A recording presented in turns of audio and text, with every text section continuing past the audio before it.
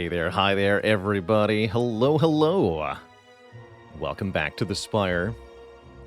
How's it going, Oreo? I can't believe. Dash Panda, Typhul, Fayley, 039, hello. Samamir, Etitu.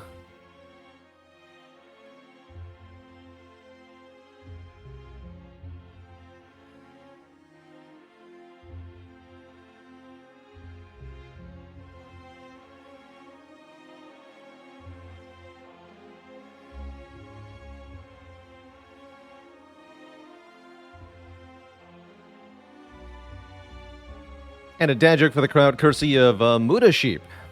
Did you hear about the dwarf who rode away on a sheep and is still evading authorities? Authorities say the suspect is still on the lam. Glosny with the prime sub and the 27 months of support. Is it time for Red Guy? It sure is. Yep, OBS says it is too. Excelente. So we did spend some time yesterday checking out Balatro. I personally bounced off it quite hard, which is not to say that it's a bad game. I actually think the core concepts at work in Balatro are kind of cool.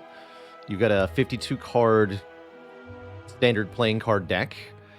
You score points by playing poker hands, which you can adjust by discarding cards from your hand and redrawing a few times.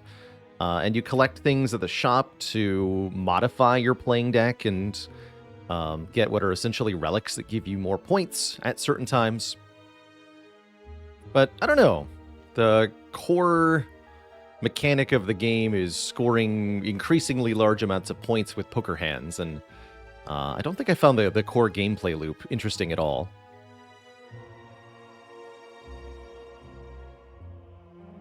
So I didn't enjoy it much.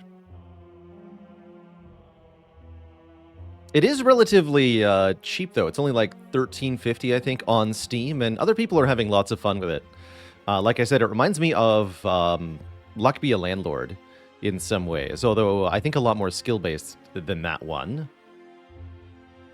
Philly says, you know what, watching it made me want to play again? Slice and Dice. I was just thinking about Slice and Dice. Actually, with regards to Balatro, I didn't expect how quickly the single music track was going to wear on me, but that was definitely a big part of my lack of enjoyment with it. Just has one background ambiance, which you can just replace with your own music.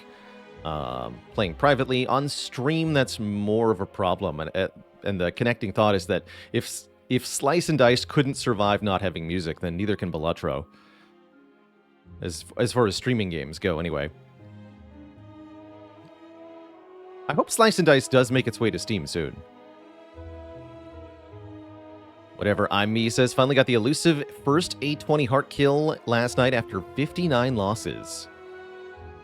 Demon form and 3 Reapers. That'll do it. That'll do it.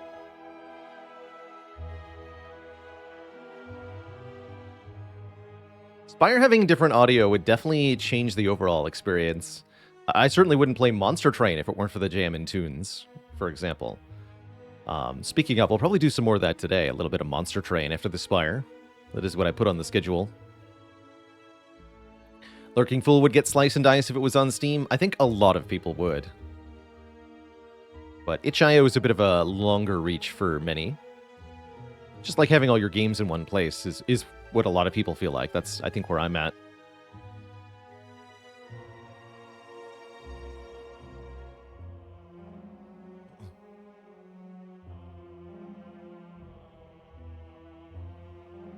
Firebird says, Spell Rogue is a more evolved version of Slice and Dice. That's quite a claim.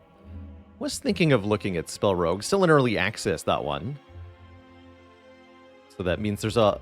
And as with any early access game, there's kind of a lot of weight being pulled by the potential of it, rather than the actuality of it.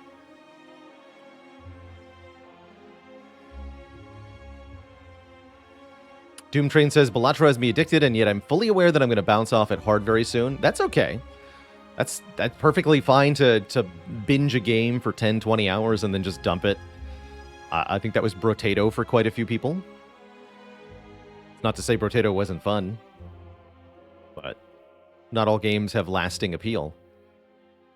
Yeah, games are allowed to be fun for a set duration. Did you know you could just eat the hamburger and then it's gone, but it was still a good experience? Or, eat the tasty food item.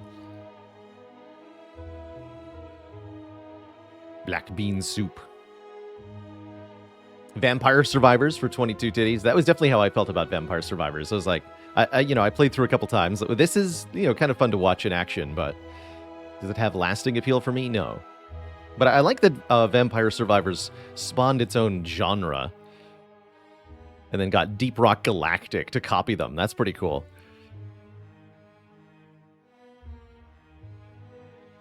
Nitrous Oxide just won their 7th consecutive A20 hard on Ironclad, thanks to me. Wow. Now that's well done. That's quite the streak.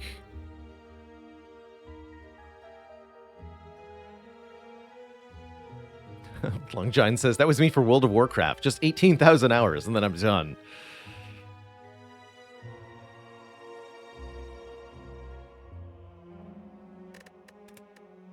So we're currently on a 4 streak. Quite frankly, just a streak of really easy runs. We had First Relic Helix, Runic Pyramid, First Relic Dead Branch, First Relic Helix. So we've had some very powerful Ironclad runs. I think we're due soonish for... That's not how stats work, but, I feel like we're likely to run into a weaker run. It's part of our streak here, surely, at some point. Ooh.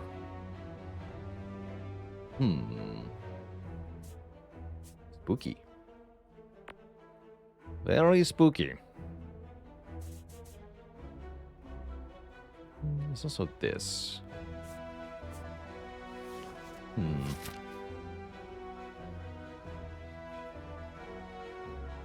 Yeah, First Relic Helix twice in 3 games is pretty insane. Early shop into Burning Elite? Maybe? I don't know how survivable that is, quite frankly. But maybe. That's certainly where you want to see the shop with 250 gold for Curse. Other option, upgraded card, max health plus 7, or boss swap. This is not the time to boss swap with a forced early elite.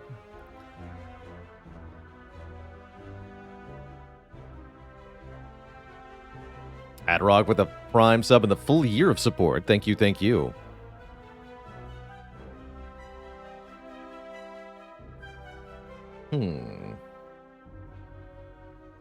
Yeah, swap could go really bad. If we get a weak Calling Bell or an empty cage or Mark of Pain, quite frankly, would be pretty bad. Black Star would be pretty bad.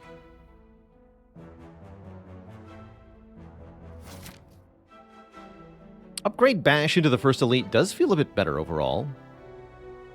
So I could see Upgrade Bash and doing 3 or 4 combats into an elite. And then just trying to recover from there. Is it safe to remove followers only mode? Yes, Fele.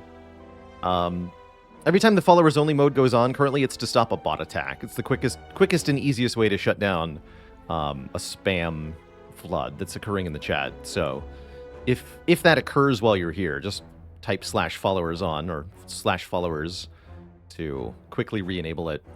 I think that was 2 days ago or something. Field mode.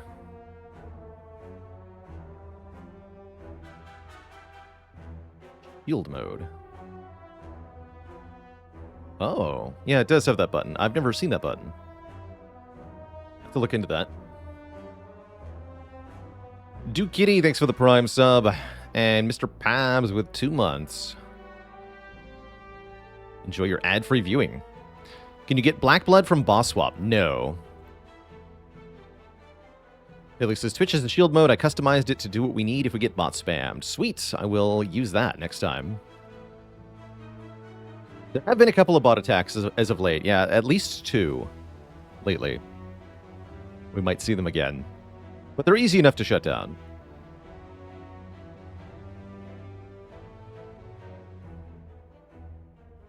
Chat says, howdy, I've been struggling with Defect hard lately, trying to build Frost and Direct Attack builds, but they all come up short, sadly. Those can work pretty well. I would also encourage, if you don't find the Frost and Direct Attack, you can invert it and go Lightning plus Direct Block. I find works pretty well. Auto Shields, Leap, Equilibrium, paired with Electrodynamics, Tempest, Ball Lightning, Sweeping Beam kind of stuff. Can do wonders. And don't forget to get some focus to make the lightning orbs do big blaps. Storm can work really well with that too.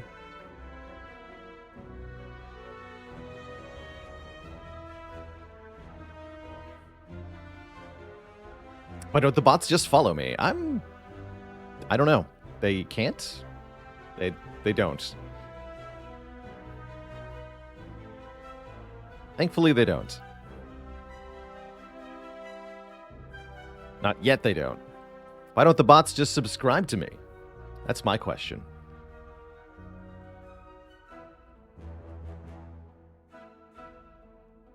Was I a really strong Slay the Streamer player? I would say Stream won the overwhelming majority of the time, but we did have some Baylor wins that were absolutely ridiculous in Slay the Streamer.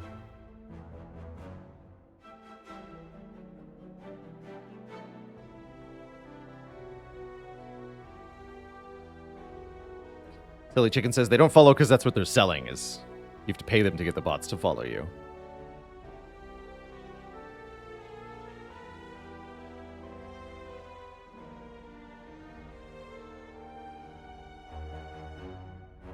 That's true, Spacey. There are a number of limited lifetime subs I can give out as a Twitch partner.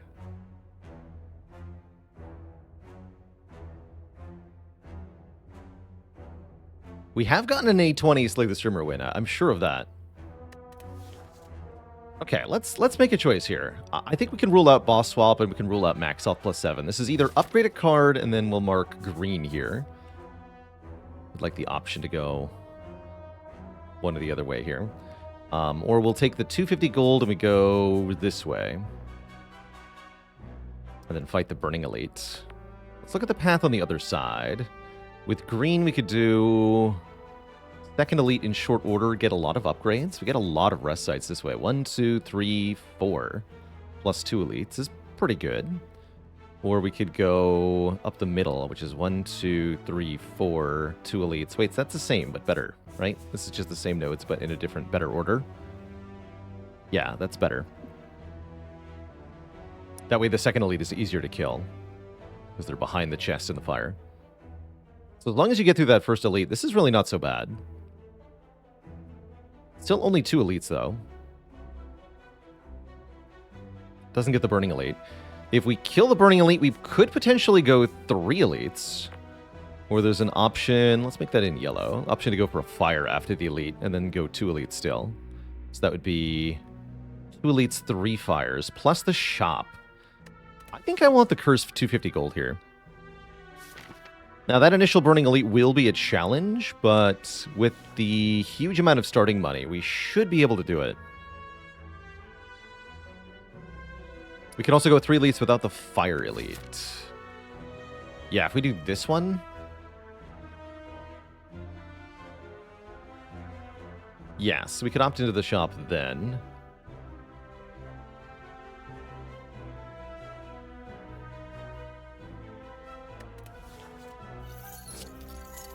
Take the money and arrive. And arrive at our destination of the Jawworm fight. Get chomped on. Uh-oh, only drew 1 strike here. That's gonna hurt. That's not good. Already the curse stings. Ouch, man. Oh, garbage. I'm gonna bash strike, because this is really, really bad. Okay, we're out of here. Let's take the extra 5 and leave the fight. Jesus, terrible. Terrible. But we do get offered a blood for blood, which is not that good without an upgrade. But is pretty powerful. Twin Strike is more direct. more reliable. Yeah, not that good in hallways, not that good at all until we upgrade it. And here's the problem. Again, Burning Elite. We might not upgrade it ever, really. So I think I'm going to take the Twin Strike over the Blood for Blood.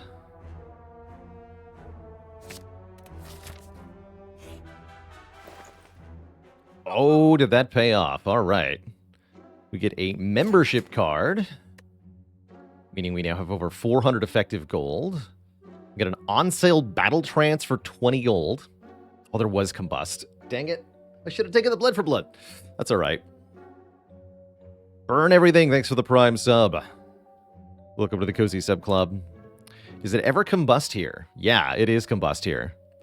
I would say it's only Combust if you're fighting Slime Boss, which we are. So, yeah, we're taking the Combust. Probably also going to take the Orichalcum, as I think this is a very good early game relic.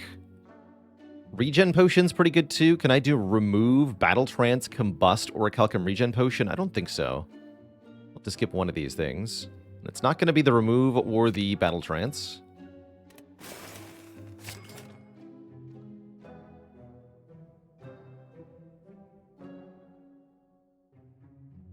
Probably has to be Orichalcum Combust then.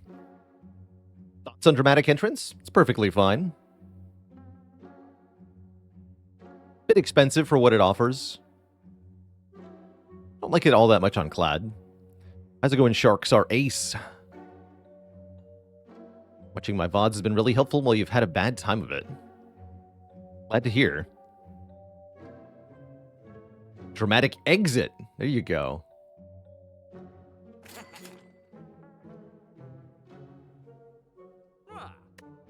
We still get 2 chances at a potion. I'll just take the Combust. All right, that's a good shop. We got lots of stuff going on. We had added 2 very good cards for the upcoming, and we got 2 very good relics. Membership card is long-term money scaling, Orichalcum is immediate free block. Both of those are very good. Orichalcum, my savior. Although I can't kill either of them, right? It's kind of lame. But yeah, immediate 6 health savings from the Orichalcum. Bailerbot, you're drunk. Major Foley, thanks for the 4 months. Never get how good I am with corruption. You always seem to run out of resources. It does take some experience to know when you have enough fuel, is usually what I call it, for corruption. Like, how many cards do you need to have before you're allowed to stop taking them? How many skills do you really need to block through the heart? It can be tough to evaluate, for sure. Okay, no health change from that fight, at least. I'd like to heal 6 in the next fight. Hopefully it's Cultist. Pummel Strike looks good. Iron Wave is a lot worse with Orichalcum. Whirlwind is a bit worse with the Combust. And the lack of any ability to upgrade the Whirlwind. Let's take a Pummel. Dead Branch is the best fuel, it's true. Wow, I wish I could take your Deal Serpent. With the membership card, surely 150 gold is worth a curse, but we have no chance to remove that curse before some very deadly fights, so absolutely not. I disagree, Mr. Serpent. Or Mrs. Serpent, kind of unclear.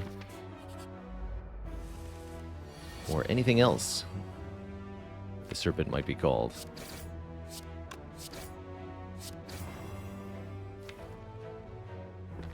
Serpent. Oh, it's right in the name. You're right.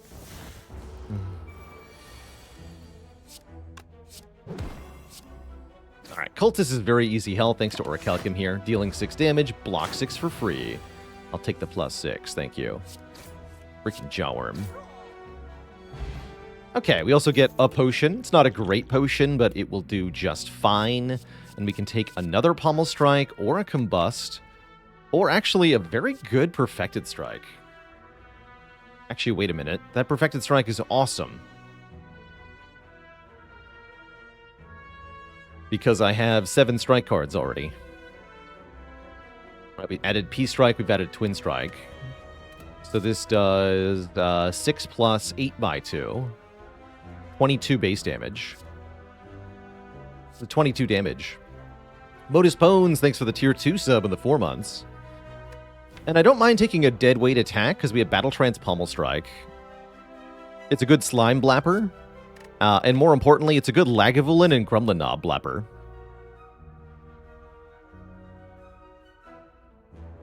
I'll take it. Because we have a Burning Elite to deal with, and that Burning Elite is a regenerating Lagavulin. Could be worse, quite frankly. True Rog, thanks for the 47 months of support. Yeah, this is where Blood for Blood would have been really good. That's okay. We're going to play that. But then I want to wake up with either the Peace Strike or the Bash. Combust is end of turn, that's correct. Okay, we get to choose. I think it's just going to be Peace Strike here. If I have no expectation of Bash landing on Peace Strike. Wake up. And realistically, we're going to take 14 damage per turn the Lagavulin attacks us here. Relying on the Orichalcum, because we have to put all of our energy into attacking to get through this thing before it debuffs us heavily. So every turn is just going to be deal damage. As much as possible. Actually, 15 per turn. There we go. And we drew Peace Strike with the Vuln, so we can kill right now after taking only 2 hits. Honestly, again, that was a floor 6 Burning Elite. Not only are we alive, we're not even close to dead. I'm very happy with that. I didn't even use the potion. Banjaro, thanks for the Prime sub. And the 3 months of support. Cyphus with 6 months, the half year. Uwu to you too. Peace Strike performed, for sure. Peace Strike did good work. Major Foley says, did people find specific relic interactions just by pure experimentation? I'd say mostly, yeah. I think some can be learned by just kind of looking at the game code. You can decompile the game, which runs in Java, and look at the interactions more directly. The modder's way. But just trying and seeing what happens is, I think, what a lot of people have done. Do we want a Reaper? I guess there's also Hemokinesis or Power Through. I'm pretty cool with a Reaper, though. I think we're good to go for another Elite if we want to. Not upgrade anything and just... Let's do it. I like Reaper with Orichalcum. We don't have Strength yet, but we're going to want some. I would eat... This is what makes me take a Rupture, by the way. Having a Combust and a Reaper already, I will now take Rupture. If I see one. Not that I want a Rupture, it's just that I will take any source of Strength. Probably including Flex. Hello, friends. I think it's better to deal 16 than to play the Reaper here. It's like a trap.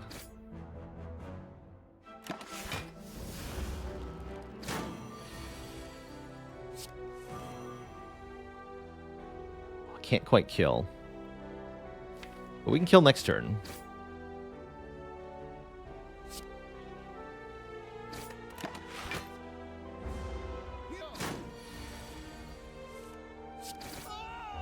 So 3 health for the Blue Slaver. That's not too bad.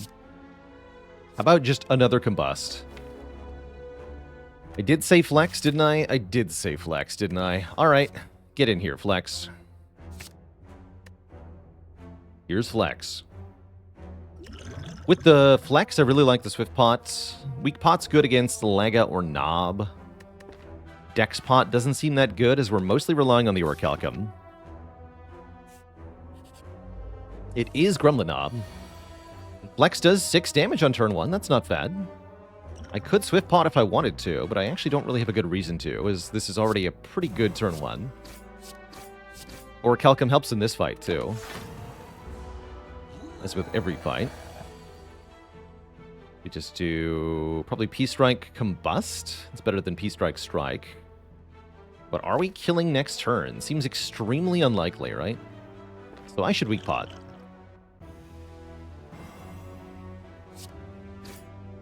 Yeah, we're never killing next turn. If we're lucky, we can play Bash Reaper or something. Have I played Spirit Island? I think I've played the board game version. Maybe once.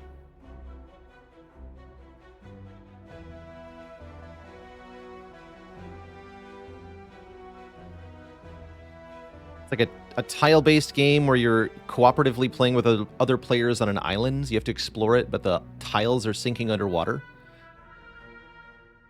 Is that Spirit Island? I might be thinking of a different board game, actually. That's Forbidden Island. Okay, well, you can see my confusion. Okay, I have no idea what Spirit Island is then.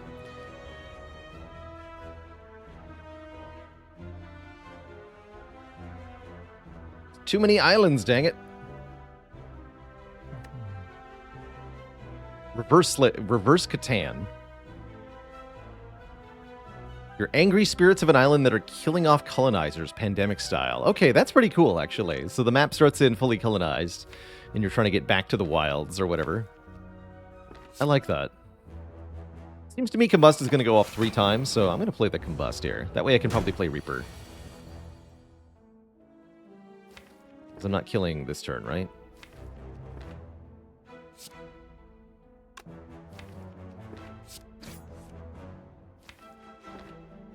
If I play Reaper, you're at 16, you're at 11. So I have to draw one other attack. That seems easy. Play Reaper here. Take 12. That's not so bad.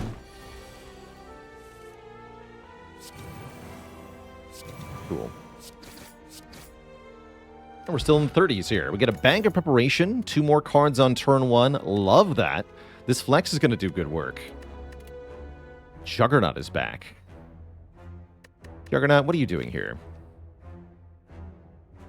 I could get behind Armaments in a deck with so much card draw currently. The Bag of Prep, the Battle Trance. Prehistoric Ham, thanks for the 6 months of support. Thank you, thank you. And Ripnator with the Double Baker's Dozen, thanks for 26 months. I'll take an Arma. How many cards are we at now? 1, 2, 3, 4, 5, 6, 7, but don't count this or this. So 5? Can maybe add 1 more card if it's a good one. We should probably stop. Bronze Scales, a damaging relic. I do like Bronze Scales. I really like this relic bar in Act 1. All of these are useful relics that are helping. So having this many of them is just going to cumulatively be a lot of bonuses. Would Hemo justify a Rupture? We've already got enough justification for Rupture. Do you ever take 2 Perfected Strikes? Sometimes. Don't think I want to in... Ooh. I don't think I want to in this run, but it could happen. We could buy the question card. It's a nice cheap fruit juice.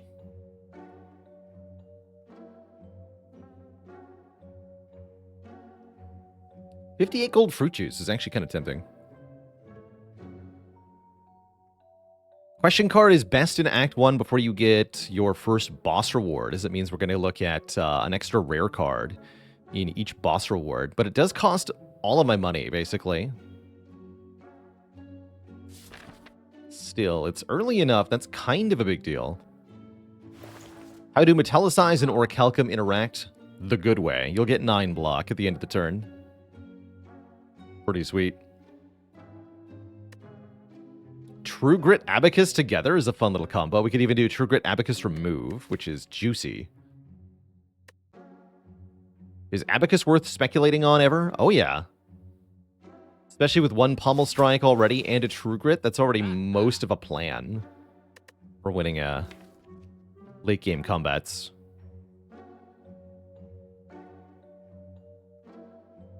think I might like the question card a bit more. I'll go question card today. What about True Grit? Do I still buy the True Grit? Yes, I do. All right, good talk. Good talk. Take 3, huh? That's fine. Take 3, heal 6. It's not the kind of heal 6 I meant, but I like it. Take 3, heal 6 twice, I guess. Means we're up 6 health this fight. Cool. Okay, we're taking one of these two. I think it should be second wind first.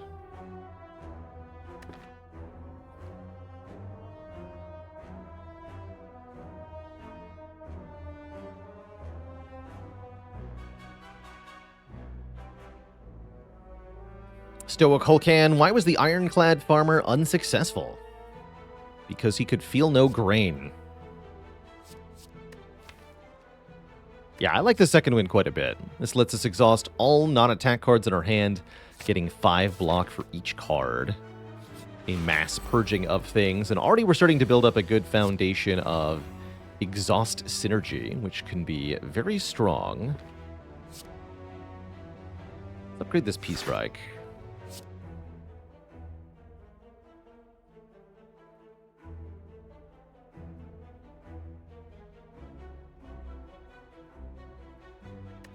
Huh? Are you lying to me? You must be lying to me. Yeah, you're lying to me. Okay. 3 Ghost Crabs. Thanks for the tier 1 sub. Oh, that's right. It doesn't count itself while it's resolving here, because it's not actually in the draw pile, the hand, or the discard pile, and therefore it's not being considered. That's really funny.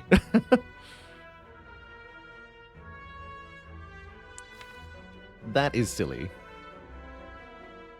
I think I'm going to wait before I actually start this fight, though. Could just ditch the Reaper. Let's ditch the Reaper.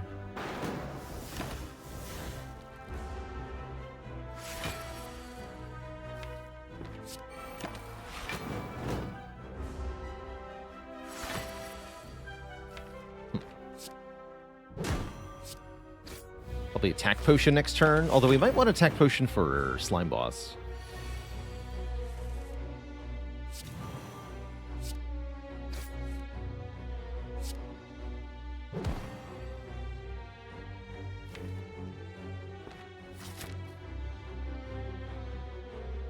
Try to keep it for Slime Boss.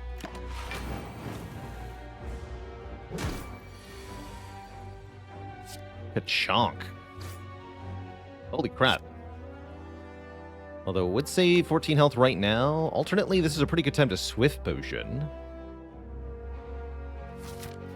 Pretty likely to get another potion before Slime Boss.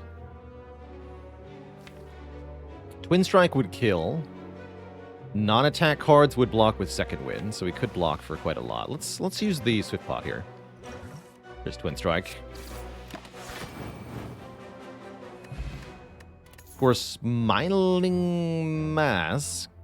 Okay, yeah. Currently our removal is 50 gold anyway. This just makes all of them 50 gold. With Membership Card, a lot of the savings are lost here, because our removals would have been cheap anyway, but now they're really, really cheap. I'm going to grab a Pummel. Because I want to have Exhaust synergies in this deck, and I want to have Strength synergies in this deck. So no matter what we find, Pummel will be good.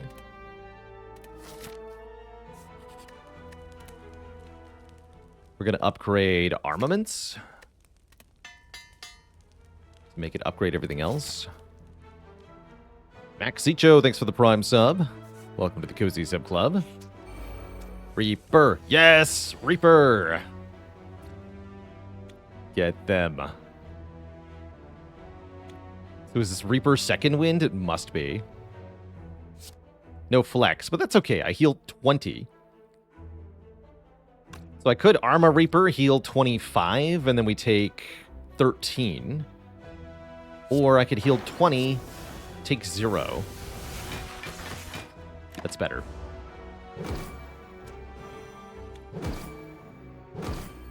Combust might have been nice, right? Because this turn's kind of bad. But that would have been meant taking more damage last turn. This turn is quite bad, actually. They all have 5 health. Combust would have been quite nice.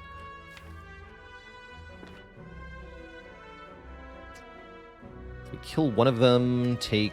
Yeah, we take 14, huh? It's kind of bad. Is this our attack potion? No way. We're saving that for Slime Boss. Absolutely not.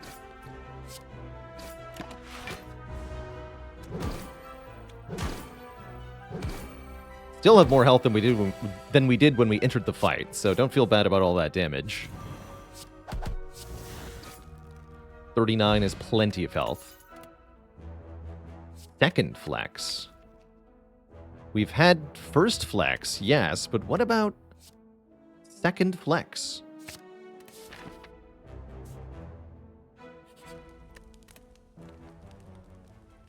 Actually, you might have been right, Trogaz. Armaments into Reaper might have been the play, because then the slimes would have had 4 health, not 5. And that actually would have made quite a difference. It's an interesting thought. I'm going to upgrade our Battle Trance.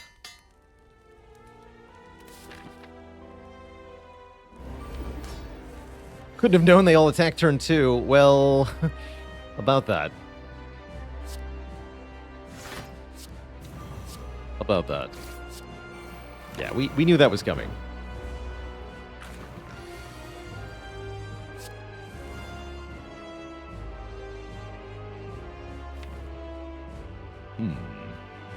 Hopefully we draw a Peace Strike. This is where the attack pot's going to come in. Next turn here. Please draw Peace Strike.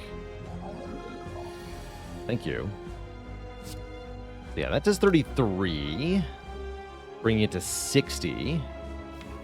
Need a little bit more oomph here. Specto.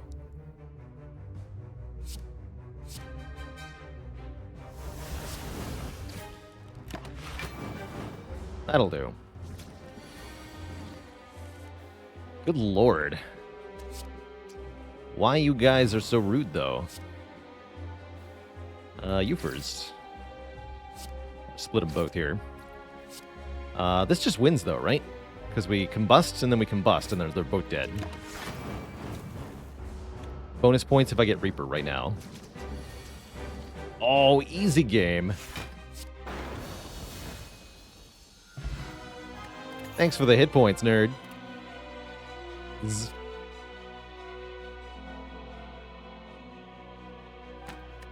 Question card of the gods. Option 1, option 2, option 3, and then the bonus card is this one, Offering.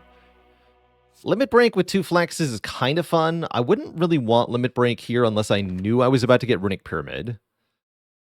In which case, I might take Corruption anyway. This actually does not feel like a deck that wants a Corruption at the moment. We want some of these skills to be reusable.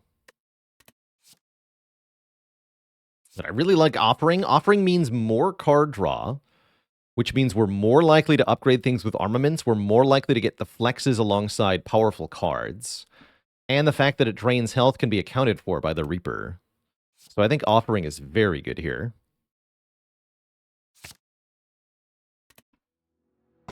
And we do get Runic Pyramid, which I will click on. I'm very happy with that. Runic Pyramid is one of my favorite relics in the game. I think it's much, much stronger if you have Bag of Preparation, so that you start with 7 cards. It's also way, way stronger with an Armaments Plus that can upgrade everything else in hand. It makes these flexes insane. This is going to be a really cool deck from here. So, easy runs continue. We're at 3 Pyramids, 2 early Helixes. What is my life?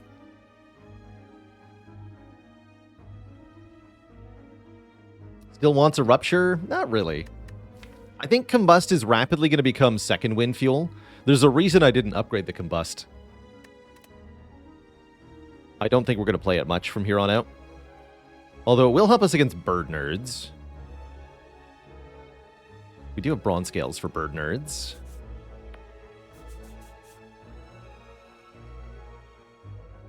Go to this shop. A A little early, but whatever. Smiling Mask says do it. Could go up the far left side. I don't like that much. I think we go to this shop, and then we can decide. Fight this elite. Don't fight this elite. Go to this shop. Don't go to that shop. We can decide. Filthy thieves. Be gone from this place.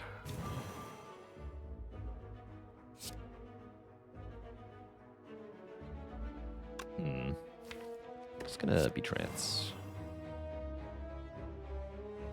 Okay, so my damage output could be, at best, 14 plus 11 plus 24. How much is that? That sounds suspiciously like it kills the front one, but not the back one. Correct, that's 49 damage. So I guess we kill the front guy, then. We could even use Combust instead of playing one of the strikes. Would Flex be a good upgrade with all this draw? Yes. Although the armaments can get the Flexes sometimes. I think I'd rather have the Flexes upgraded outright.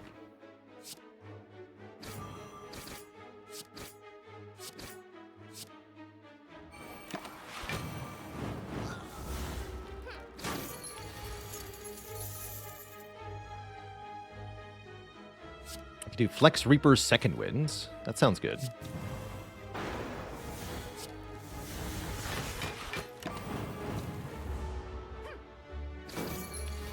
Hand it over.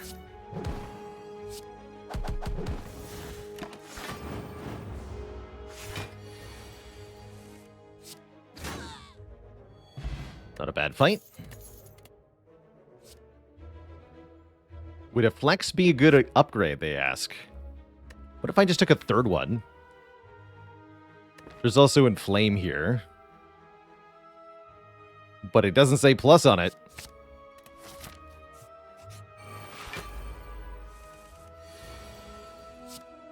Time to flex all over the Spire.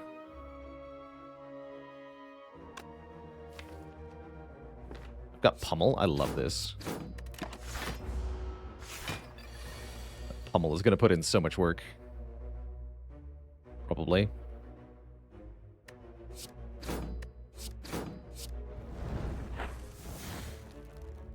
Oh, yeah.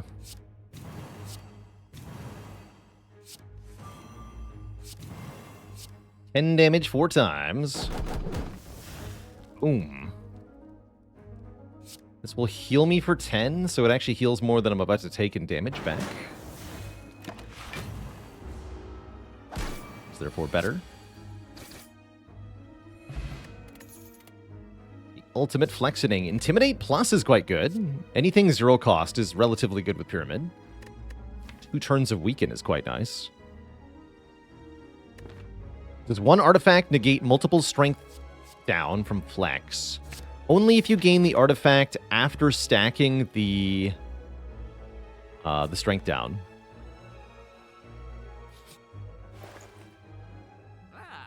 Now we take Limit Break. There's also Prismatic Shard here, which I can't afford. But I'm thinking about more removes.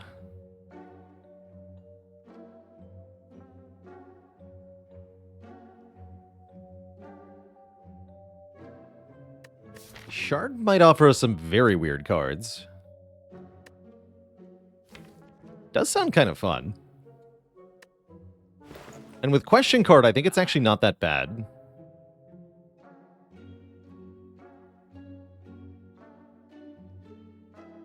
Andrew says, any tips on how to win with Defect?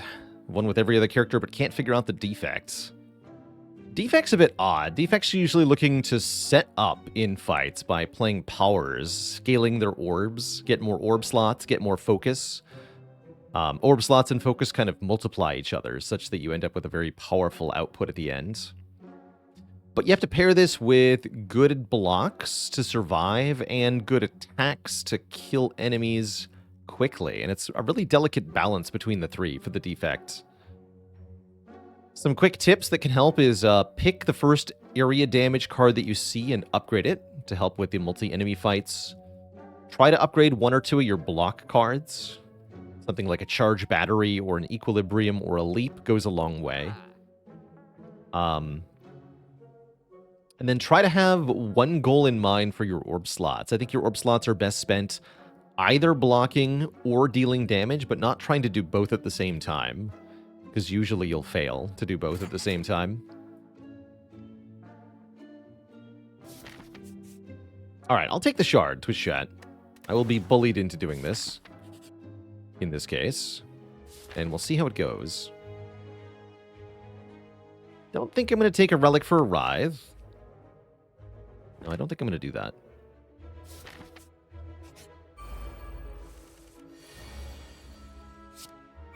Caw.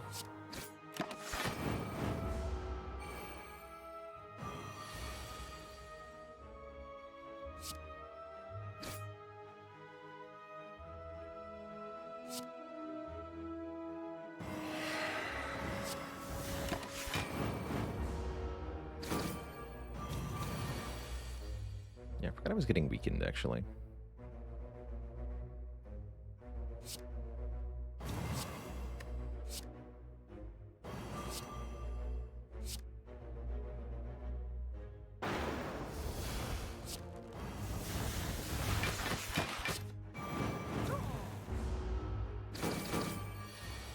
Oh.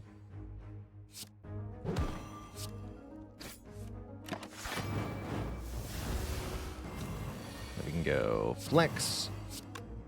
Flex. Pummel deals 36 damage. Good times. We're at full health here.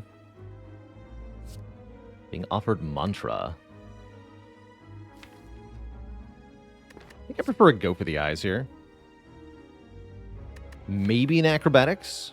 Acrobatics is interesting.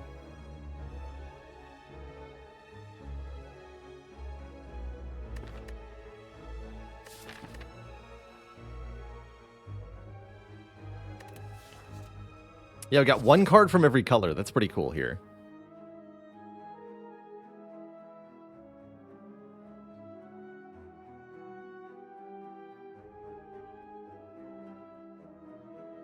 How's it going, Gagarix? Having a problem with Clad in Act 3. Clad can really lose steam in Act 3 because you may have accumulated too many damage cards. I find Act 3 Clad is best performed with as few attack cards as possible. So you want to limit the number of attack cards you take early and then kind of progressively remove them as you go. Usually my Act 3 Ironclad decks are built around the exhaust keyword. You're looking to exhaust cards from your deck so that you can redraw certain useful cards more frequently. As well as to piggyback off of effects that trigger when you exhaust, like the Feel No Pain power. Good for Go for the Eyes here. And I'm feeling confident about this elite, so let's do it. Book of Stabbing shouldn't be too bad.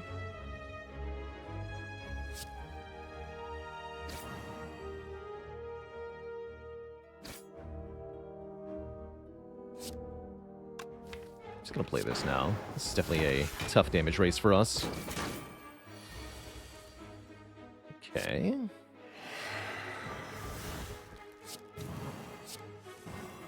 Oh, good. We get all of the flexes, so I can do flex, flex, flex, limit break. Pummel is 18 by 4. Seems good.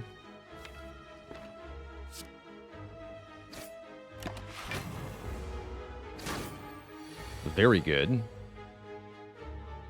And then just bash Twin Strike. Oh, yeah.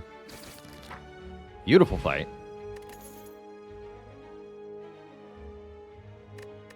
I think it can be difficult to understand why Exhaust is beneficial on Clad initially, but the sort of core idea is that if by exhausting cards from your deck, the remaining cards get drawn more frequently, and that allows you to exhaust anything that's not upgraded or anything that's not useful in the current fight. And that can be really, really strong. There's Crescendo. But screw Crescendo, because we have Panacea, which is even better. Get in here, Panacea.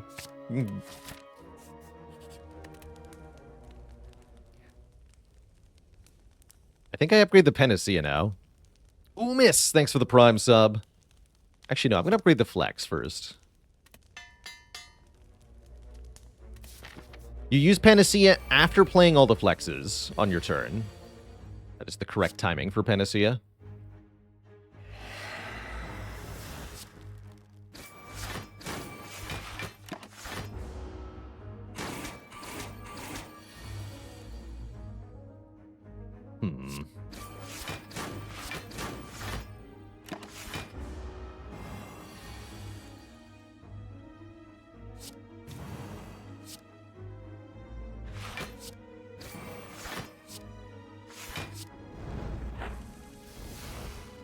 So we flex, and now if we Panacea, at the end of the turn, the strength down will lower our strength, and the Panacea prevents that.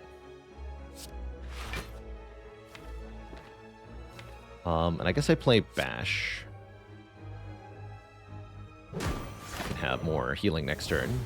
We can keep all 6 of that strength.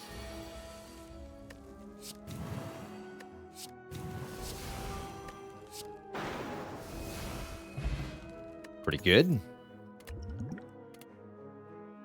Dark Shackles is absolutely mental with Runic Pyramid. Lower enemy strength by 9 for 1 turn. Claw is here. Is Panacea a good card? Panacea has some specific uses. It's a highly situational card. Like all situational cards, it's really strong if the situation calls for it, but it's useless otherwise. Runic Pyramid is really the big enabler here for situational cards of all kinds. In this case, we get to use it to prevent Snecko from confusing us with Runic Pyramid, which seems pretty good, actually. Normally, this is a big matchup problem, Snecko versus Pyramid. Today, we're not afraid.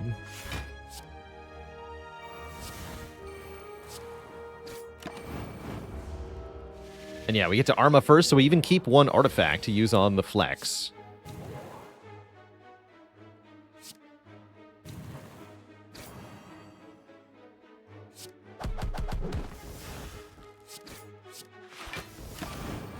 Get toasted, nerd.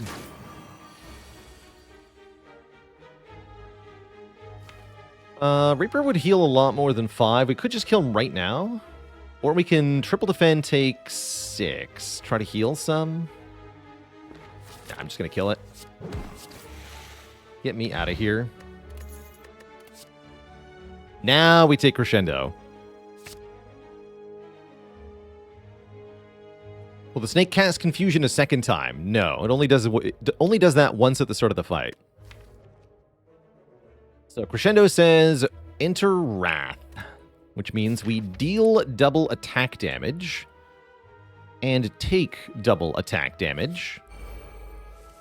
But you only take damage if there are enemies who are alive. And usually with Crescendo, there are not enemies who are alive. So it's not so much of a problem. How do I avoid the temptation of bloating my deck size with the Prismatic Shard? We have to pick a gimmick. We can't have everything.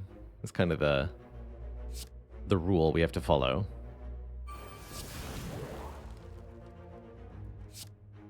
Pick a lane and stay in it, so to speak. Almost kill. I could Explosive Pot drink, but I don't think I need to.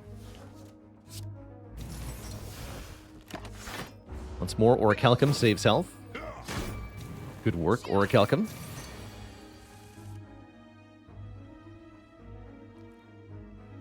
Lex Reaper is a bajillion damage. I love it. Even kills the red guy. And I think I'm going to second wind. Lose the Crescendo for this fight. We're already in pretty good shape here.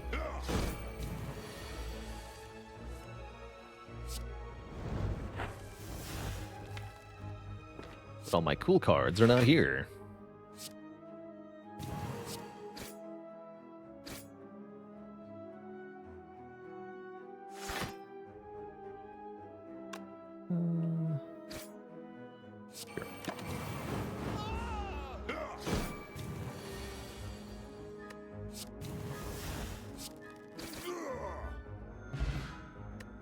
Omamori will negate the next 2 curses we get. That's pretty good timing. All for one.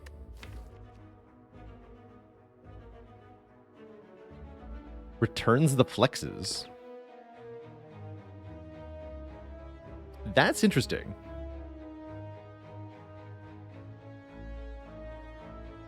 I like it.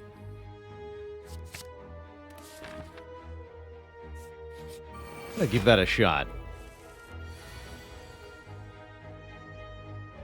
Seems pretty cool, actually. You first, kid.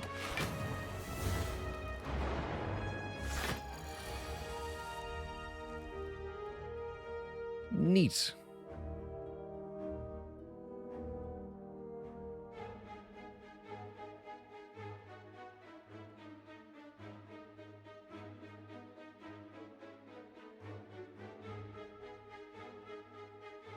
Do all for one flex limit break. That's reasonable.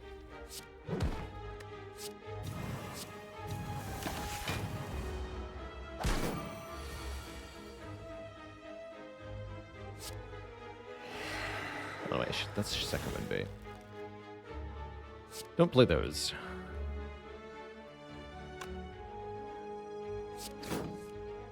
Okay.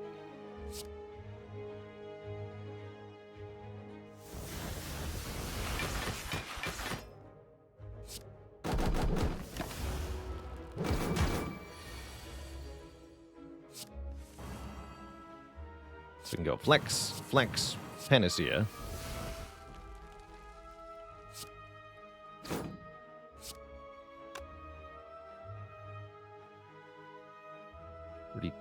Doesn't quite kill it. I could with the explosive potion.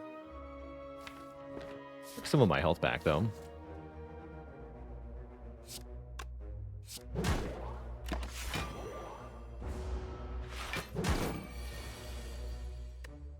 Perfect.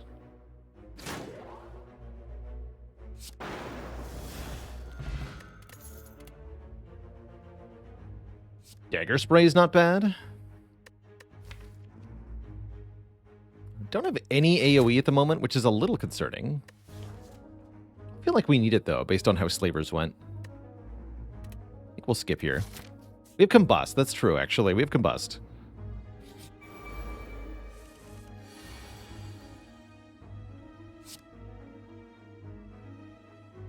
Do have Combust.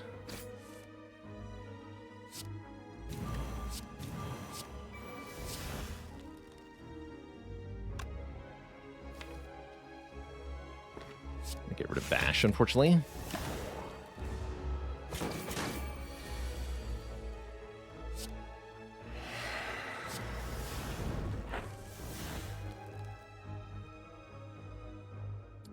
Well, well, well, Mr. Book of Stabbing, you are screwed.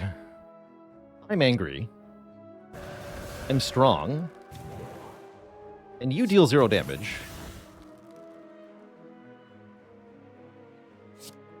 Excellent. Take 34 damage twice. To the face.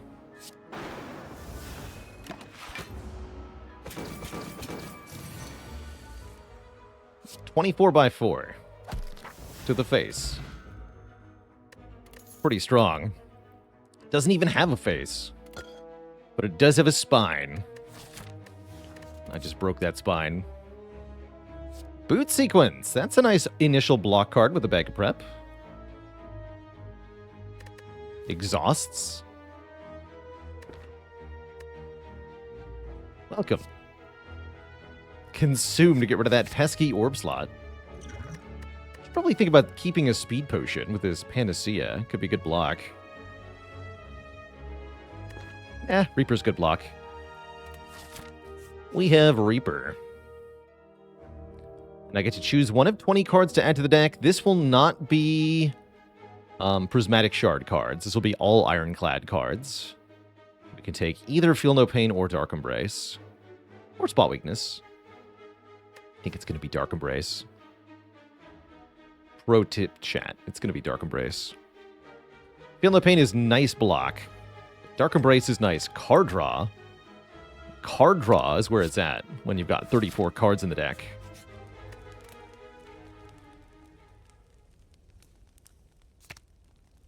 Although I do think it needs an upgrade, probably. Although so does Panacea. Many things need an upgrade. That's what armaments is for.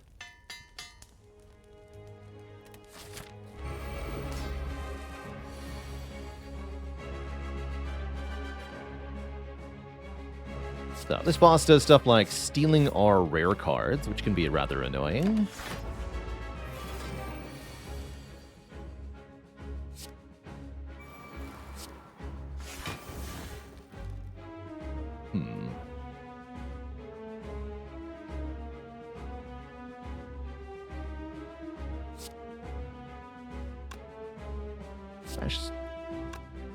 Front minion?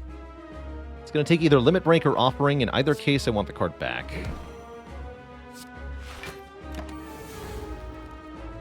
Limit Break, okay. And there's Offering. Sweet. So what I'm going to do is double flex.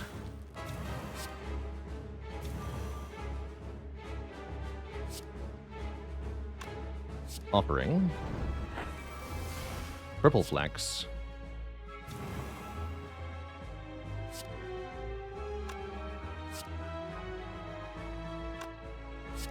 Kill this nerd. Play Limit Break. Go to 20 strength.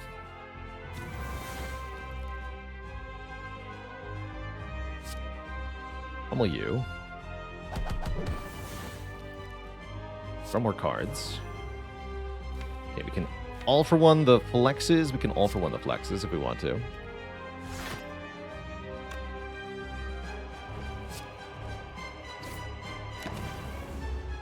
With the Dark Embrace, we definitely now have a problem that is hand clog. Not the worst thing, though. Actually, can I all for one the flexes? Not if I don't have hand space. Interesting problem.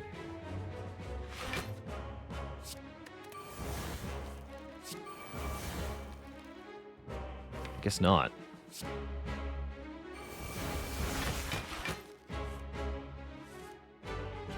But that works too. Cool.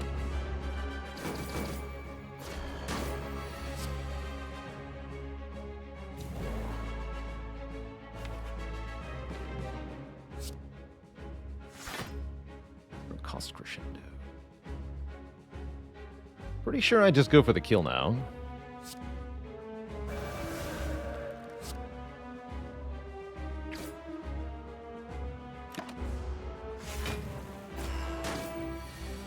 Yeah, you're super dead.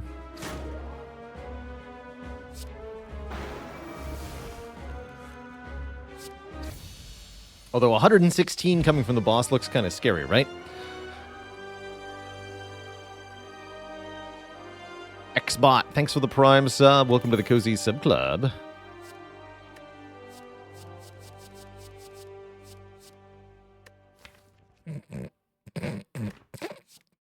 Well, those are some rare cards. Hyper Beam, Meteor Strike. Meteor Strike is particularly juicy here. Although Hyper Beam's massive AoE is also quite nice. How do we play it? By playing Offering. We do have 5 energy. And it will refund 4 energy immediately if we can play it, because 2 of the plasma orbs will evoke, because we only have 1 orb slot, which we do have 1 orb slot, by the way. So I'm taking that.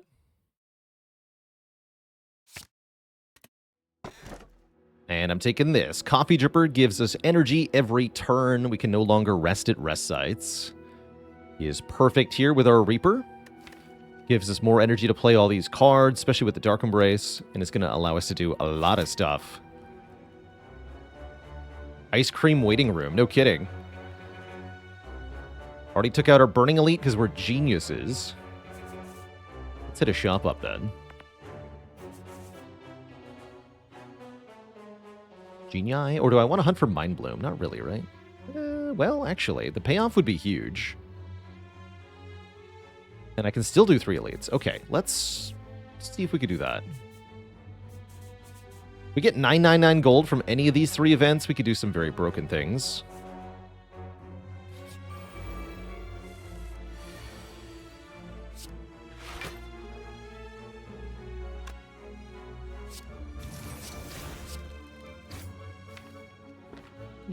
Whatever. Just deal 4, it's fine.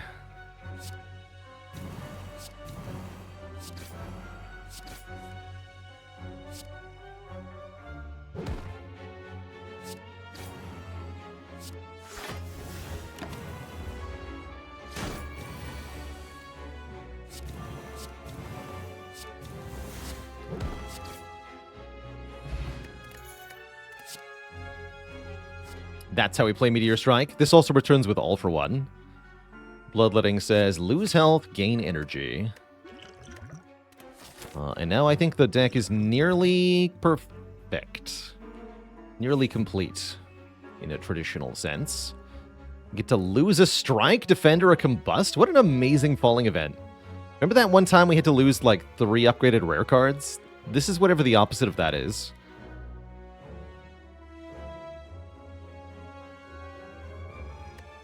Yeah, can I lose all 3? I'll lose the strike. The other 2 can be destroyed by Second Wind. So we want to lose the strike.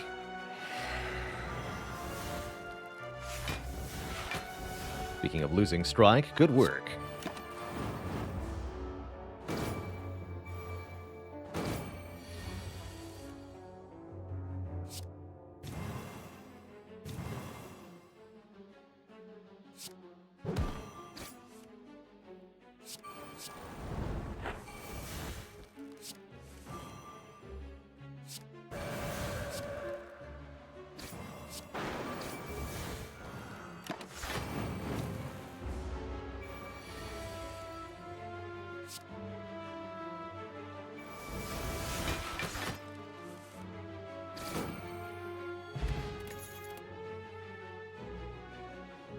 This could be another way to play Meteor, but I don't think it's that important.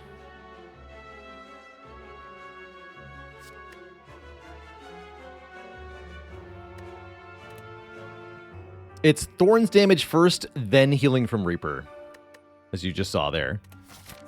You take the damage and then you can heal it back immediately against Spikers. Although, note the Spiker damage can kill you, so careful about that. Very good. Decent. Another Panacea? Tempting, actually. Wait, is that 3 dramatic entrants? No, it's just 2. Okay. King ahead is fine.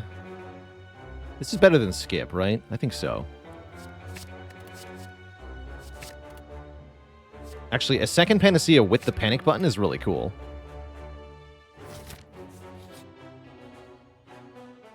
Lose almost 500 effective gold for the red mask is not going to happen.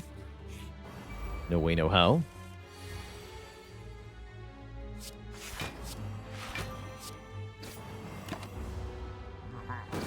Hero.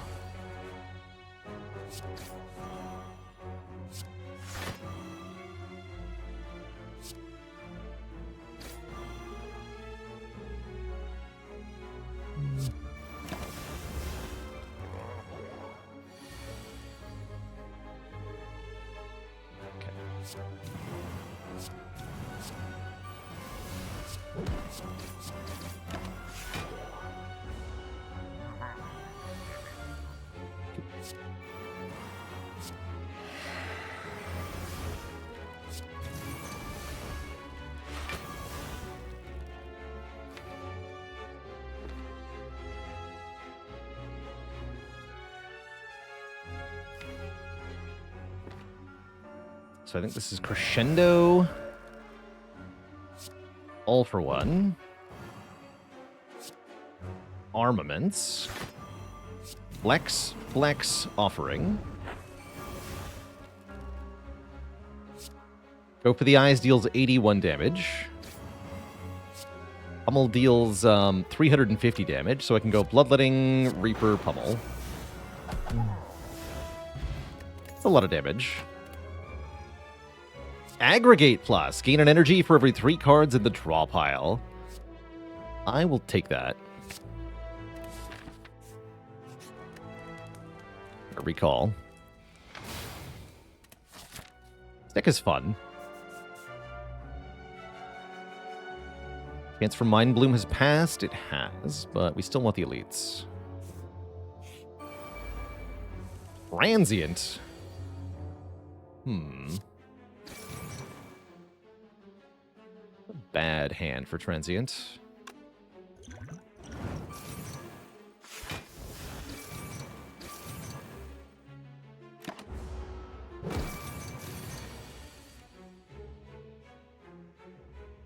Go Arma, Bloodletting, Meteor Strike, refunding 4 energy, getting a Plasma Orb.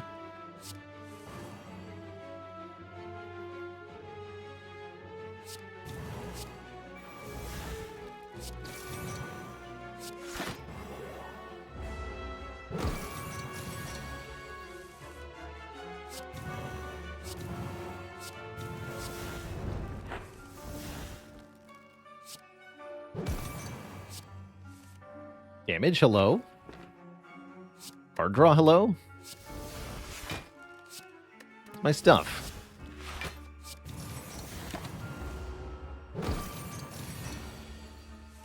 There's Dark Embrace. Okay, cool.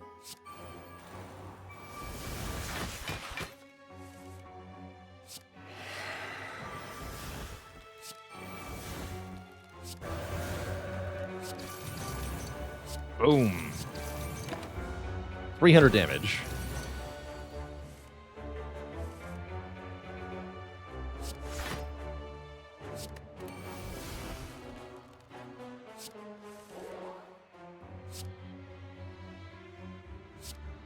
Can return Battle Trance with the all-for-one. Flex. We have 32 strength. Flex again. We have 36 strength. Pummel does 76 damage 4 times. 5 times. Boom. Dead Transient.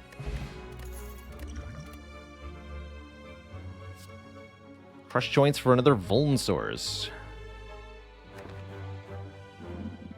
Yeah. Lantern, Meat on the Bone. That's kind of a fun combo. I doubt the Meat on the Bone will ever activate, though. Is it Blizzard time? Not sure about that. 40-card deck versus Reptomancer. Easier said than done.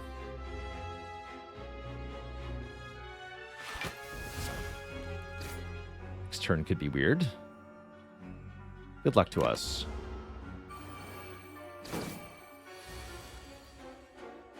This is a good sign.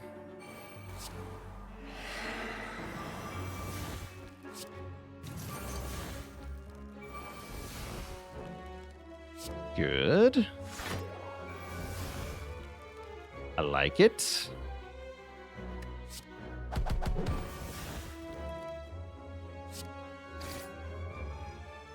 I'm gonna play Combust. We're actually already full blocking. Let's just Combust, strike you. There's the flex. Aggregate is huge energy. Think I can crescendo, but I'm not sure about it. Spooky.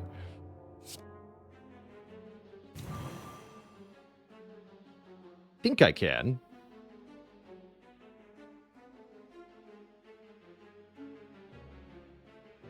I'm only going to draw 3 more cards, actually. Maybe not. Let's play Limit Break first, I guess.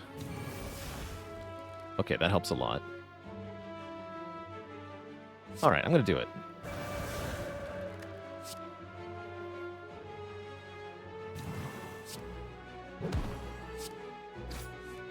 Yeah, this looks good. Reserved Insect. Elites have less health. Capacitor? How about a Heavy Blade Plus? This card will slap. I keep taking cards, apparently. We've had Frost Fogus.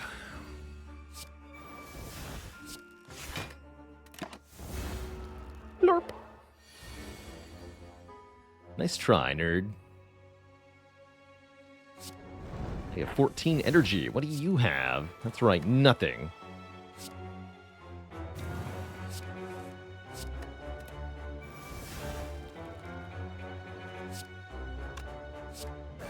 Freaking dead, that's what.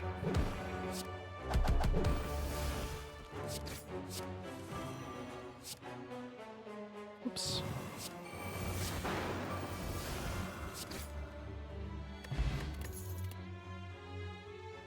So here's Inner Peace as a way to exit Wrath if we really wanted it. I'm not sure that we do. I don't think that we do. Once we enter Wrath, the fight should be ending pretty much immediately. Apotheosis. Upgrade the entire deck. Just the whole thing at once. Actually sounds pretty good. I like another True Grit. White Beast statue seems late. Chemical X, no good. We have Apotheosis at home.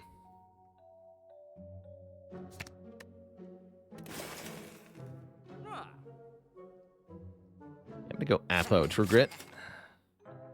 This one armaments won't cut it. Weak Pot could be nice for hard.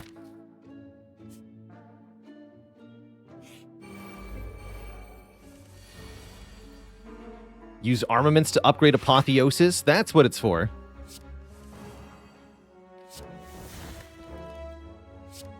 I knew it had to have a purpose.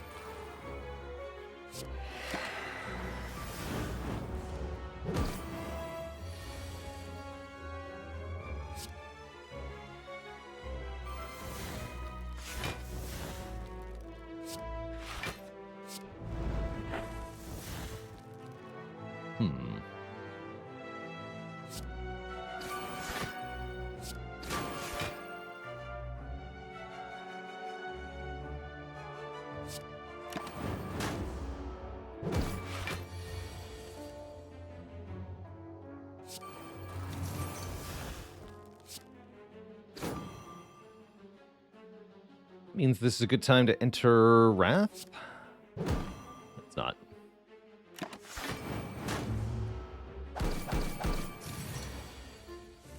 Now it is.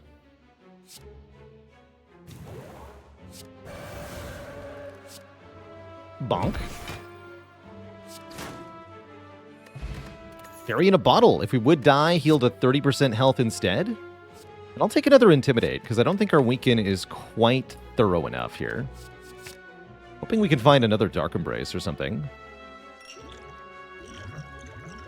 Duke Pot. Okay, cool.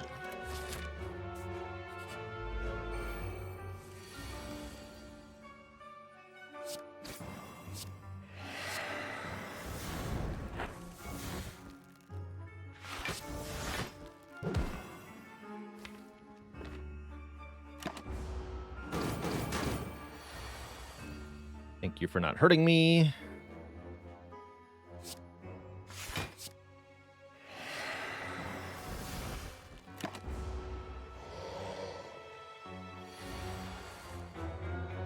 He's decided to hurt me.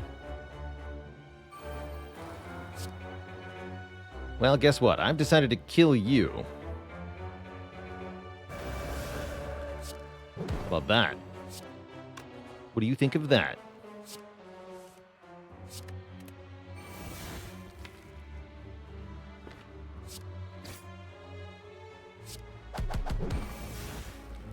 Bonk. Give me Meteor Struck. Give me that Mummy Hand. Whenever we play a power, a random card will become 0 cost. I have exactly 1 power. I could take a second power in Caltrops Plus. You know, I don't hate that, actually. I think that's not helpful.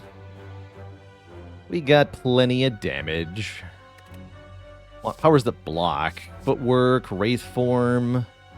Oh, Combust? Whatever. Combust doesn't count. Bust is an attack card. Probably.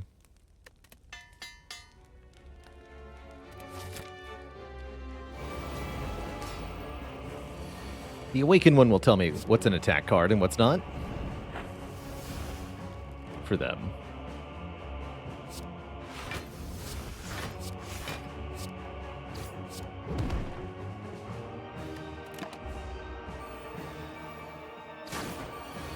We are going to need to play the Dark Embrace, that's for sure.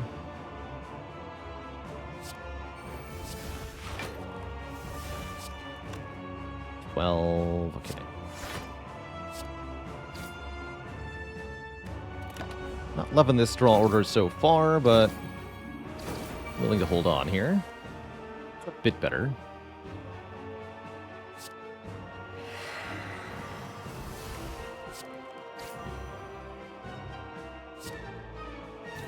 Let's just kill you.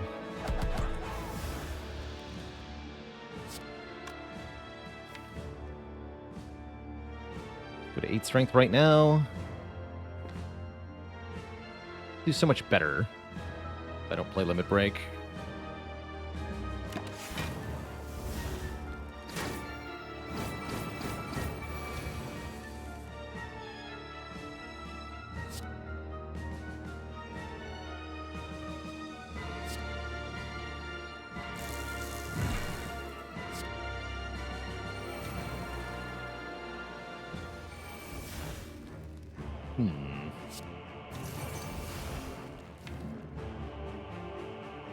Odd.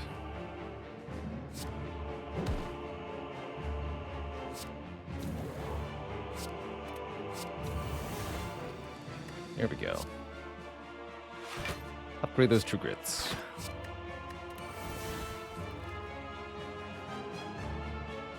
I'll lose the Crescendo in this fight. Although I already lost Limit Break, that's still fine, I guess. Whatever.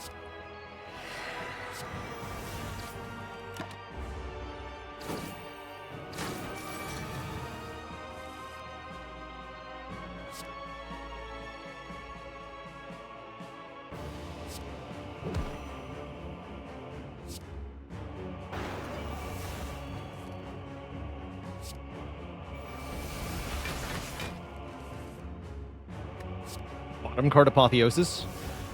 All good.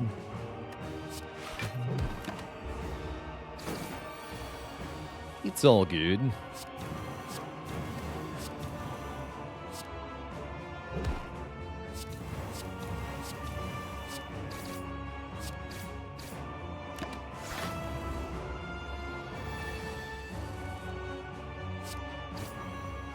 Bonk. That refunded even more energy.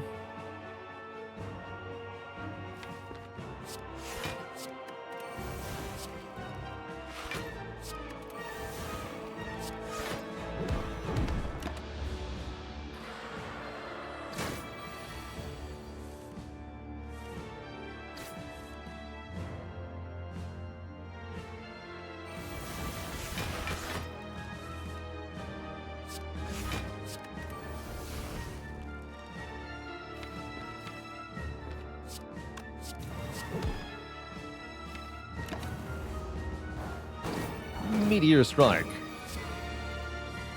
Plus Flex. GG. One boss down, one to go. With the next one being Donu Dodeka. Hopefully this time with maybe not bottom card Apotheosis, but we'll see.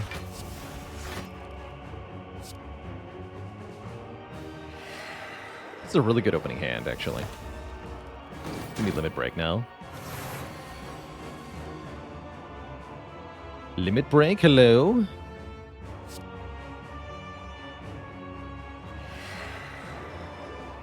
Are you there?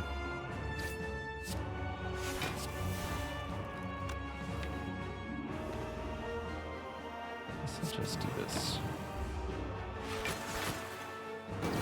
So no traditional block this turn. I'm hoping we can debuff Deka here.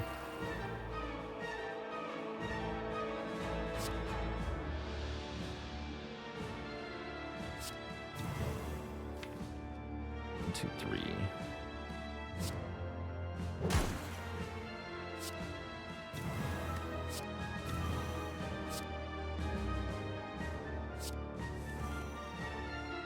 Cool-ish.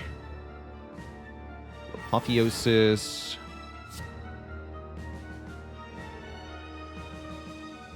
Panacea, Limit Break.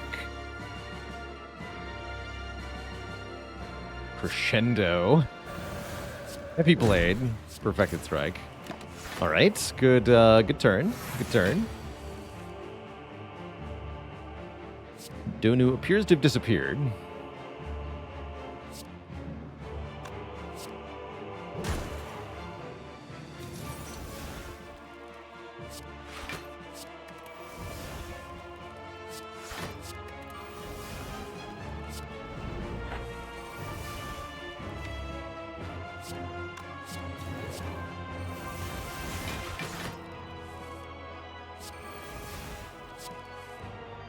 I'll just be taking all of that health back, thank you.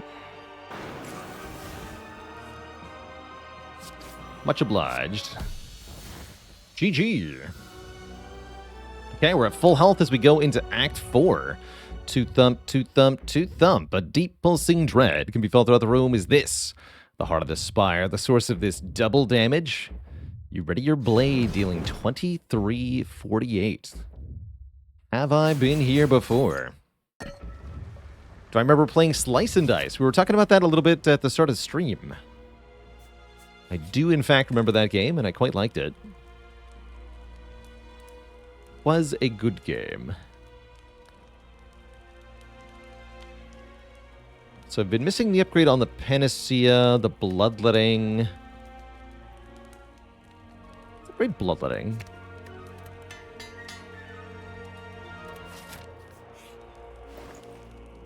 Burner? Second Limit Break. Oh my. Second Limit Break. Range Boon could make cards potentially not exhaust.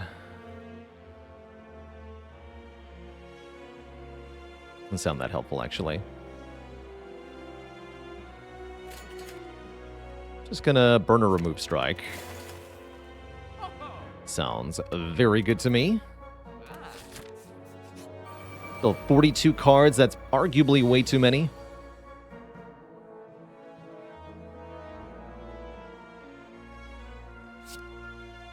Arguably entirely too many. Next turn could be really tough for us.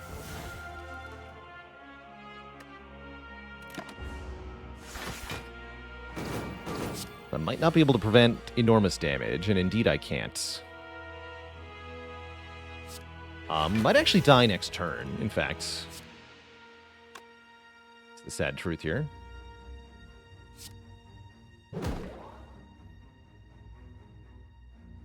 Although I have Fairy, so it's hard for that to happen. Not my focus. Oh boy, that's bad.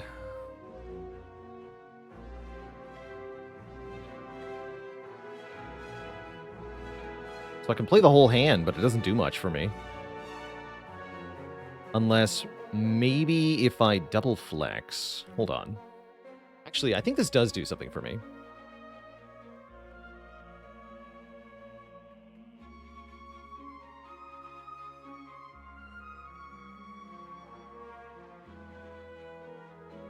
Double Apo. If I double flex, we go to 8 strength. This will deal 54 damage. Reaper will deal 12 to each of them, so that won't full heal me. That's bad.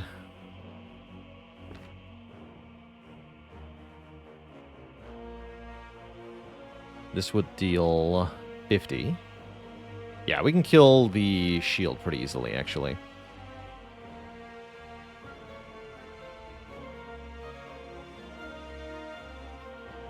Trying to save Reaper sounds tough, especially with Burner.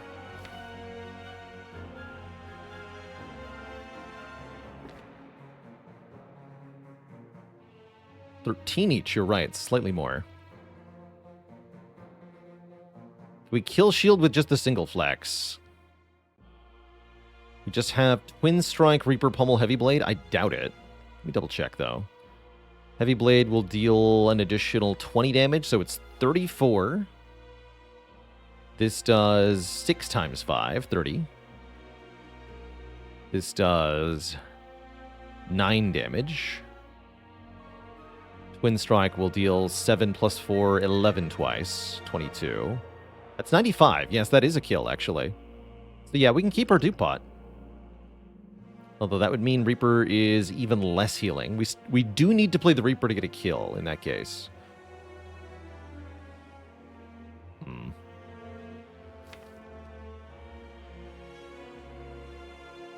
Dupe pot could be very strong, though.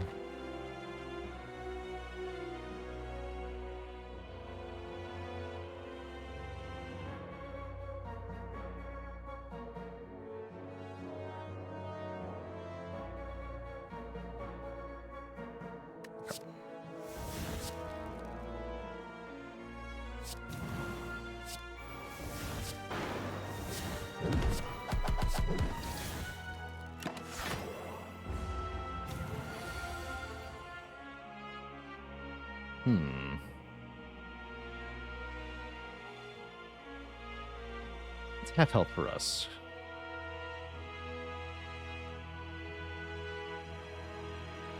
Divided by 2. 42.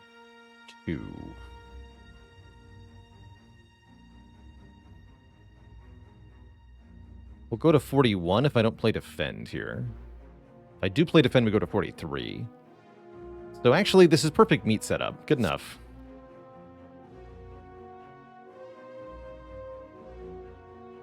Or I could play the Bloodletting. Don't I have a kill? Yes, but we can do better than a kill here. Although we do want to kill it this turn, actually. Because we have Incense on 4. Actually, no, we want to kill it right now. Yeah, with Incense on 4, we want to kill it right now.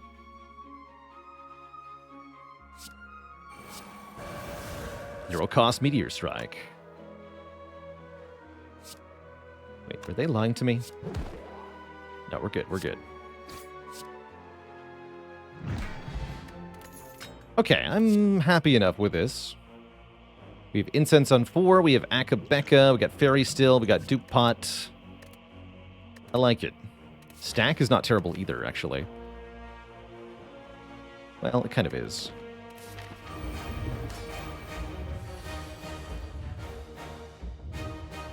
How can you play Meteor Strike, they said. How can you do it?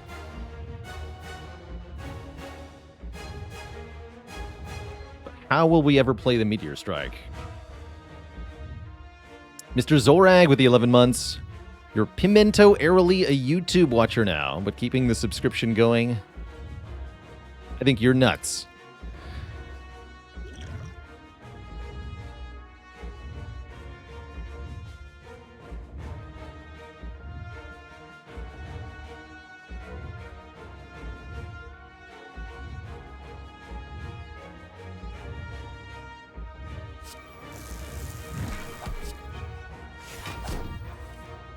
Early all for one. Interesting.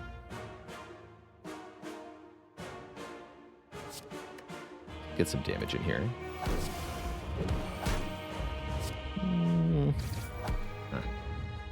It's fine. Big hit, big hit. Multi-hit. That's not good. That's gonna hurt.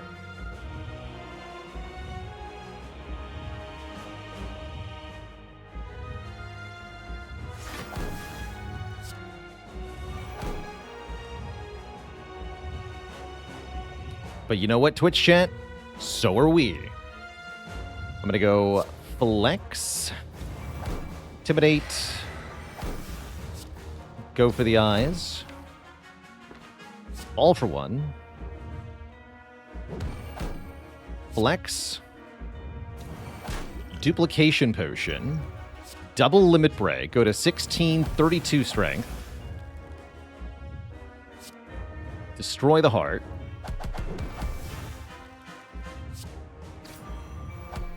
And block with Orichalcum, I guess.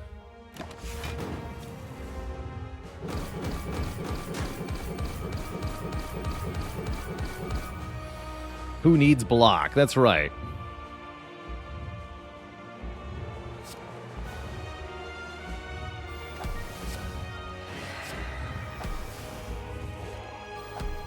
Who needs block? Blocking. Not required. Not even possible, in fact. Who cares if it's required?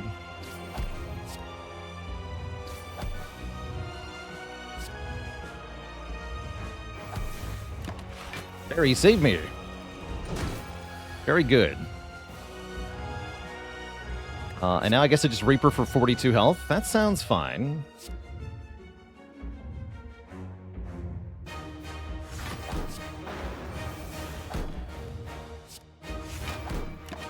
Dark Embrace, I'd like to see you now in my office, along with Apotheosis. Where the heck are you guys? You're late.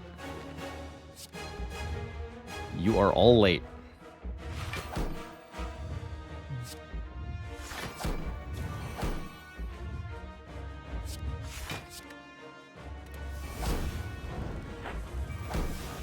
Okay, there's Apotheosis.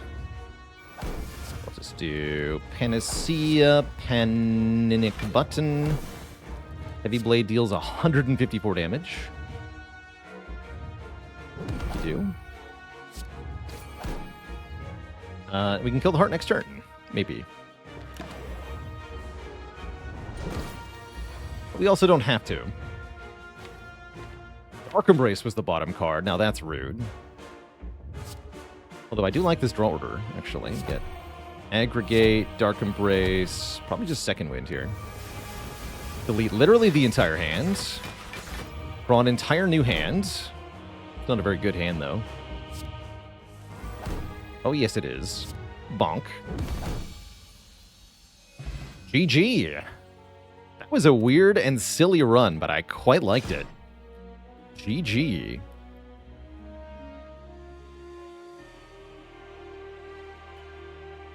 GG.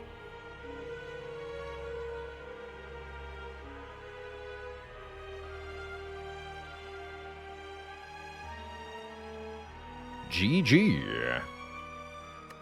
Had one or two close calls on this run, but all in all, a delightfully silly, wondrously victorious, multicolored Ironclad run. We got 900 gold from this membership card. That definitely contributed to the win. GG. GG.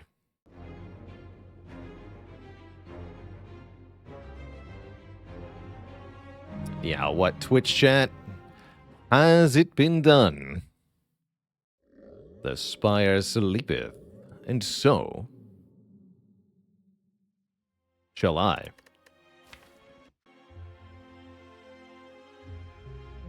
Wow, look at that run summary. Absurd. Just absurd. Shout out to All For One returning triple flexes. That was really cool.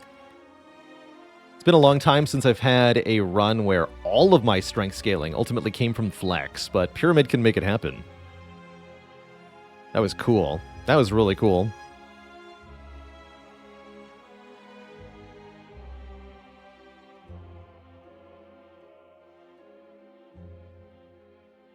How does Relic Stats, Math, Smiling Mask, and Membership card? Looks like Smiling Mask didn't get much credit here, saving us 13 gold. That's it. Yep, just 13.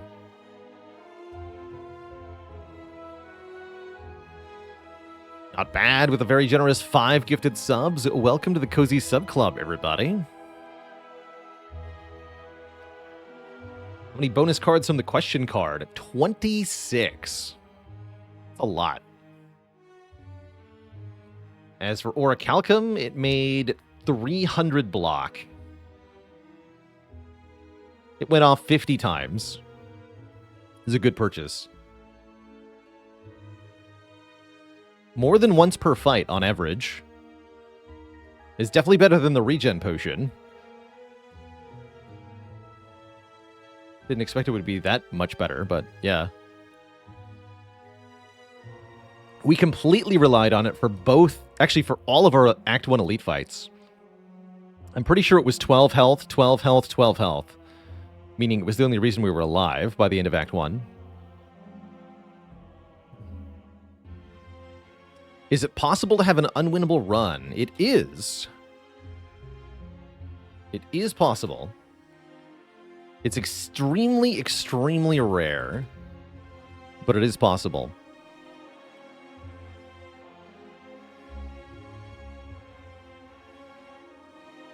Greed says, is the card you would have gotten from question card the same as the first card and the next card reward? I believe the answer is mostly, with an asterisk. It should be the same card.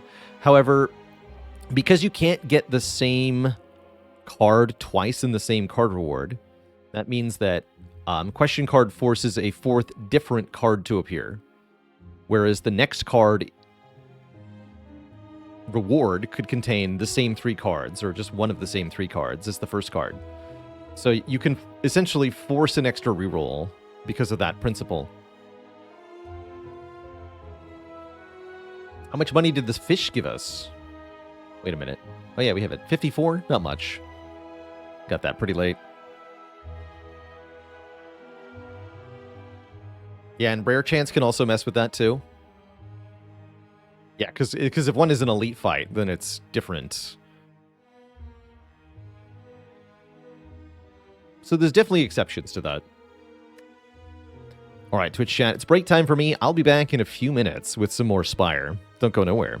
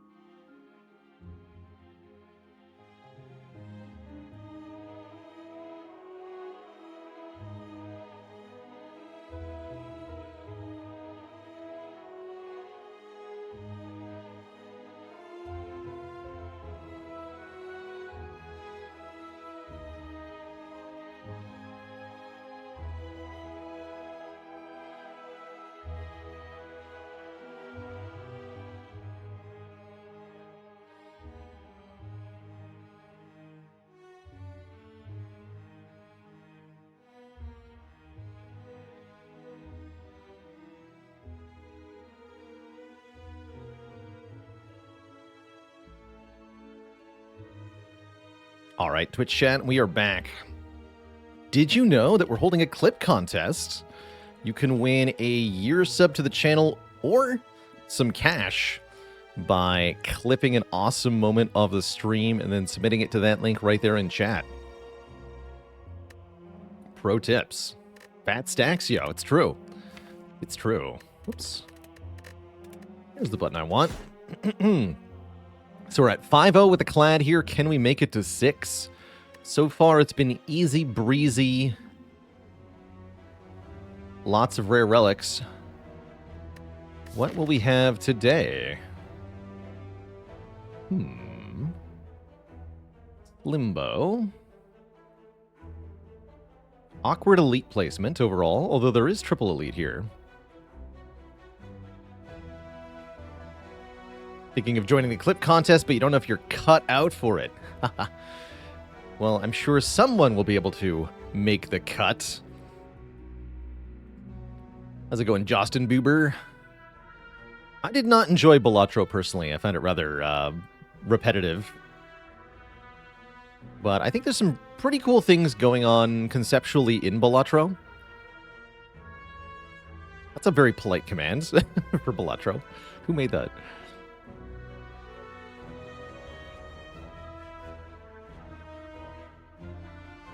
Not even funny. Cut it out. Oh, I think we got to clip this discussion in the bud here. Mike with the Prime sub and the 8 months of support. Prime time to subscribe. Change that command to be much more insulting.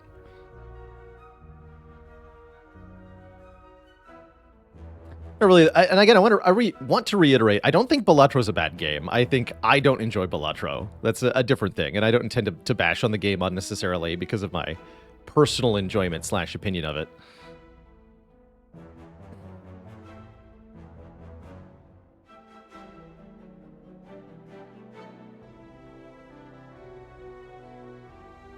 Others can't stand it either. It makes sense. It does kind of do a good job of making you feel like in a casino. Unfortunately, casinos have a really shit vibe.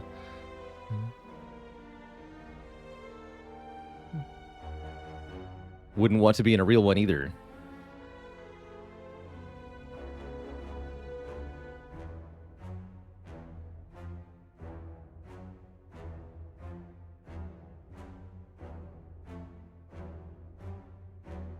Did you hear about the Ironclad who won big at the casino? He hit the hackpot. All right, there's your dad joke, crowd. Let's see, what's our Act 1 layout gonna look like? Here's a path that is very boring, but kind of effective.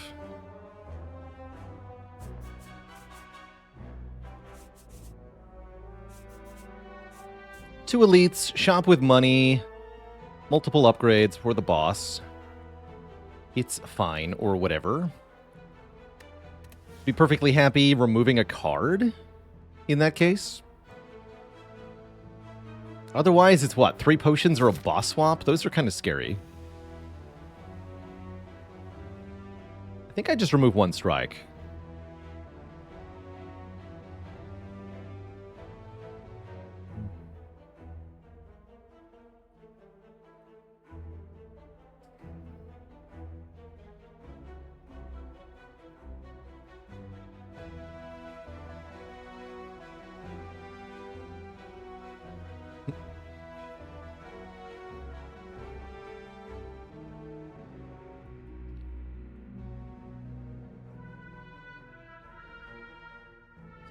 For me, I think Balatro doesn't have enough layers of abstraction in it for me to actually want to engage with the game. At its core, the game is about making a really big score number. And in a way, optimizing or embiggening a number is kind of the core gameplay of many, many games. But just making a big score, to me, doesn't feel tangible enough. It doesn't feel like I'm doing something that's interesting. Whereas if I'm, say, reducing the hit points of an enemy, that's a bit more of a tangible accomplishment feeling. Feels like I've done something.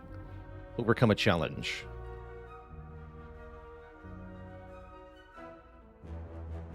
Embiggening is a perfectly cromulent goal. I think I'm going to go card remove strike, but I'm not sure this is right. We'll see. This could be a weak-ish act. Maybe I want to do 4 combats for the first elite. Let's try that. So can I optimize? No. Okay. Dash. Strike.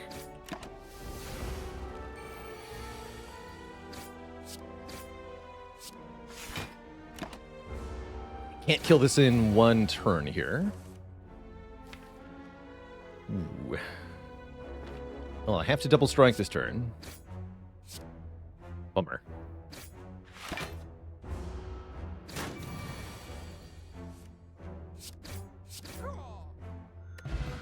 That's fine. Give me an anger. I don't like Wild Strike or Sword Boomerang. These are 2 of my least favorite common attacks on Clad. Would I have considered taking 3 potions there to maybe take on the early Burning Elite? Going this way. That would be a pretty powerful path, actually. And that would have been a good reason to go here to start. I don't know. I don't feel like that's often enough strong enough, but maybe Clad can do it.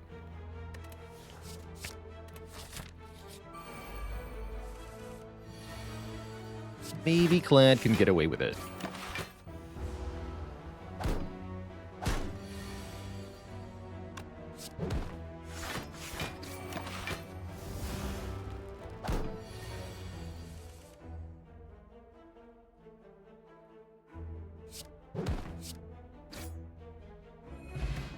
Another thing I don't really love about Balatro, you're trying to build your run around the effects of whatever your 5 jokers are. So kind of like relics in Slay the Spire, except all your relics have this stupid clown face on them. So they all look the same, and they all look dumb. Admittedly, a very minor complaint, but I don't know. Hemo P-Strike. And they don't actually all have the clown face on them either. Like, the hand one is unique. I'll take a Hemo.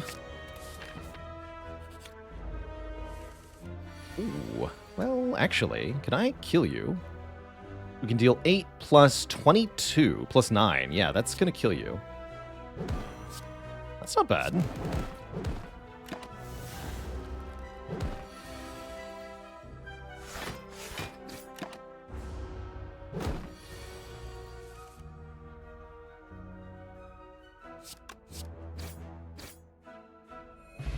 Butterships, thanks for the Prime sub and the 10 months of support. Okay, these are really good early cards. Biggleby says, when it comes to Hades 2, will I play in the early access or wait for 1.0? I'll probably check out the early access a little bit. I won't expect to play it very much, but at least a little bit, certainly. A Hemo here.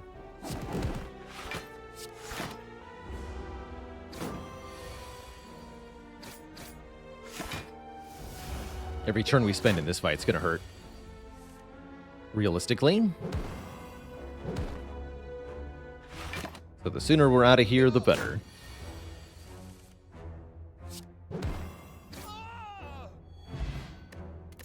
Guild Pot's not too bad. Do we take a Thunderclap, Wild Strike, or Armaments? I'm down for an Armaments here. Upgrade a card in my hand for the rest of combat. Why not? Indeed, why not?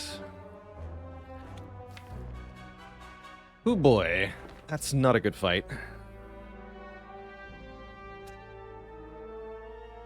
Could be our skill potion here. Although not on turn 1. I think turn 1 is Bash Strike. Although it could be Armaments Bash. I'll do Bash Strike. I'd like to kill the Acid Slime next turn, probably. As this will attack us for 8 or 12 next turn. Cultist will rapidly ramp up, but I think we have to wait on the Cultist here. Any upcoming games I'm looking forward to? I am very excited for Shadows of the Erd Tree coming for Elden Ring. June of this year. Very hyped for that.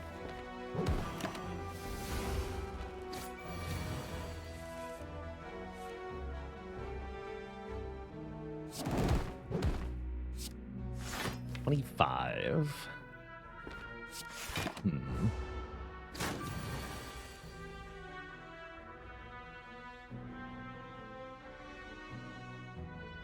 You're not the only one, Vito. I think I also... The first time I saw Balatro, I thought someone was playing Brotato. It's like, wait a minute, this isn't Brotato.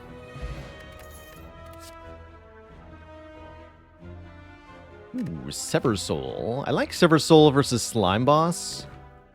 I like Infernal Blade just fine. We haven't had a good Infernal Blade in a while. Let's grab it here. Skill Pot, I think, is better than Liquid Bronze for Act 1 Elites. Liquid Bronze is one of the worst potions for an Act 1 Elite, because none of them attack multiple times. Silk Song. Well, that'll be next decade, though. Do we upgrade the Infernal Blade? Probably not. Armaments can do a good job of it, though. It's a good card for Arma to upgrade.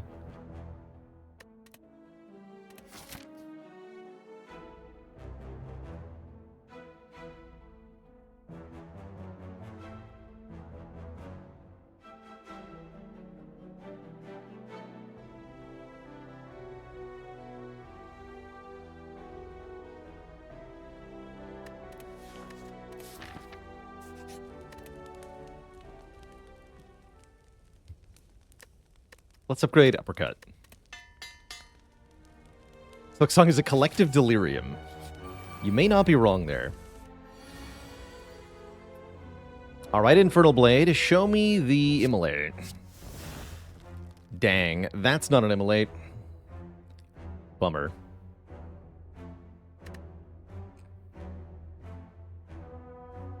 I think I'm gonna bonk this one. Kill it with Hemo.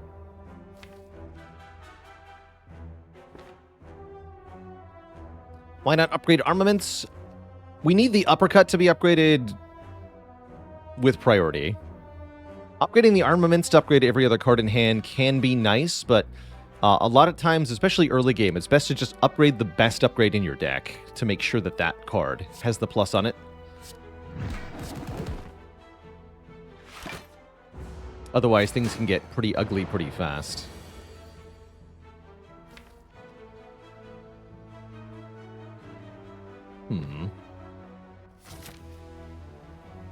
Willing to skill potion. Beat Trance is good for this fight. I'm gonna hit you.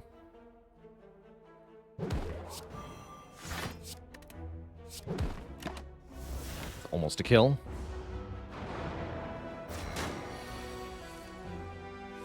Got him.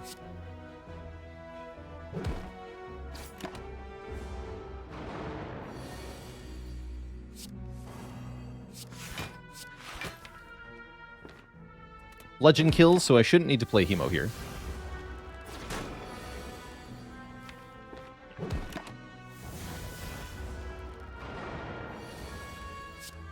Bonk.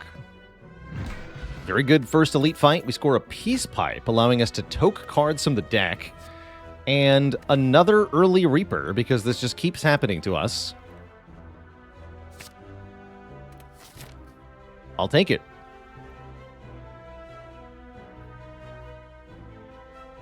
Hey, Darkache, a game that looks like Dicey Dungeons but isn't. You must be thinking of... Wait, what is it called? Floppy Nights. You must be thinking of Floppy Nights.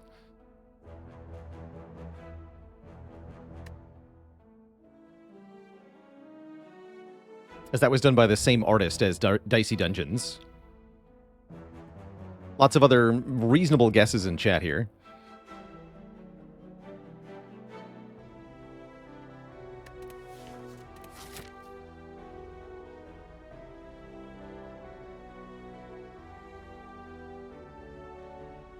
To what extent do we skip Tokes in Act 1 because we might get Fusion Hammer? I think it's important to upgrade at least this Armaments for the chance of Fusion Hammer. Everything else is skippable upgrade-wise here, but we should upgrade Arma.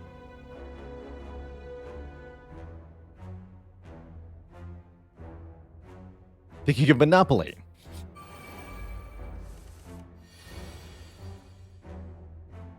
The Monopoly Panopoly. Chemo you, but not you. Let's block. If we're lucky, we can heal here. If we're not lucky, we can take a bunch of damage. Seems fine.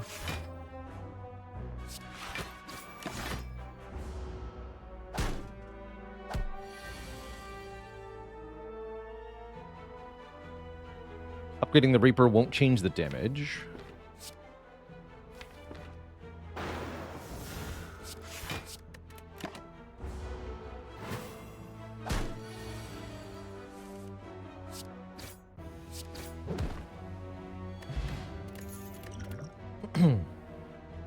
Pretty skippable cards here.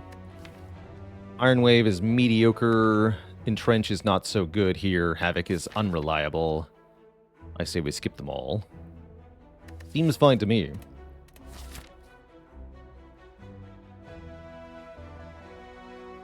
The Slay the Spire board game is finished production. It's finally coming. Been quite the wait. I'm glad the original game has held up so well. Can you imagine if between the Kickstarter being announced and it coming out, the community for the game had just kind of disappeared entirely? Can happen in 2 years for quite a few games. That's a lot of money. This shop is going to be awesome. Paper Frog is very good as well. Enemies that are vulnerable take way more damage. We've got Uppercut Plus here. We've got Bash. That's great.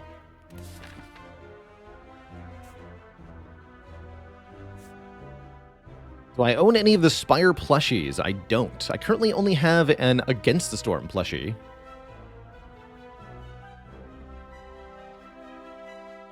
My Beaver plushie. He's so cute with the beard. But no, I've got no Spire plushies. Werewolf 4K with the 22 months. Hello there. Gotta keep him happy or he'll leave. Steadily supplied with wine and pickled goods.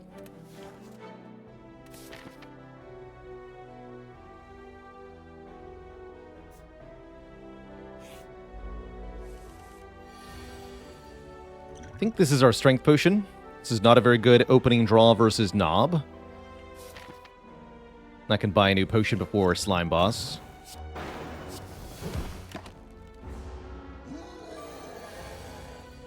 Okay, Bash Hemokinesis is enormous damage. 29 just from the Hemo. We should be able to kill next turn, hopefully. I can do math. Uppercut Strike and Triple Strike are the options. Each strike would deal 8 times 1.75 is 14. Yes. So that would kill. Triple Strike kills. Yeah, we kill. Oatmeal Soldier, thanks for the Prime sub in the 2 months. And Deepa with the Prime sub. Where can you find the list of all mods? Exclamation point mods has it. I'll mouse over the thing here. Here's also a in-game list of all the currently installed mods in Slay the Spire. Most of these are informational or display mods, nothing that changes the base gameplay, so it should be effectively identical to base gameplay, outside of RNG Fix, which changes the gameplay RNG values, basically to prevent you from predicting them.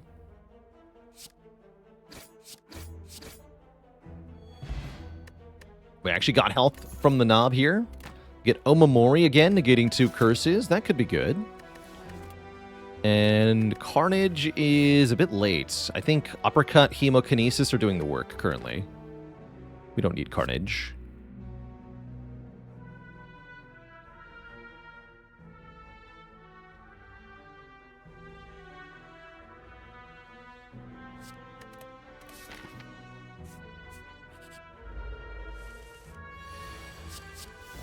Bonk. Is there a command for my PB streaks? Yeah, PB has it. Can Infernal Blade give feed? No, nor can it give Reaper. No feed, no Reaper.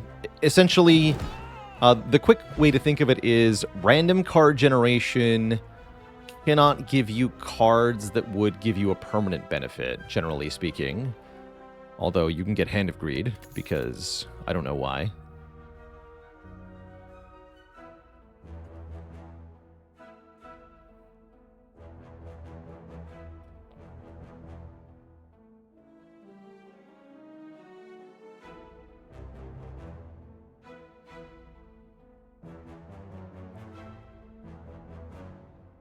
You can't get Bandage Up, you can't get Alchemize. But you can get Exhume from random card generation, and that can result in additional healing. Alright, let's upgrade Arma. Hopefully we buy a Battle Trance in the shop.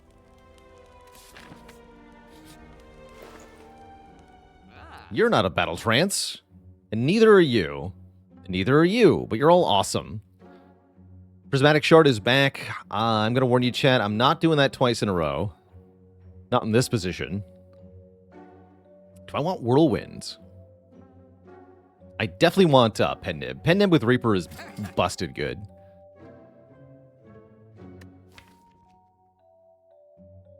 Strength Reaper is also busted good. I might buy both Inflame and Spot Weakness. That's how good Strength is right now.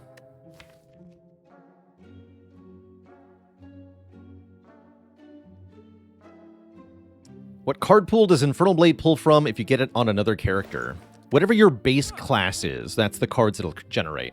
So Watcher would get only Watcher attacks, Silent would get only Silent attacks, so on and so forth.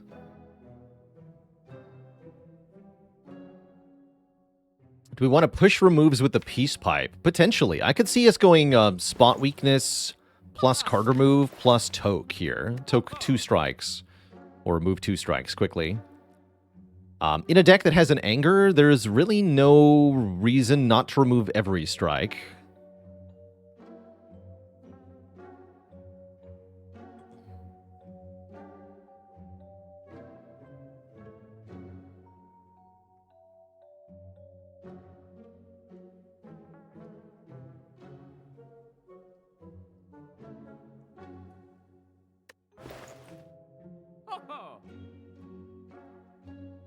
Although, if I'm going into Slime Boss, maybe I want Inflame over Spot.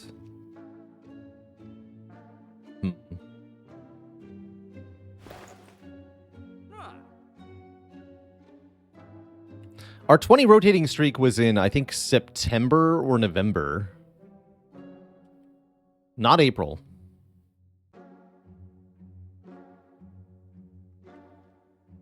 Yeah, our world record was not in April.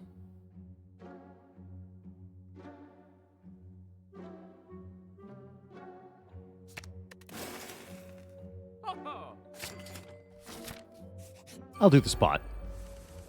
We can just use Pen-Nib on Slime Boss. It's fine.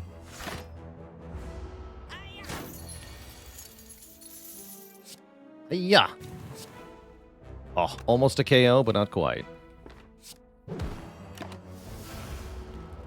In that case, keep him vuln for the Reaper. Kaboom. Get an attack potion. Heavy Blade. Here we go. Strength cards. Good Pen-Nib card, too. Not doing dropkick. No way.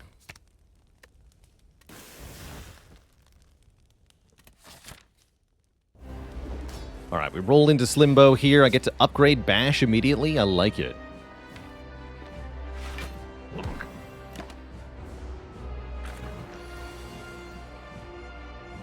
Spot Weakness bricks, but that's expected. I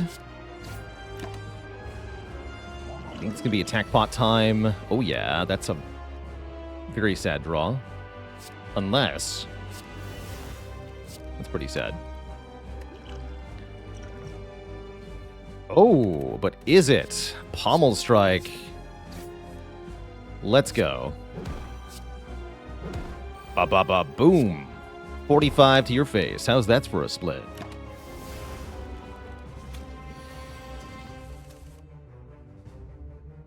Stinky card.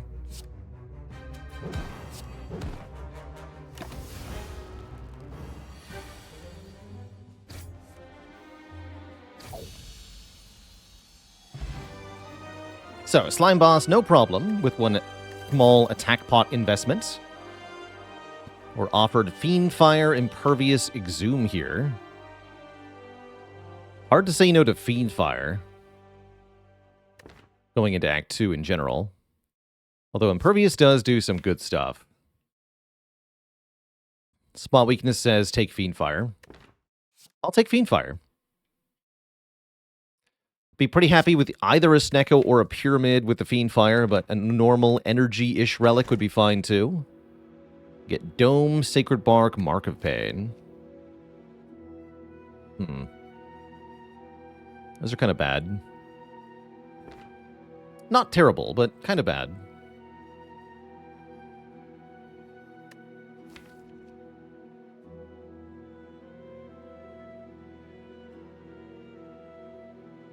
Runic Dome Spot Weakness is so awkward.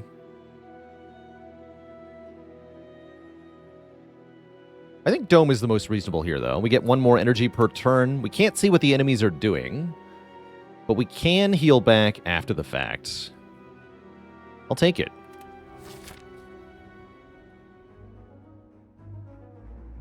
Yeah, Mark of Pain with Evolve can do some really good work, but we don't have any assurance that we can find an Evolve. So I don't think it's all that good. Oh, there's also this. This. We'll think on that.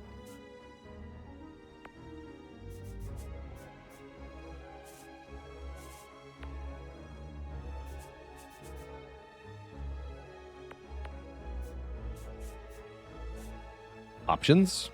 But I think we want to go here. Not through here. Through here.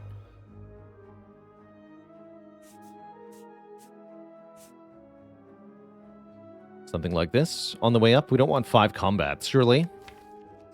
Although we can sustain from combats pretty well. Not in the mood. Alright, now for a rousing game of which bird is attacking us? This bird, or this bird? Or I could just bash one. Chat says middle. You're wrong.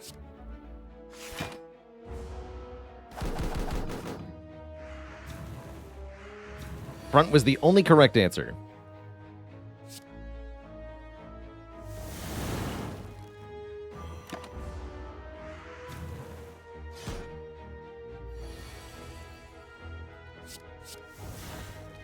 Bummer.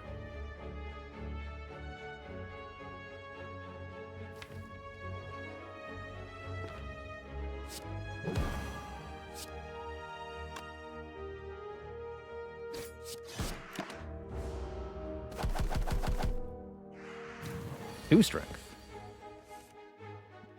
Terrible. Terrible, I say.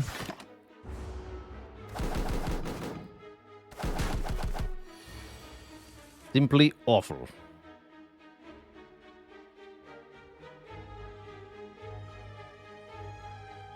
Heal 10. 17 cut in half is 8. That's enough.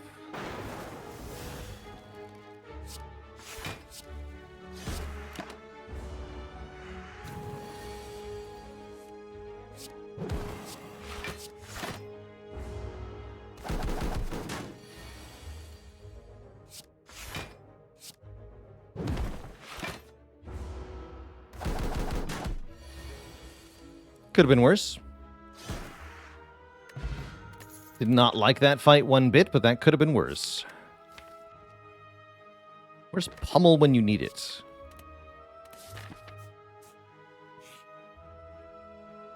$12 cards, match them to keep them. Flex. Or Grad. Thankfully, we can't get cursed here. Flex number 2, Seeing Red. Bash? I don't want to bash.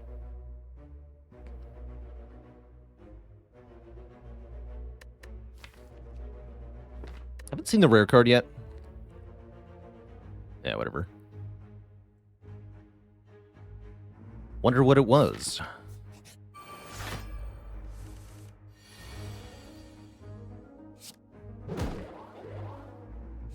Bit of hemo here.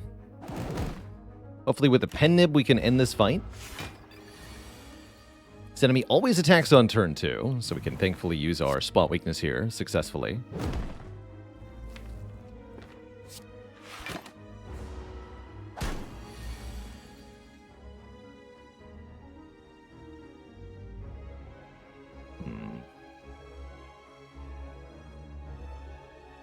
We can do Anger, Strike, Pen Nib, Fiend Fire. That kills, right? That would be 9 plus 9 plus 20 by 2. That works.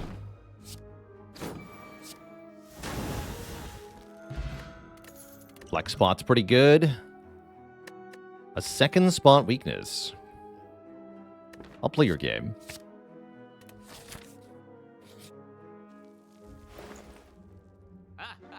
A second Fiend Fire. Maybe. What about one Feel No Pain? Exhaust, exhaust, exhaust. That's pretty good. I've had Deep Breath, Sundial, Abacus here. That's kind of funny. The combo.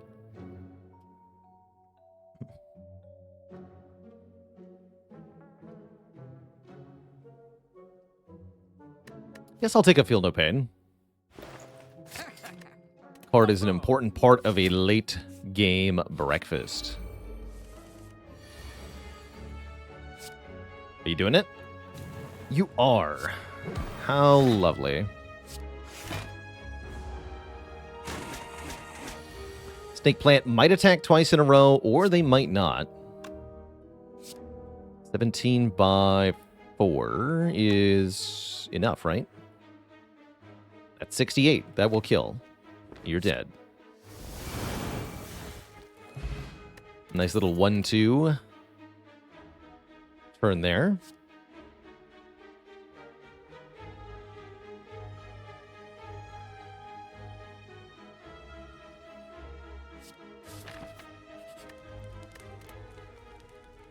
You can upgrade a card or toke a card.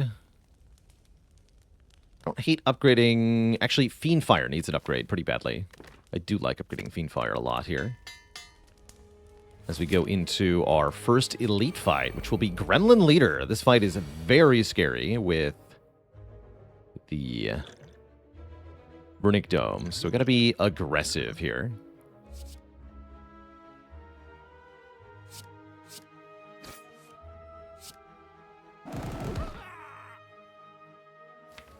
Hopefully we can just do a nice big pen nib.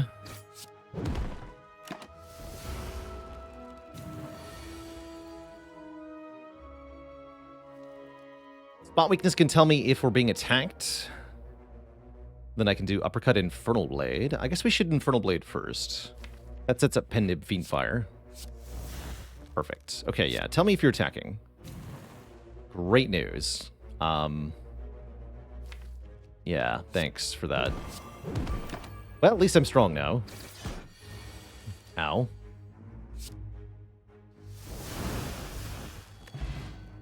Get a Fossilized Helix. Prevent the first time we would lose health in combat. And we get a second Feel No Pain. Okay. I'm on board with this. Not sure if I'm on board with this, though.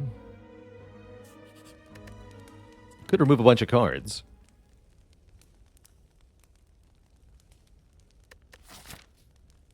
Going this way seems crazy. I don't really want to fight Gremlin Leader a second time, so we should only fight one more elite. I'm not going to push my luck here. So that says remove here.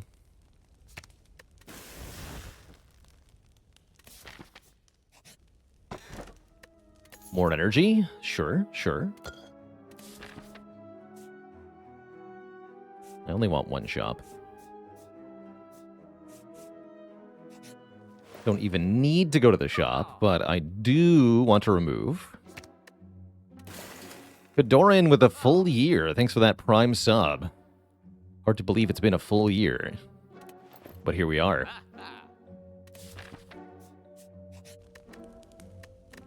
And now I'm going to rest. Yeah. I'm a little bit afraid. Want to fight over a combat or over an event? I think so. I regret this immediately-ish. Good news is you always attack. Good for us. Hit me for 31 damage. Thanks.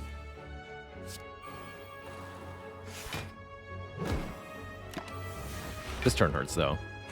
Ow. And maybe this one, too. That's 88 damage? No, you just die. Good talk. Paper Frog is strong. This deck really wants more card draw, though. How do we beat Champ? Concerning.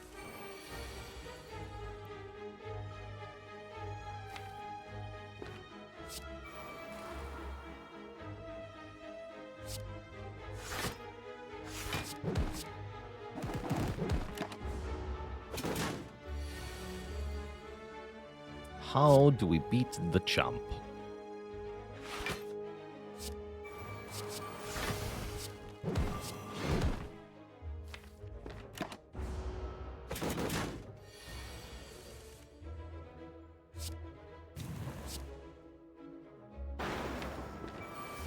Know how we beat the Book of Stabbing, at least.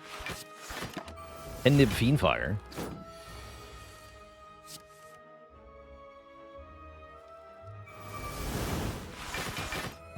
We get Wing Boots. Okay, we could fight another elite here. I think...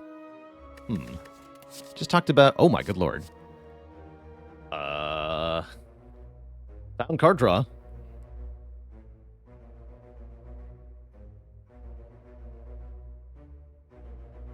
Yes. I want these. Man, that Burning Pact is really good.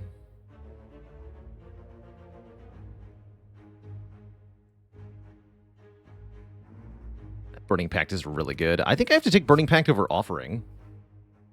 Because it's reusable card draw and reusable targeted exhaust with a free upgrade. We have double Feel No Pain, so it's also a huge block.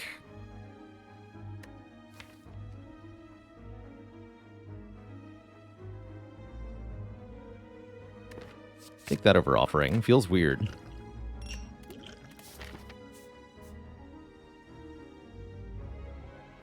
Right, I'll mess with this again. Not Gremlin Leader, that's good. In fact, I can do some very silly things here.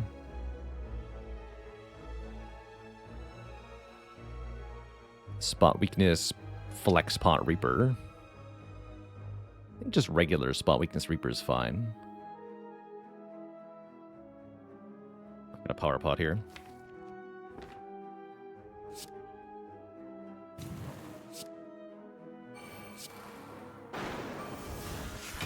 Go for 21, take 21.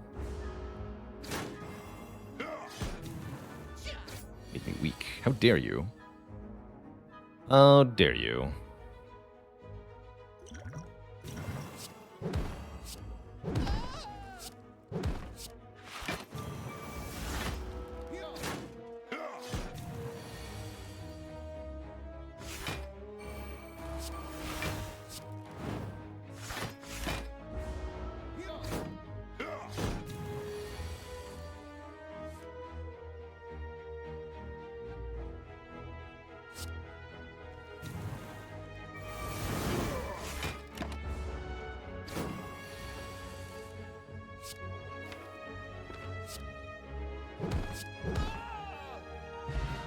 Ice Cream.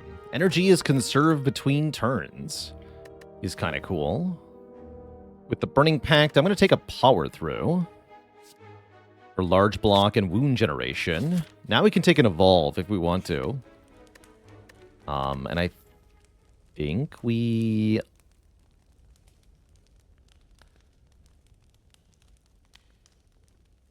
Tokemokinesis?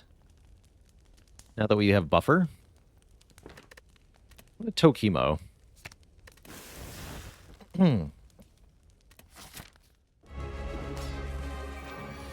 Don't feel the need to upgrade a lot of stuff.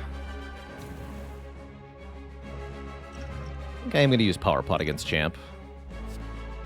Evolve makes our life a bit easier here.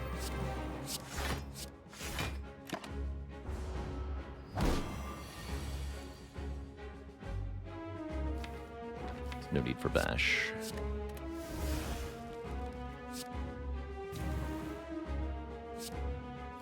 Or anger? Or anger.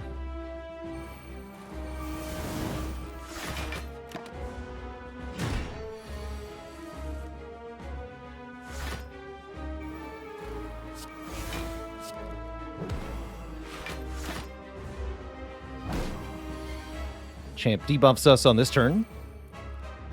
We can focus on getting rid of cards.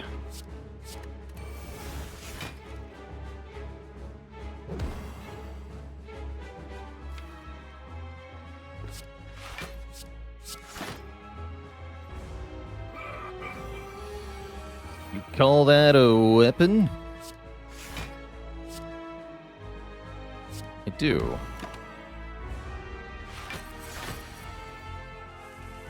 Yes, I do.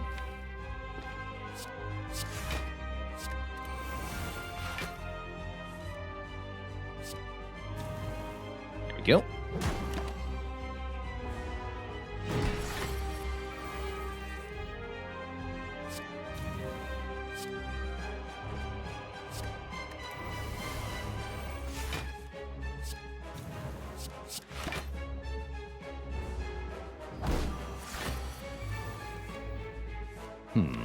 Should have kept anger around. It's gonna be hard to set up pin nib now.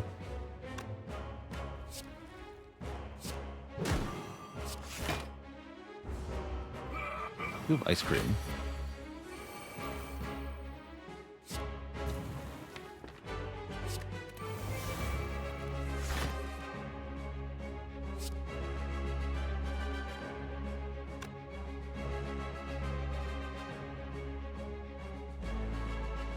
$223, not half yet.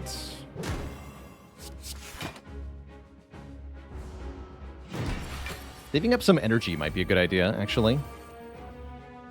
On review of the footage. I can do that.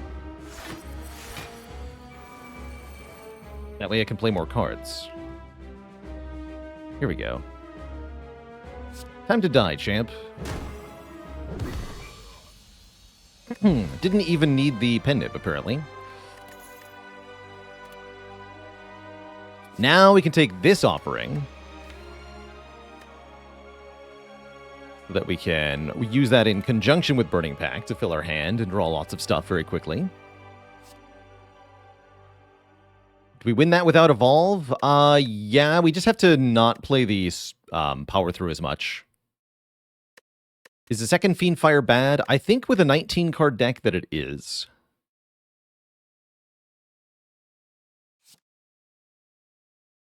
Actually named Kirby, thanks for the Prime sub. Welcome to the Cozy Sub Club. Once again, Reaper Coffee Dripper? It seems fine to me. Unless maybe this is Calling Bell for 3 relics. Take no additional energy. Calling Bell or Coffee Dripper?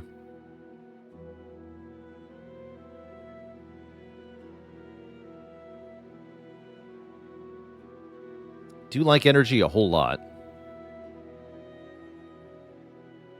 Deck has some expensive cards. I'm going to take the Dripper.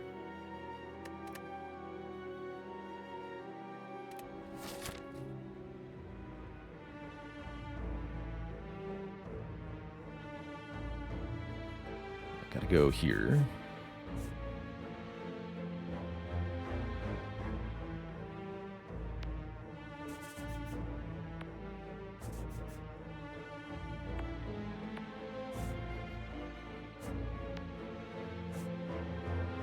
They're the same. So I can go here or here. Go here. 99 gold. We're lucky. If we're really lucky, 999 gold. Oh, we have wing boots. That's right. We have 2 wing boots charges. Hold on. So we can fight more elites, maybe. More aggressively hunt for Mind Bloom, too. Okay. Duly noted.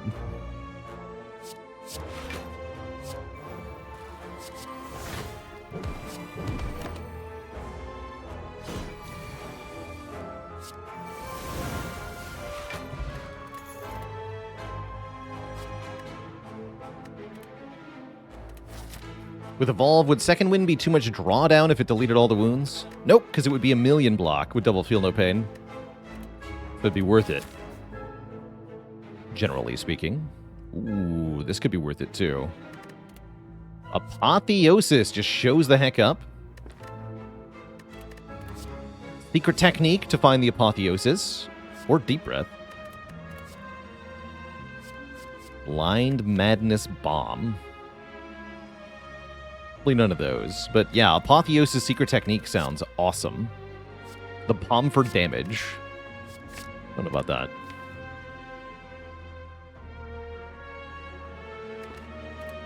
Don't know about that.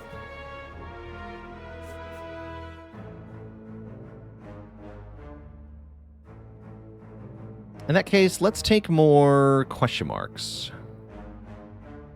I guess.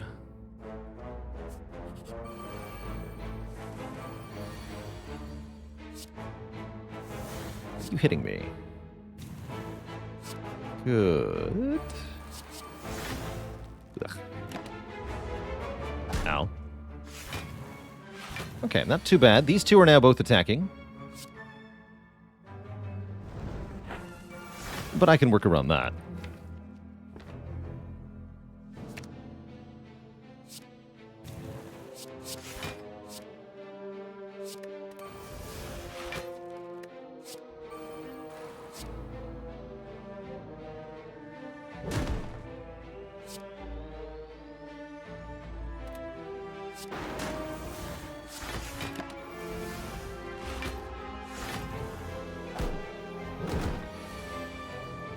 Now, the front one is guaranteed attacking. These two might attack. Hard to use ice cream with Runic Dome. Just realized.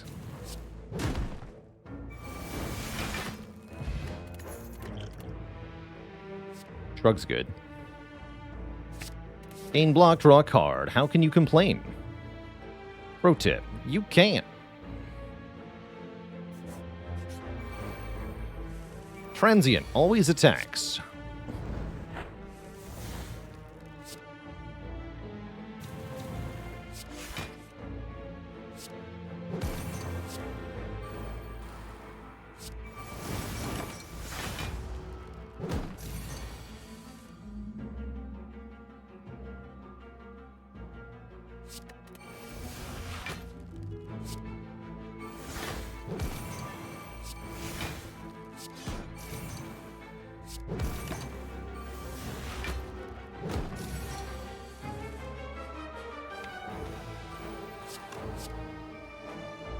$77 damage, turn 4. It goes 40, 50, 60. So this will already be 0 damage. We don't have to play the other cards.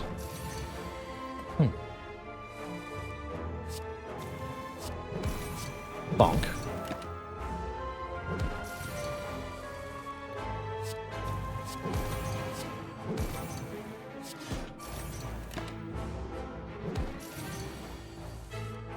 Not a bad fight. Even set Heavy Blade to, or Pendib to 9, and I will.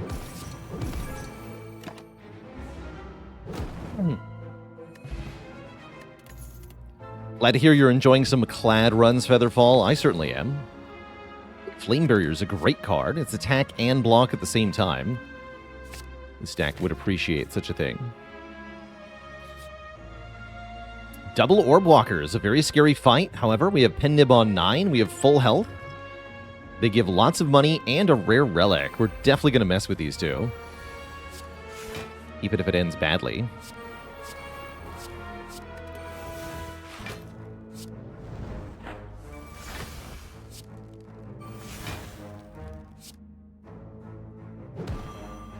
Maybe especially if it ends badly. Well, the good news is they always attack. The bad news is my face. Ow.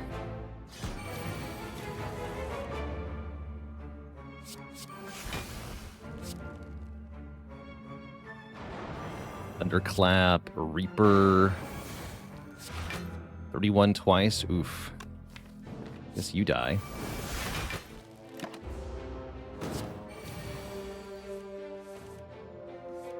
Fetch me my Burning Pact.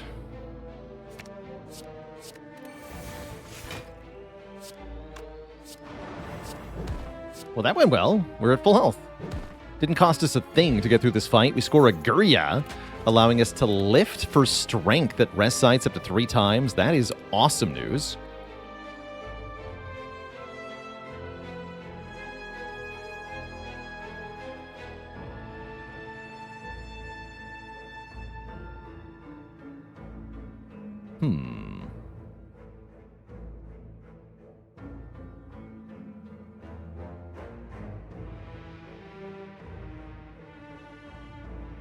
Trying to think of how to use this.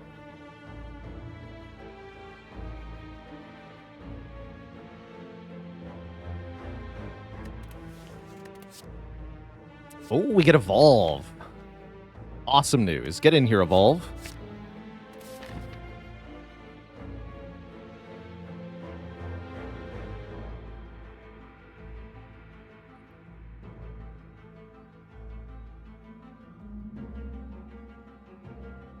Could wing boots over here and lift 3 times immediately. It's the only way to lift before the act boss. Not hitting a shop feels weird.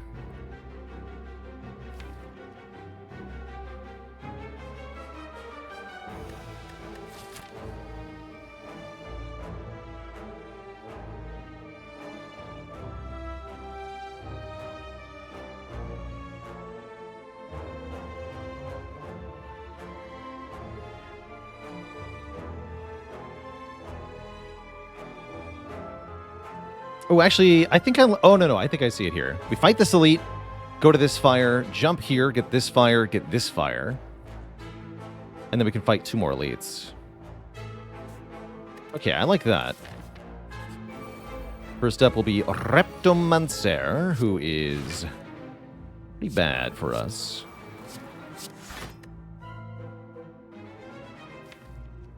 We're not that good at this fight.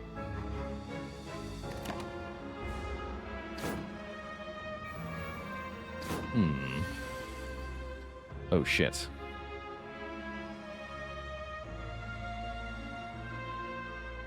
Well, that's bad.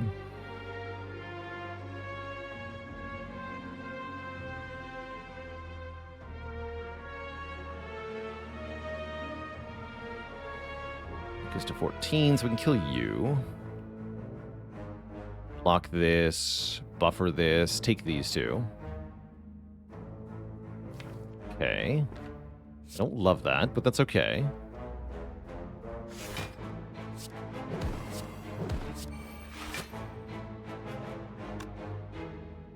I don't think this defend does anything.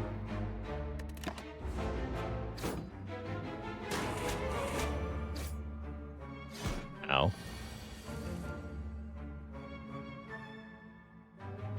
Uh-oh. With my face?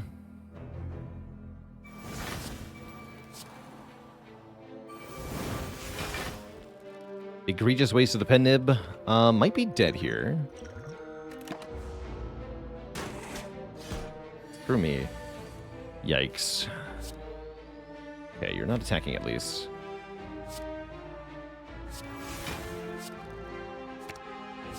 Can't even play the offering. Feels very bad. I have no strength. I think we're gonna die.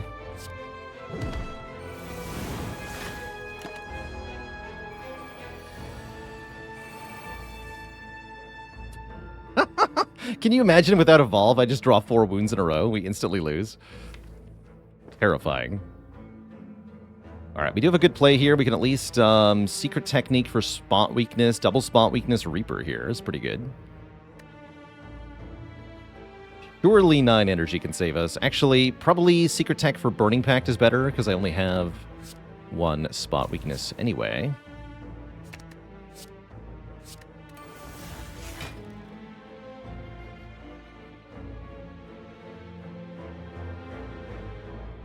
+9 kills you.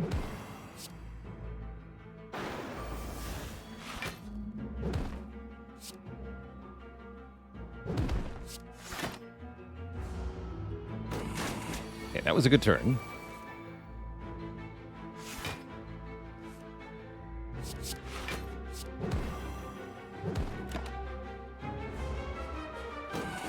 So was that. Okay, you're still attacking us. Get out of here. Okay, we didn't die to Repto. That was terrifying. We get a Nunchaku and a regen potion and another power throw, which I'm clicking on. And I've decided we should probably only fight 1 more elite.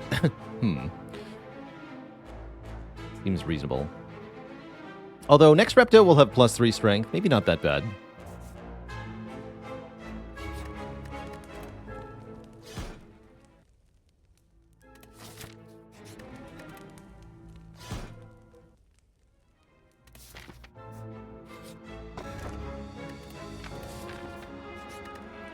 Lift. We are strong now. Workout routine complete. Getting Epo is not bad. Okay, let's see if we can get back to full health. It's triple Jawworm? Maybe. Big maybe.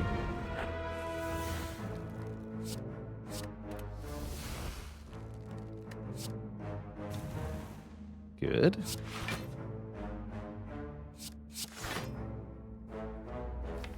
Take the rest for the moment.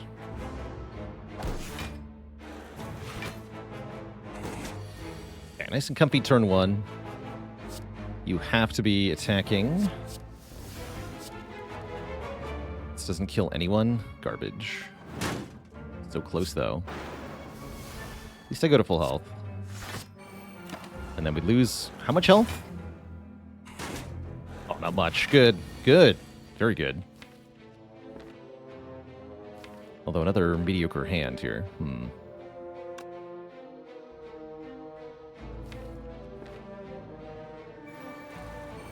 This is a fun order.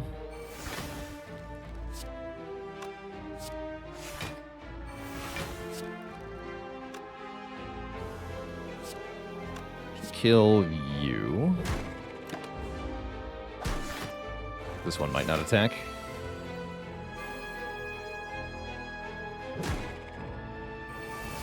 Okay, we gained health from Jawworms. That's good.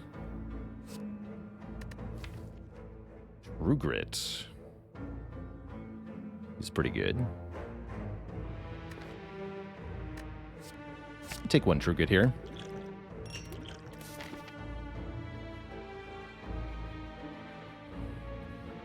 Do we just dodge an extra elite? We could fight 2 more, but if we fight 2 more elites, we might run into Burning Reptomancer, who could definitely kill us the second time around.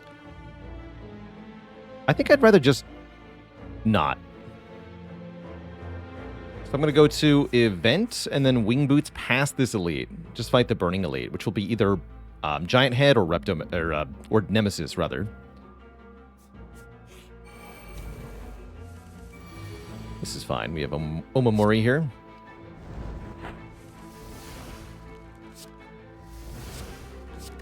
Omamori.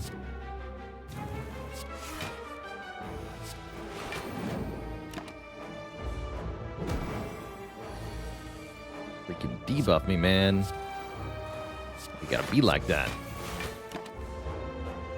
Ha! Joke's on you. I'm immune to that.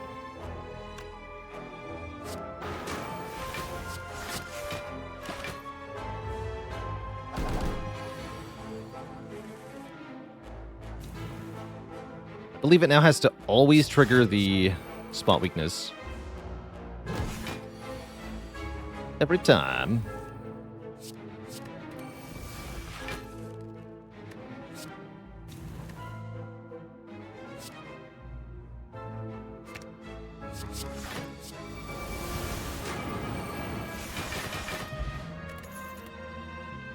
Not bad.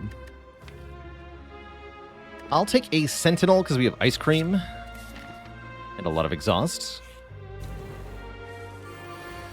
This thing never attacks on turn 1.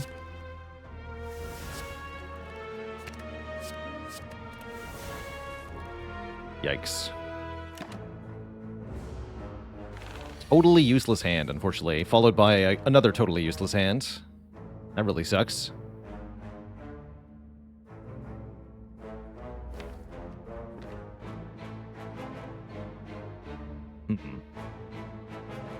Does Flex Pot here give me a kill? Let's see. 5 more strength on Heavy Blade is another 25, 50 damage. So it's 108. We'll have 8 strength. So 18. This will deal 16 times 1.75.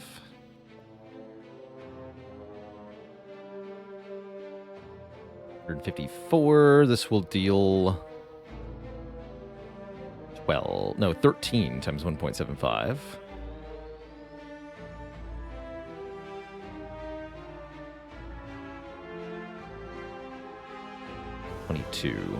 So it's only 176 damage, not enough to kill. With Frog, is it ever bash first? No! No, it's not. That would be way less damage because of Pen Nib. Actually, wait. Well, hold on. We double check on that. It'd be another 10, 36 plus. What will this be? 8 strength. 54. 54 times 1.75.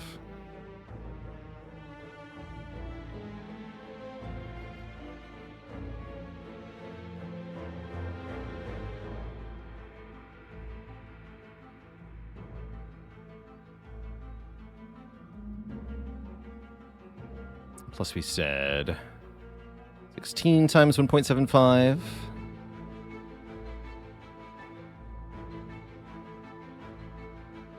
This 130 plus 12 times 1.75.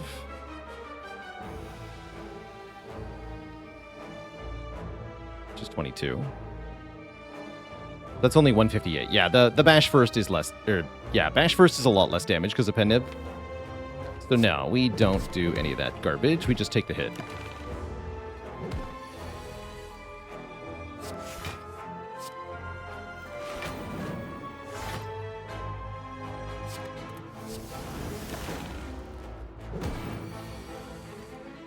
Don't do none of that. During blow +1. Power. That was maybe Flex Pot.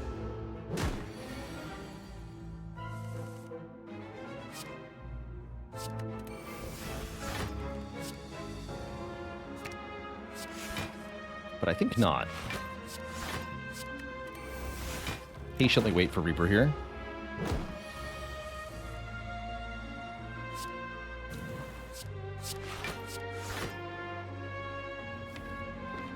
Let's see. Max damage is 12 plus 25. No, that's too much.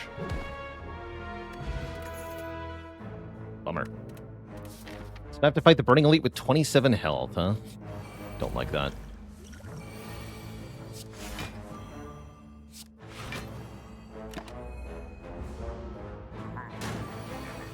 Giant hit attacks for 13 in phase 1. God, I wish this evolve was upgraded.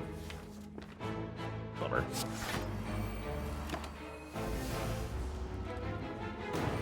Can't attack 3 times in a row, so never attacks us on this turn. Good reason not to play Offering yet.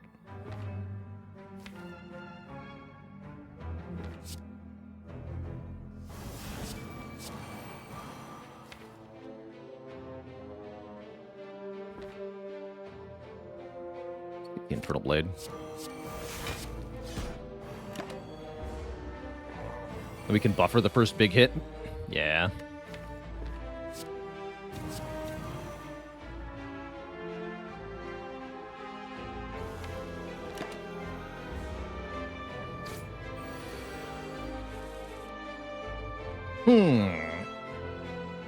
Uppercut Fiendfire, is that enough? I think so. We deal lots of damage. We block for 32. Yeah, that's plenty. We do Anger, Fiendfire, Pennib the Fiendfire. Pennib something else. And it's going to be a decent amount of damage this turn, too. The good news is Heavy Blade does 495 damage. That's the good news.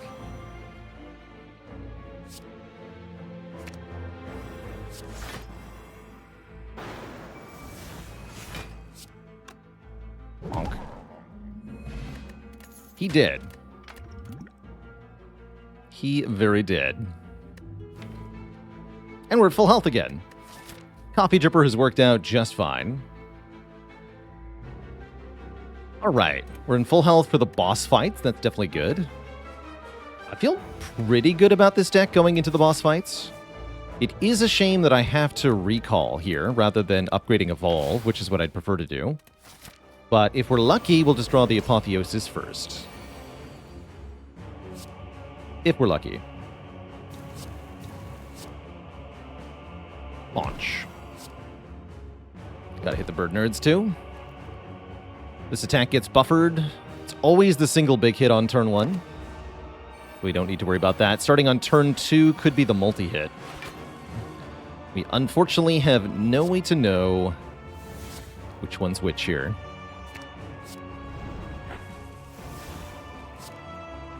Yeah, I'm going to play both of these. And you're going to die, and you're going to die.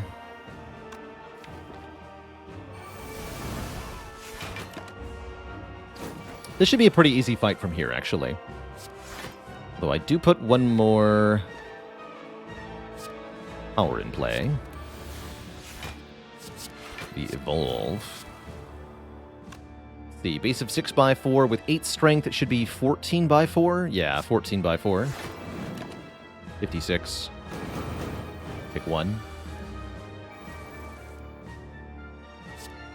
And then the single attack is only 28.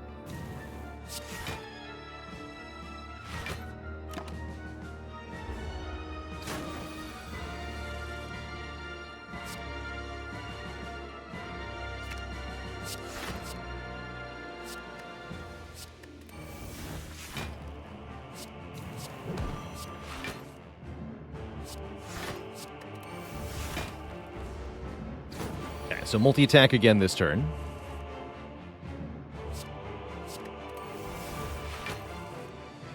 Although, what if I just killed it?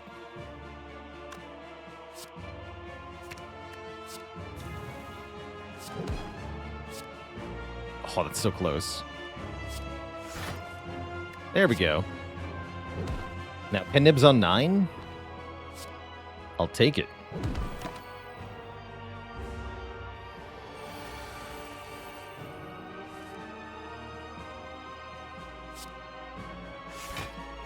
This is 48 damage, I believe.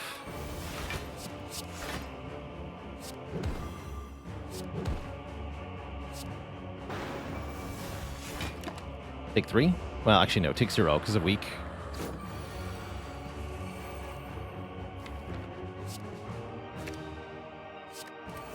Let's absolutely raffle stop this fool. Some Pennib. Okay, that went well. Absolutely clobbered the first boss. We still have full health going into Donu Deka. These two aren't too hard because we always know who's attacking. It's Deka on turn 1, and then they alternate every other turn. Or every turn, rather. So we take 12 turn 1. No way around that. But we get 14 free block here.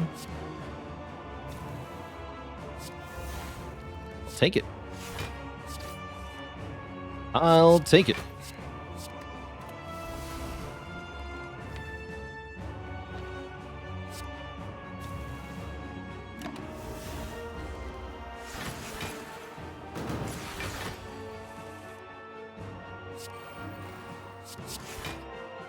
15 by 2.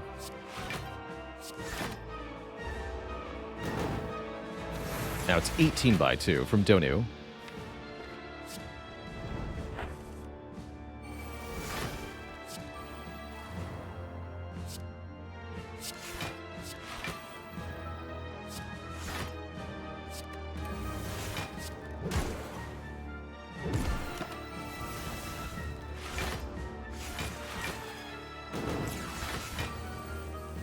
Once again, 18 by 2. This time from Deca.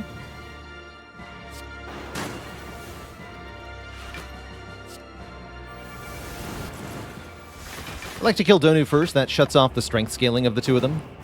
Deca adds Dazed, and those are good for the deck. They give us block. They give us draw.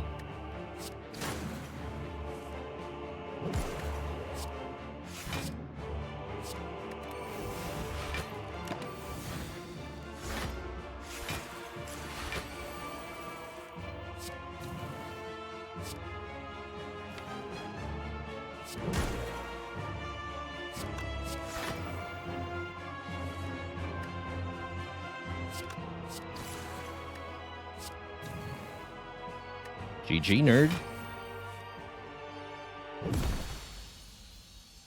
Take my W and get out of here. Two thump, two thump, two thump. A deep pulsing dread could be felt throughout the room. Is this the heart of the spire, the source of this evil? You ready your stick, dealing 21-22. Have I been here before? Alright, we're into Act 4 with full health, 2 decent potions. And overall, I think we're in pretty good shape here. I think we want to upgrade the Evolve, although Apotheosis is nice too. I think we need to make sure this Evolve is upgraded so we can play it when we draw it. And then we do have a good amount of money for the shop here, which could go well, but might not.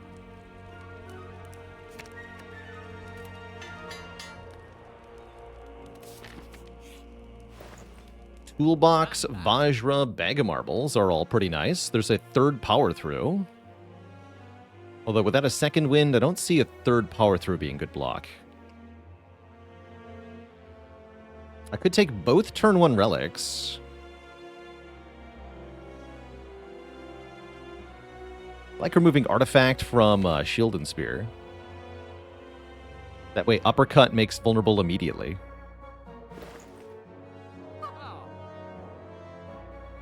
Amazing, Phaley. Panic button could be good.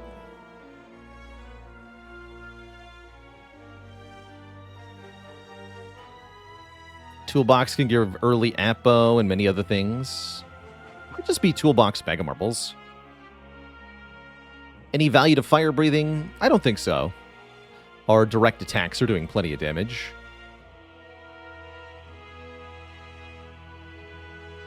I'll go double relic here. Toolbox, Bag of Marbles. Maybe swap the Strength Pot for a Flex Pot? We want the Strength Pot against Heart. Flex Pot for Shield and Spear. This is fine. This is fine. I'm gonna go with what we have. There's that Apo we were promised. I'll take it. So it's what? Apo, Power Through, Fiend Fire? That would mean no Feel No Pain. Or I could do Apo, Feel No Pain, Fiend Fire. I think it has to be Power Through, Fiend Fire. Or it could be Apo, Power Through, Feel No Pain, Defend.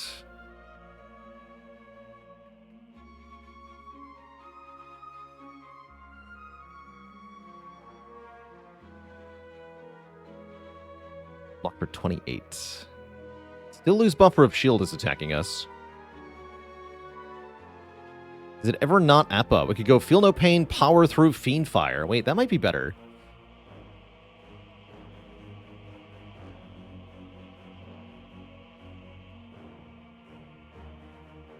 One, two, 3, 4, 5 cards. 6 cards get exhausted. So we get 15 plus 18 block. 33 is perfect. Yeah, I think it's Feel No Pain, Power Through, Fiend Fire. We do have another Apotheosis, don't forget.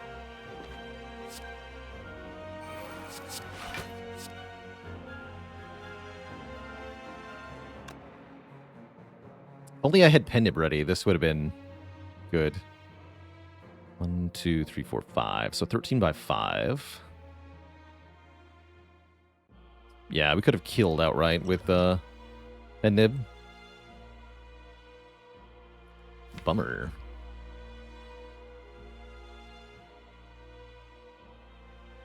I think I have to Fiendfire Spear here.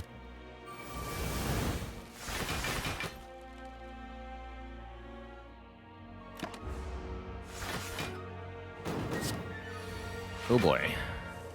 Ah, crap. Welp. That sucks.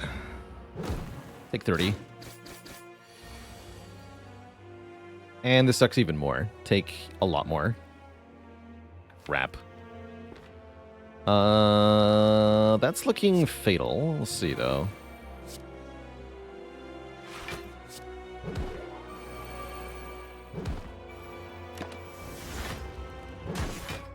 Oh, that we would have instantly died if we got attacked there.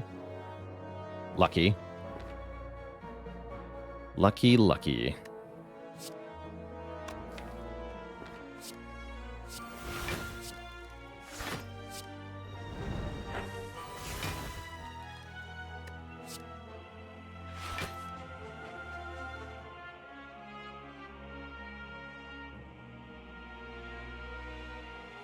So let me just check something.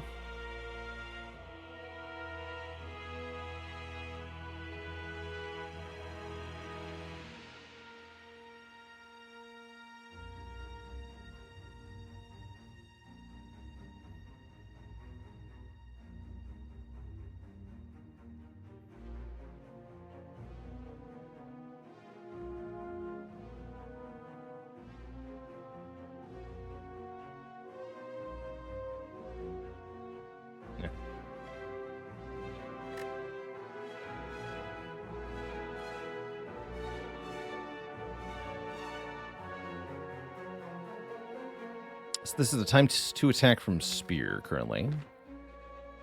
This turn doesn't look so bad.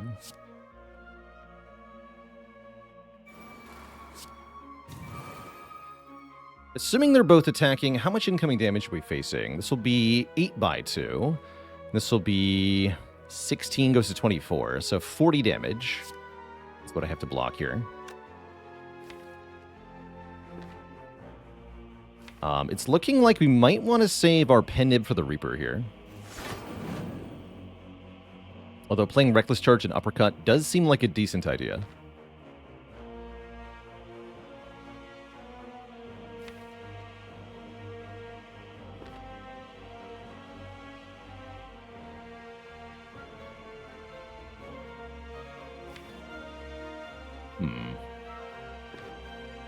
No, I'm just going to wait for Pendib Reaper.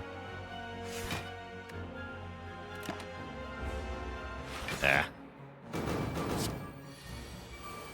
Really should have attacked me there.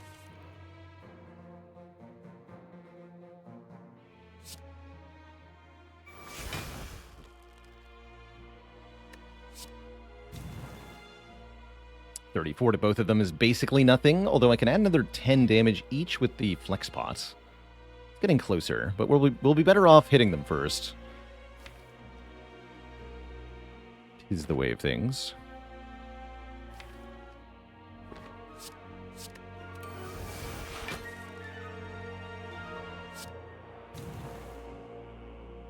This is the multi-attack from Spire Spear. We definitely want to kill the Spear this turn.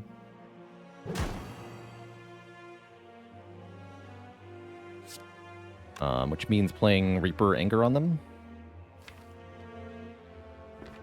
Hold on. Okay, there we go. So we can do... No, I have no energy. I have no energy now. Yeah, Reaper Anger. Ah.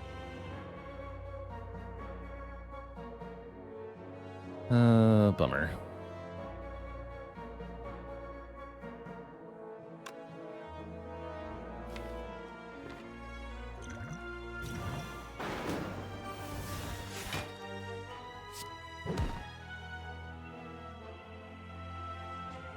Just 16.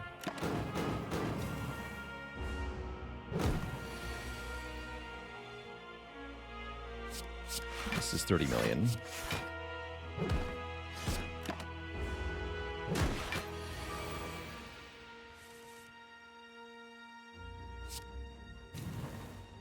Small attack.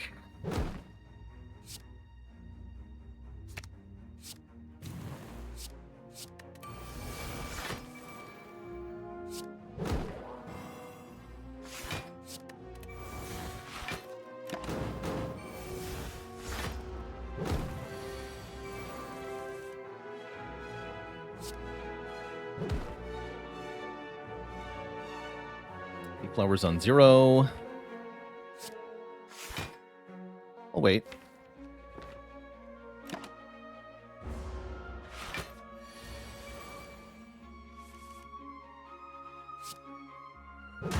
Okay, Pendant on 9. Sounds good. Get me out of here. Bottle the Evolve, add a Shockwave. Or Bottle of Feel No Pain, but I think Bottle the Evolve. We went through the effort of upgrading it.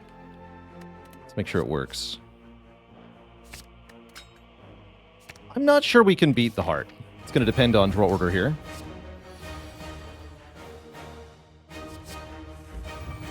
That looks like a pretty good start. Flame Barrier, Feel No Pain, Evolve.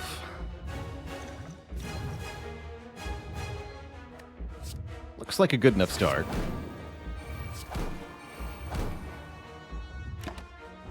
You get 14 block.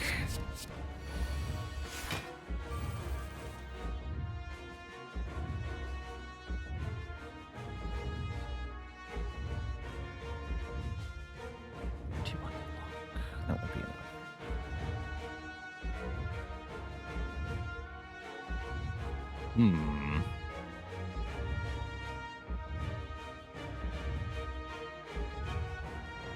So either Armaments Offering and we try to do something ambitious, or we try to hope that this is the big hit first. I think we just have to Arma Offering here.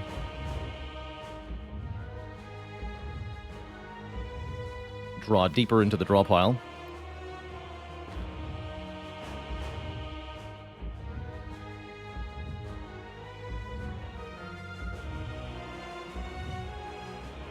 If we just rip the Fiendfire and the heart is multi-attacking, then we're dead. Next turn is the problem.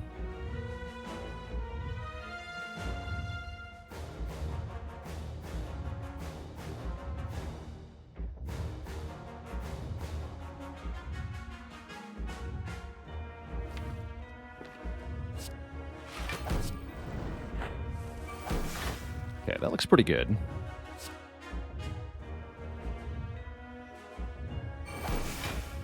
Let's see. Oh, you're attacking. Now that's interesting.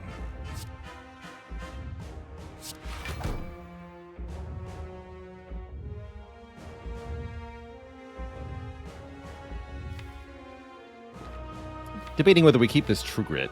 I think so. Makes us lose some damage on the Fiendfire, though. But I need ways to keep the wounds under control once we're doing power through things again.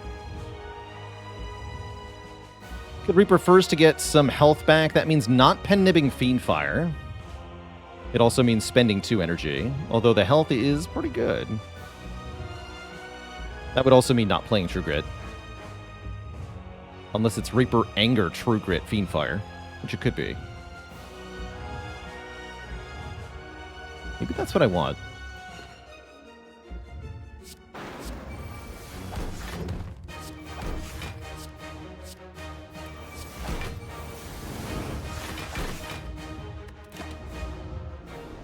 Was the big hit. So I'm grateful we did that in the order that we did. Quite so.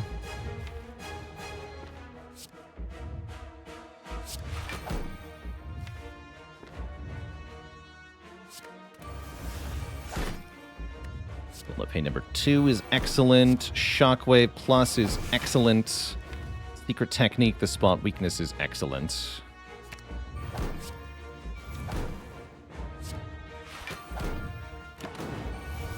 Block for lots, take nothing. Hey, this is going better than I thought. We might win this. Kind of thought we were dead for a bit.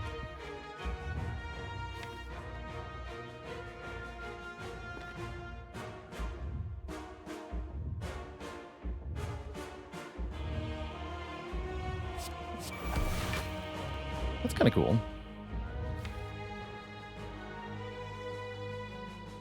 Next turn could still be bad, though. We just go Bash Immolate? Maybe Arma Bash Immolate? Arma Bash Immolate.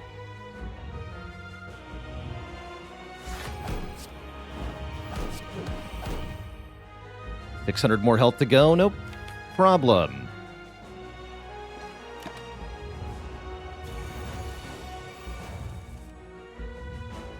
All right, Dark Shackles, are you lining up correctly? Let's find out. Oh shit, it's attacking. Minus 15 strength. Even if this is the big hit, it's going to be a really pathetic big hit. Hopefully it's the multi-hit. Also damage cap, by the way. So Cody with the 19 months and the very generous tier 2. Oh, the multi-hit. Yes. The tiny big hit. That makes her life way easier.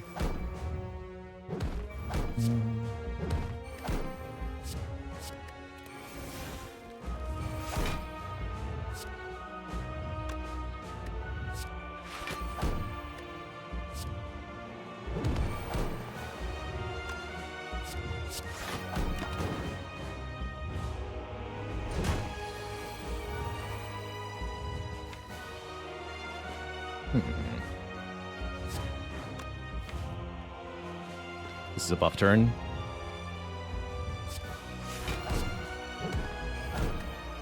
I can't get the attacks. Guaranteed get all these attacks, though. I believe that's a guaranteed win next turn. GG, Mr. Hart. This was quite a run.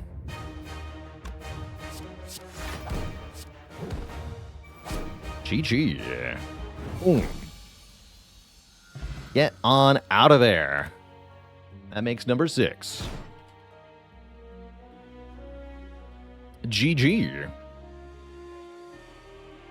Tough to do that with a Runic Dome, but not too bad. Not too bad at all. A masterclass on never giving up. Yeah, after going down to what? We went down to 9 health in Shield and Spear. And we had a 50-50 to die outright from Shield and Spear if Spear had chosen to attack us. So this could have been a dead run. Easy. Easily could have been a dead run. But it wasn't. And the streak continues. Yeah, it really demonstrates the importance of setting up Pen Nib. Had I set up Pen Nib correctly in the Awaken 1 fights, we would never have had a chance of dying. Or in the Donu Deka fight, rather. Pretty happy with that. Just 14 more to go. Repto was also scary. Really scary run.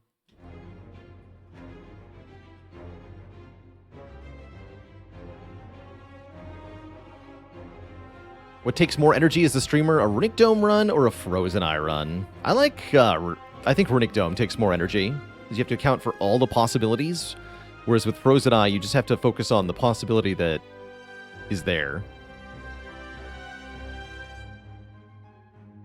And just like the Clad's deck, after that run, I am exhausted. Has it been done? The Spire sleepeth, and so shall I. GG. Not that many upgrades. Although, yeah, it's Apotheosis deck, right? We had Peace Pipe. Only took 3 cards, but it was still good 3 cards. We had no strikes in this deck, which helped a lot. And we got rid of Hemokinesis, I believe. Oh yeah, and I lifted 3 times, actually. So yeah, we did a lot of things at rest sites. My favorite type of run. I like runs, I like storm runs on the defect. Some of my favorites. Anytime defect gets really OP is a good time.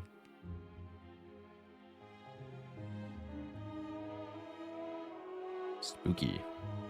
But I guess the Helix and Runic Pyramids continued. So far, every run has had either Runic Pyramid or Fossilized Helix.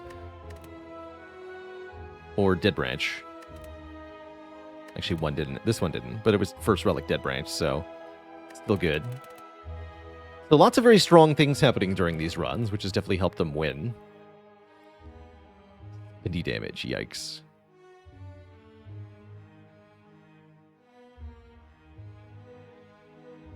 Vera had an orange pellets defect with 5 bias cogs the other day. That's absurd. And yes, I think I do owe the chat a dad joke from a few minutes ago. Apologies for had my head fully in the game here to make sure we won this run. Let's see. How does the Ironclad always stay dry? Because he feels no rain.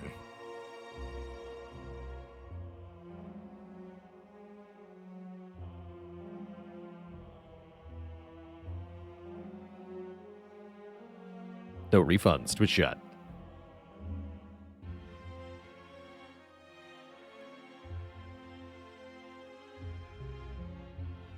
Way to go, Fignuts. Hit a new record with Searing Blow, getting it to plus 14. 5 upgrades in Act 2. That sounds like a great time. Well done. I think my personal record is plus 17. David the Gray, thanks for the Prime sub and the 14 months. It's a joke like that for every word that rhymes with pain. And we're going to hear them all eventually.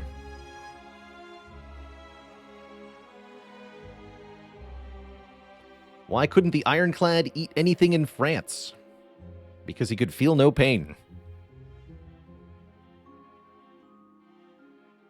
All right, Twitch chat. I'm going to take a quick break here, refill the legs, stretch the water. When I return, we're going to be switching games to some Monster Train. Feel no train.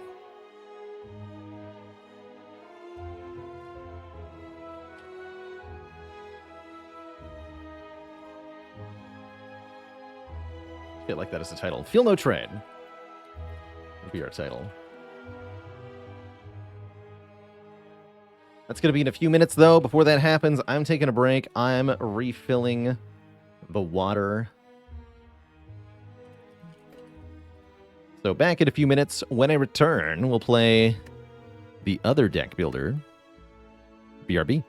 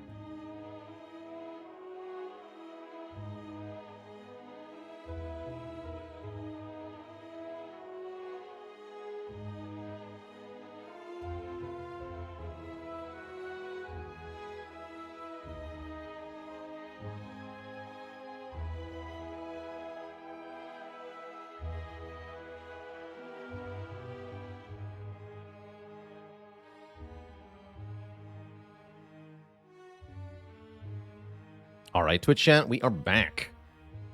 I will not corrupt the divinity. Instead, I'm going to bonk it by playing some Monster Train.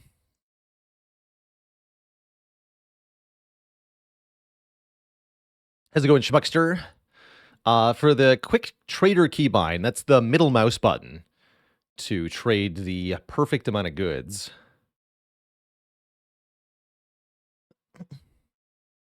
Without bringing up the individual interface for it. Let's see some Shadow Sieges. I like that. Home.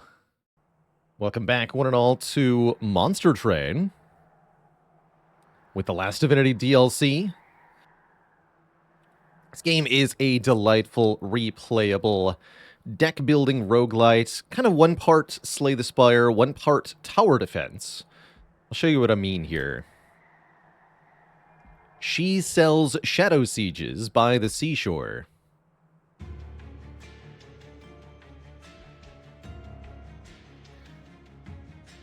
So you get 2 clans in each Monster Train run. We're going to play random.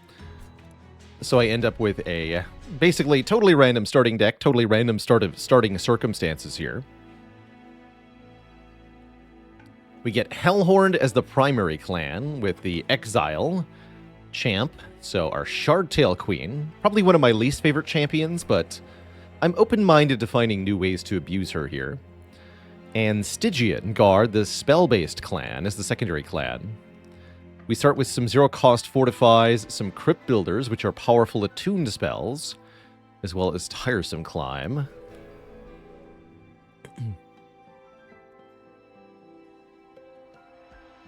The bot does have some information on Monster Train, should be able to do things like tell you about artifacts and cards and champions. Would I recommend to play with or without the DLC for this game? I really like the DLC, as I think it totally changes the decision-making of each run and makes it a lot more fun with more player agency. That said, if you're just starting out in Monster Train, you might be better playing a few runs without the DLC, just to get the core mechanics understood first.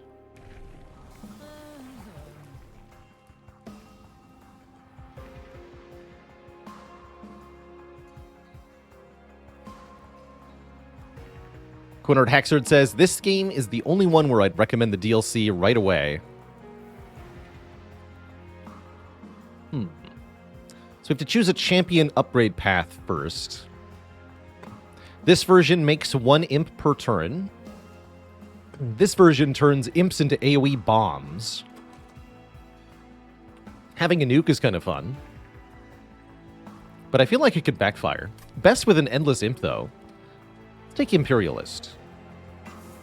That's what we're missing, is an endless imp. Some variety. Extra upgrade slot for units is quite strong. That means all of our units have 3 upgrade slots. Which can definitely break the game wide open. I'm going to take that. And we'll pay 15 Pact Shards. We'll need to get 100 of these to face our final battle, a la Slay the Spire. And I quite like Forever Flame. Units cost -2, meaning that imps are free, as well as many of the expensive units from Hellhorned or Stygian could be cheap as well. Endless Imp plan is go here. Just have to make sure we get through the first couple of battles. Spikes shouldn't be too hard to deal with. For every minor fight, we get offered a trial here. Take a challenge, spikes on enemies, to get a reward. In this case, 75 gold. It's okay to lose a little bit of higher health in the early fights.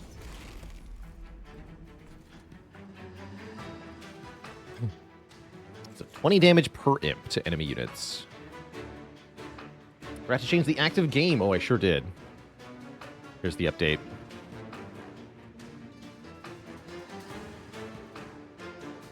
Okay, now it should be active correctly. Sorry about that.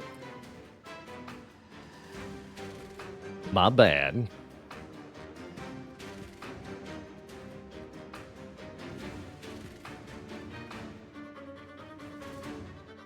One spell shield. So that means this just kills you.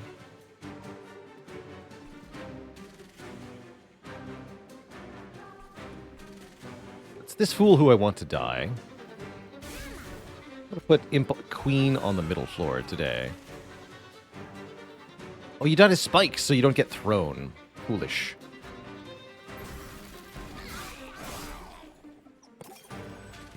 We have to put the imp behind the queen, then.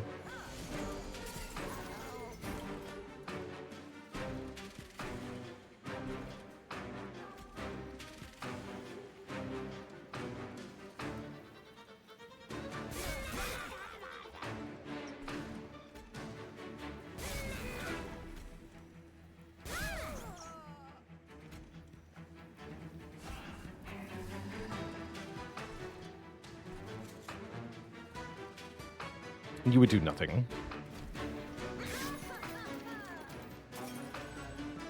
Alright, I'm a little worried here. Oh no, I can't play the Crypt Builder? Bummer. Yeah, that's bad. Well, that's bad.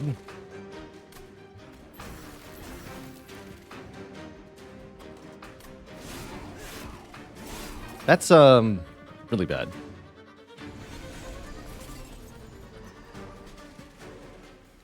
To the point where maybe we die to the boss now. Ugh.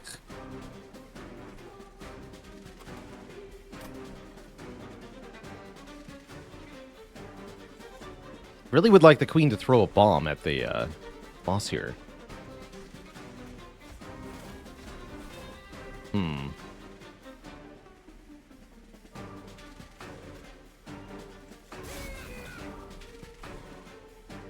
Might as well play both of these on the bottom. At least they'll do something.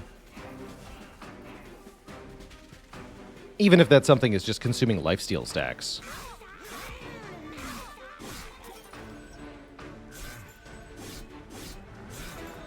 Straw Order was strange. Yeah, it was. And bad enough, I think, to kill us.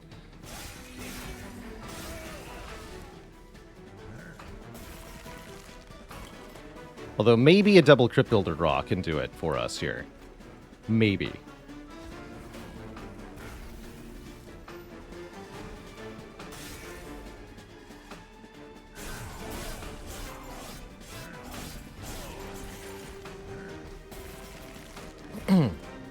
That's what we did get, at least. Yeah, I think we get to hang in here. Just barely. We almost lost to the first fight. It's pretty bad. I've got down to 6 here.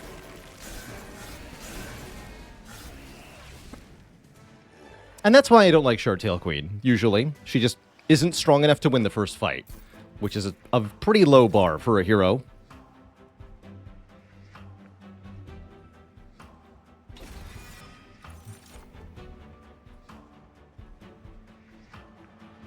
Let's grab Helical Crystallis. I like that it hits twice. Is Slay the Spire my favorite game of all time? Probably. Certainly up there. Other games that would come close to being favorite would be Baldur's Gate 2, way back from 2001, as well as Elden Ring, more recently.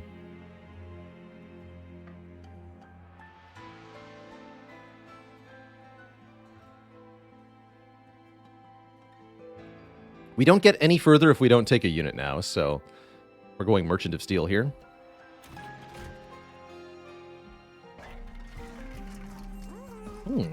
Quick. I like quick. Quick would allow us to take a heavy offense Hellhorn unit here.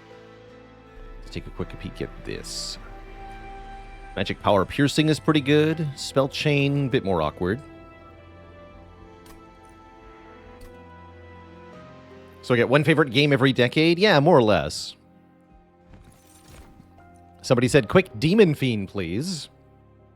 Ask and ye shall receive. Demon Fiend here is a 50-50 for 2 base cost. Normally 4 base cost, very hard to afford without Forever Flame. But the Forever Flame makes them doable. So let's take it. Let's take a Demon Fiend here. A big chunky unit with extra speed is perhaps just what we need.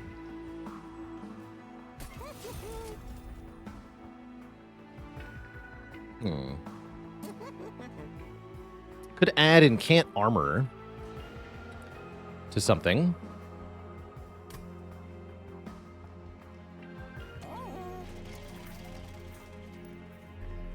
I am going to add 10 magic power to Crypt Builder here.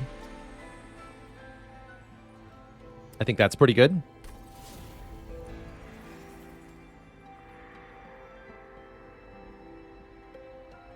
I think that's all we get for now.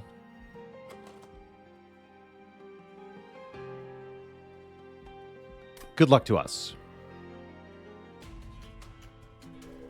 Probably go to the next Merchant of Magic here. And I would like to see more units. I don't know if I can actually afford to do this. But we're going to try.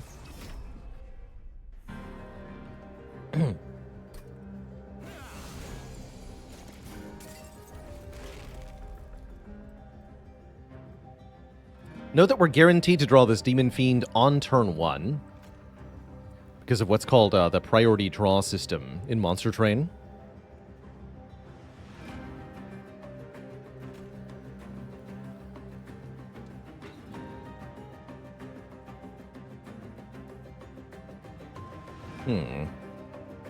This foot soldier's a bit of a pain in the butt. Queen's gonna go in middle again.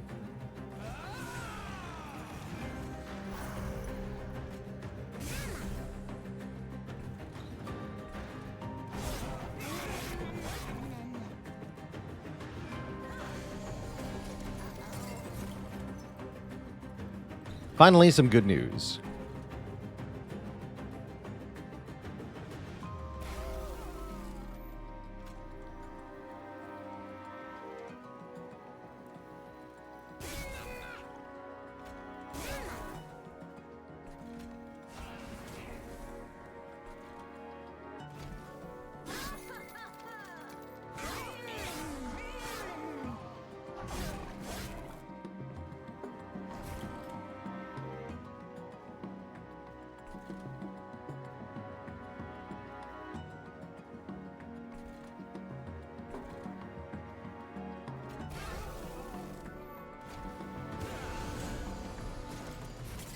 The brief respite wave always comes immediately before the boss arrives.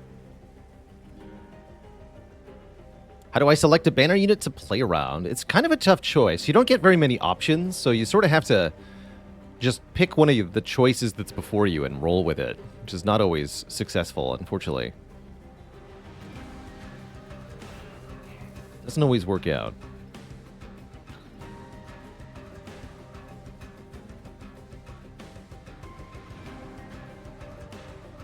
Don't think Fortify gives another hit to the Demon Fiend here, so I'd rather Fortify the Queen.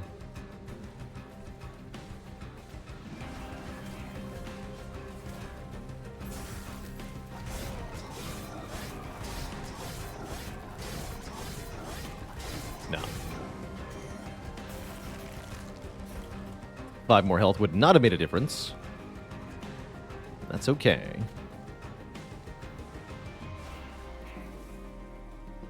Makes no difference, really? Concerning. You're gonna kill me. Looks like you're gonna kill me. Unless... Alright, we good, we good.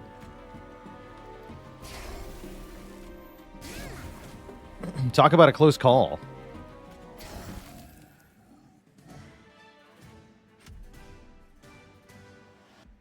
I'll take it. Welder Helper, this is one of the units where Endless applied could make a huge difference for the Shardtail Queen. So, get in here.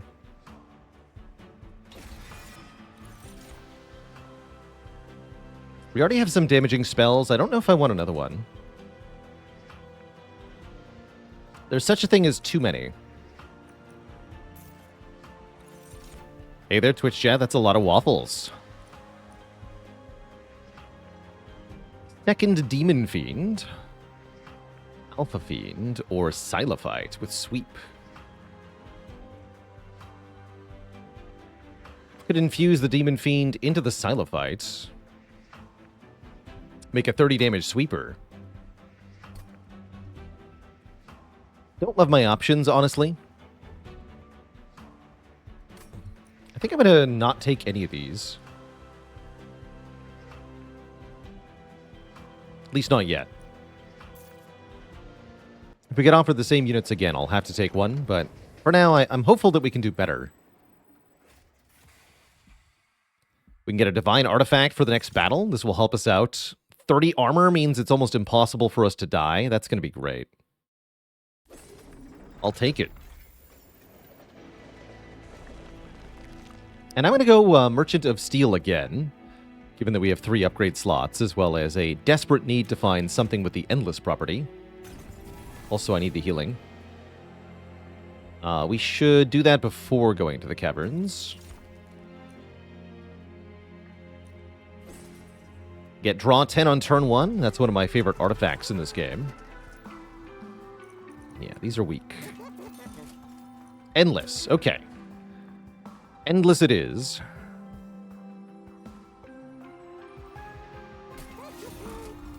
Cool.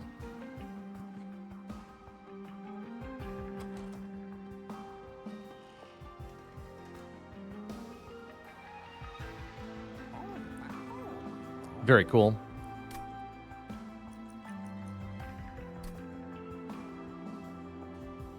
Huh, no merchants on ring 4. No Merchant of Steel on ring 5. Here's the next Merchant of Steel. Ring 6. That's quite a wait.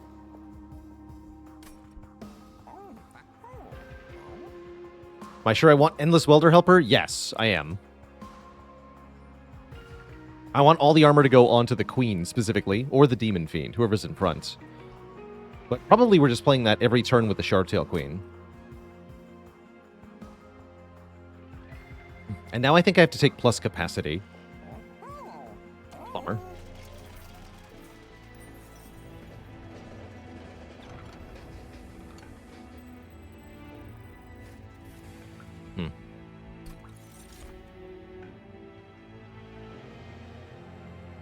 Don't... maybe this is good. Restore to full health actually seems kind of nice with Demon Fiends. That'd be a good reason to go 75 health, Demon Fiends. Okay.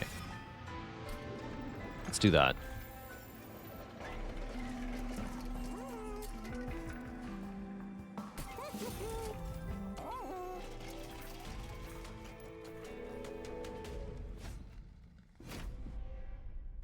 Soul Sucker.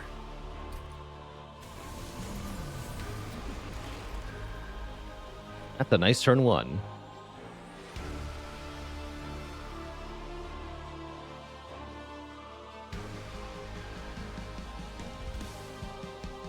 Let's put the Sharptail Queen on the bottom to wipe out fresh spawns.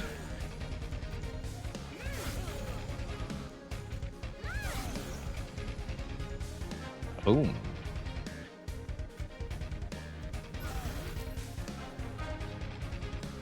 And then I guess Demon Fiend can go on top. With a friend.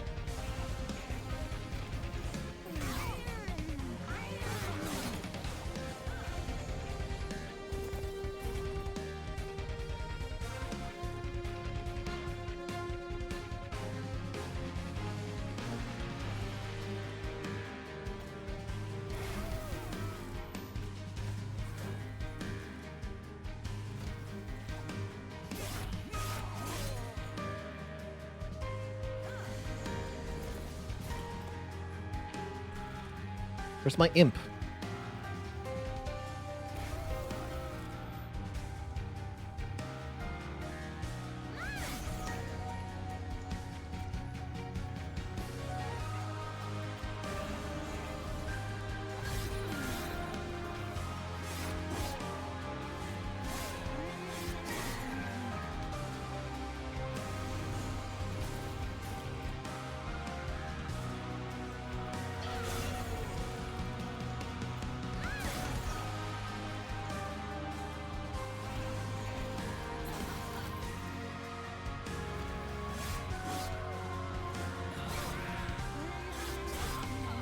Get tossed.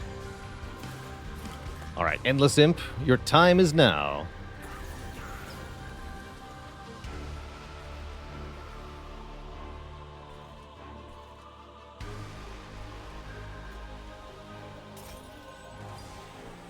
You go get hit.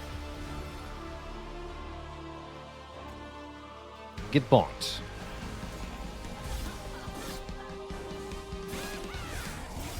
Oh wait, my bomb. Hey. That's rude. You can't do that. Jerk. Whatever. Our armor will block the damage from this. It's all good.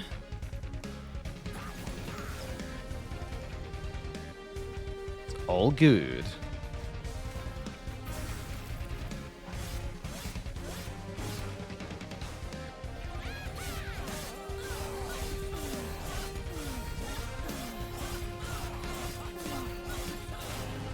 Now the Demon Fiend just has to do the rest. Not hard.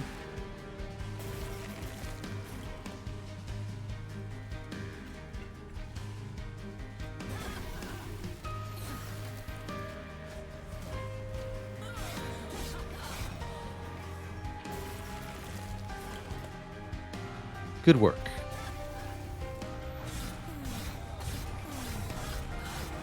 Bonk. All right, we get hella money. Get some interesting options here. Impalade. Deal damage to the front enemy unit equal to 15 times the number of imps you have. 105. 105 seems pretty good.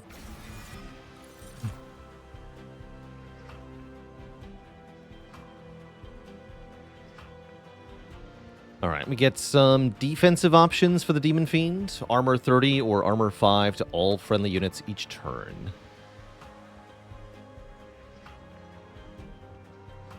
Guess we can build a lot of armor if I go Armor 5.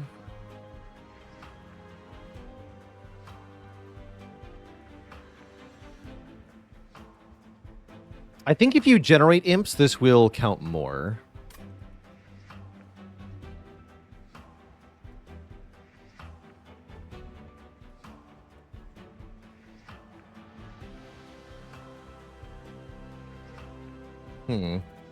Let's take Steelworker. I don't love it, but I'll take it. And we're going to go Light of Seraph to give us more room on each floor. That way we can do Shardtail Queen, Demon Fiend, Armor Imp on the same floor. Going to go remove 2, heal 20, get an artifact. I think that's the right play here.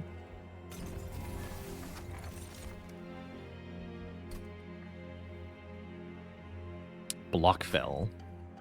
I guess I'll take Iron Drop Cage. Whenever we play a spell that would ascend or descend an enemy, also apply Dazed 2.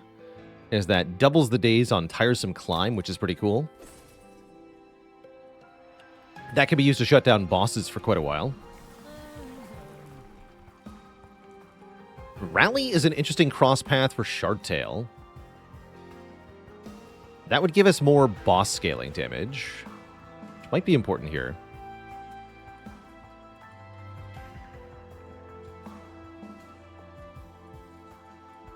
I think I like the royalty line. Let's do it.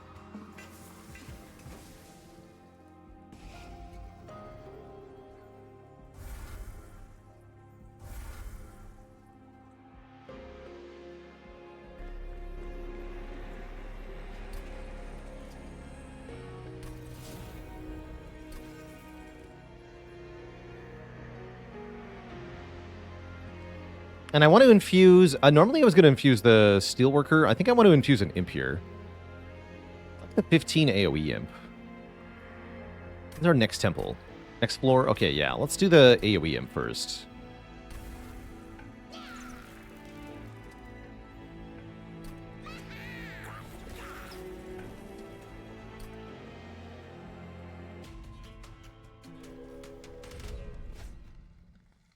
Multi-strike, huh? I'm hopeful that I'm allowed to deal with this. I'm hopeful. I do have a heal.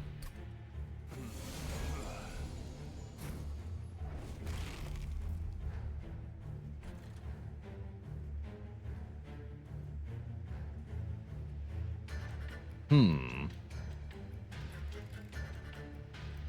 15 by 3 is super spooky.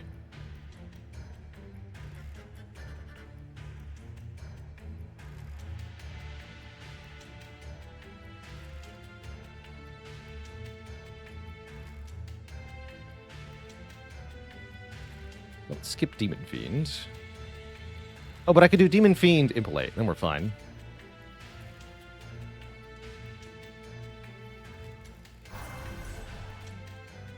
Order.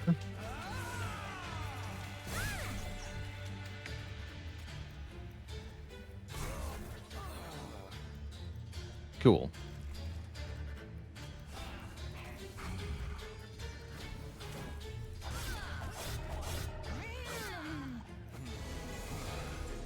Did I see the Elden Ring trailer? I sure did. Looks awesome. 50. What? Ow. 50.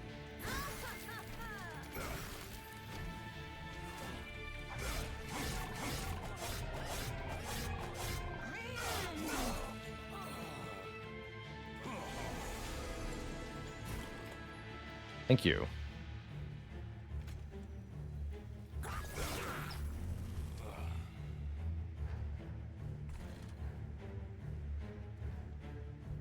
You have to die.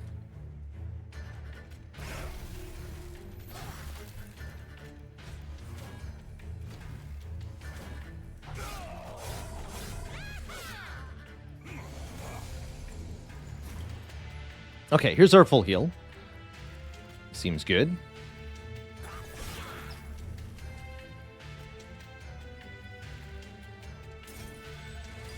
Although this fellow gets through with quite a bit of health left. It's a bit concerning.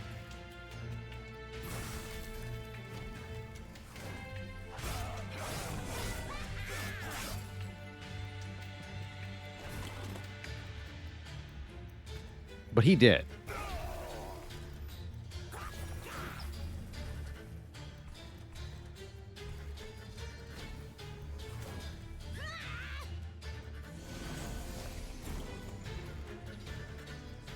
I wish I could tiresome climb the boss, but the boss is already dead, so no biggie here. Note that the queen is contributing a lot of damage with that plus 10 attack per imp.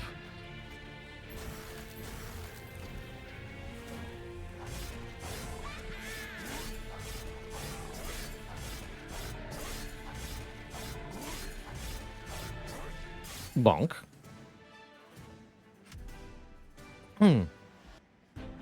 Get a Kinstone Totem. When a card is discarded before the end of the turn, gain 1 energy. We're not really doing that, so I might want to skip this for 25 gold. I think I will.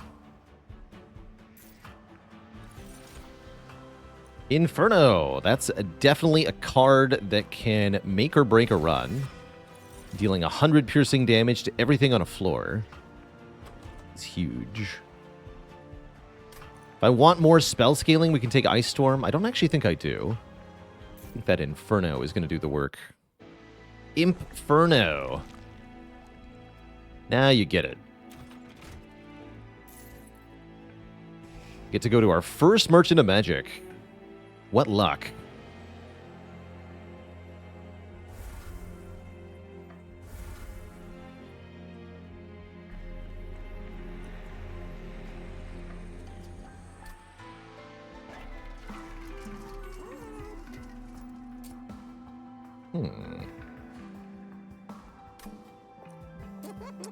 Permafrost Inferno is kind of cool. Permafrost Tiresome Climb might be even better.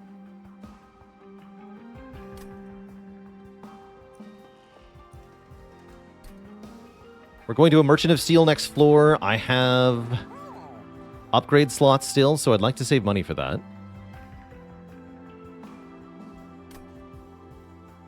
Yeah, Holdover Inferno can really help with Last Divinity, that's for sure.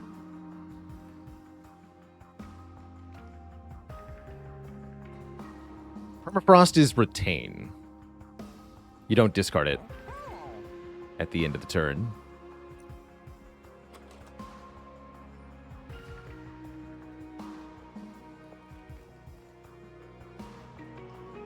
Poor guy.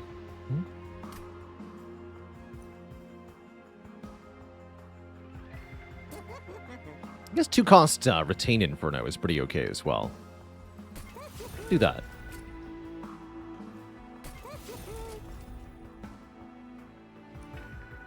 I don't think I'm going to reroll.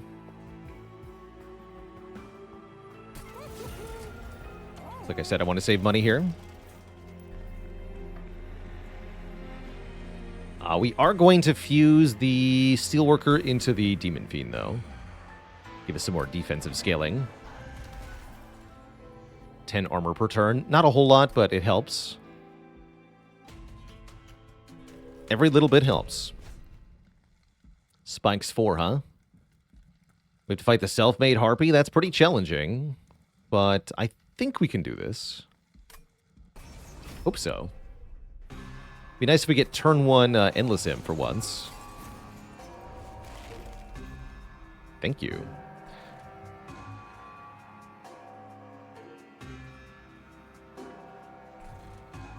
We can set up on top floor. We can. We should.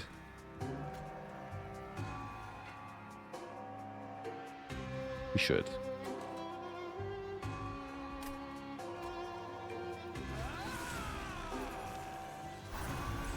Bow to your queen. Do it. Right, this just gives this guy more armor, huh? Guess that's not really useful then.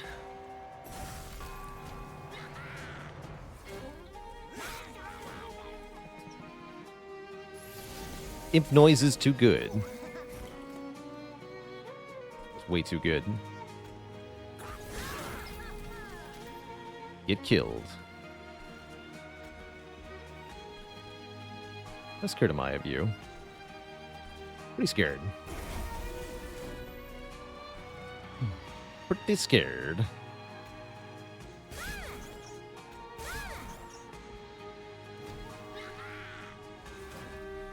Oh, I shouldn't have done that. The heal.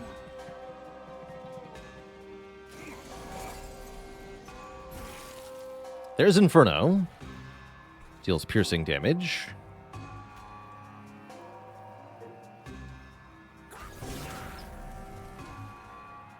Okay.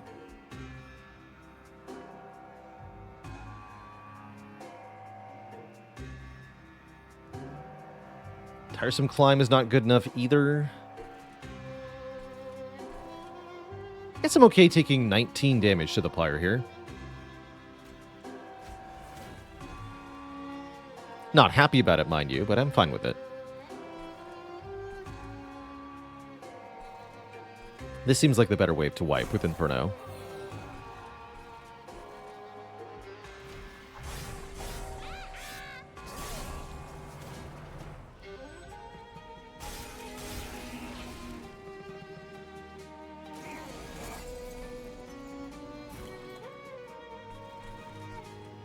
Nice.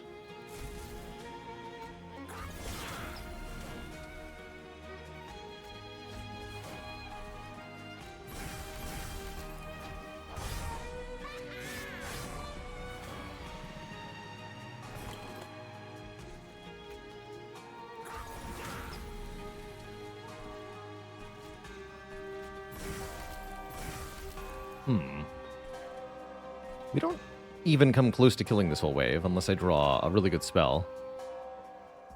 Concerning.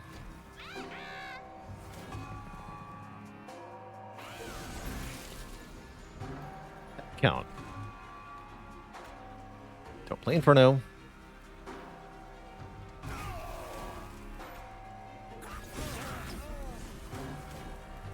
Alright, he gets wiped. That's good. 7x7 attack power from the Harpy is scary, though.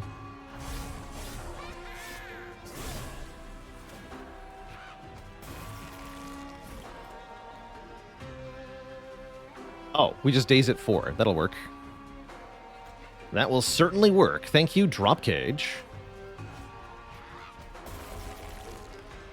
Get wrecked. So the Harpy can't attack for 4 turns. That means we get to wail on it for 4 turns. That means we win.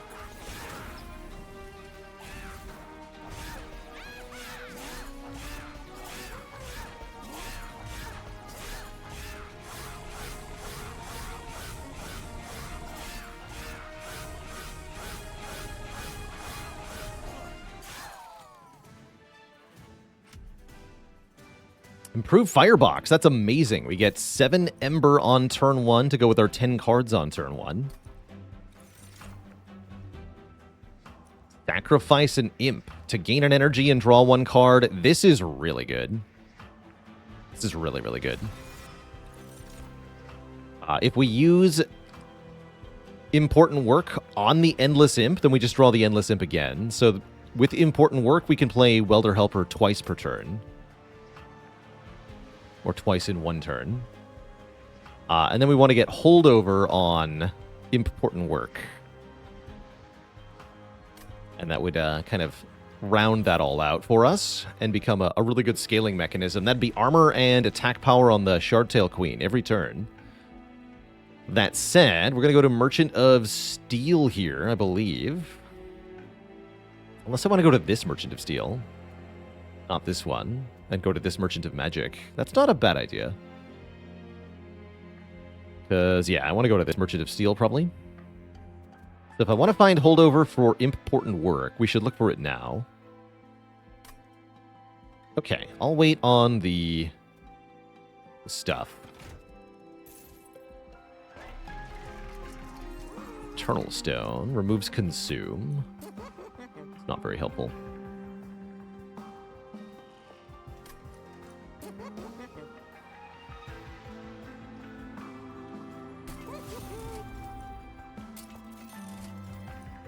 Double stack. Make it day 6, I guess. I guess.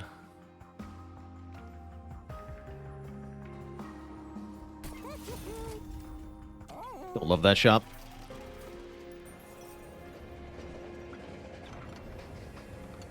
Well, now I get the Arcane Machine. Spikes. Buff. Card draw? What is this? Meh.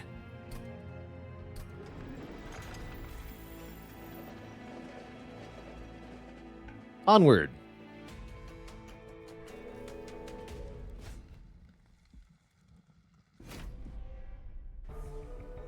So in the Fell Fight, there are statues on every floor, which are a little bit annoying.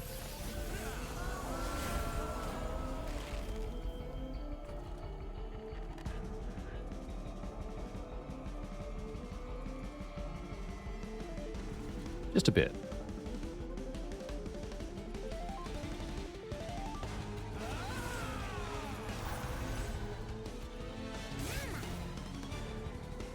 Good.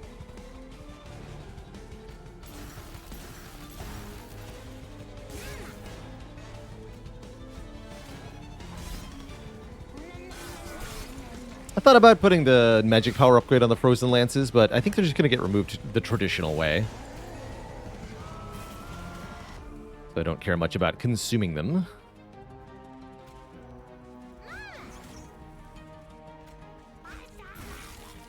Oh, nice.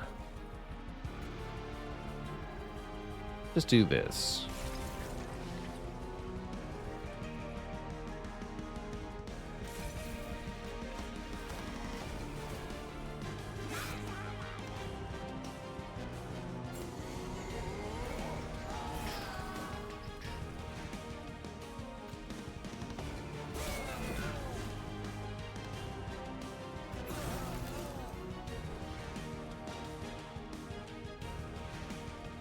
Have some days.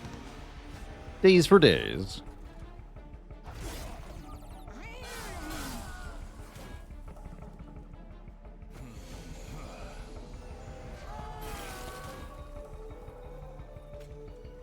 Nice Inferno.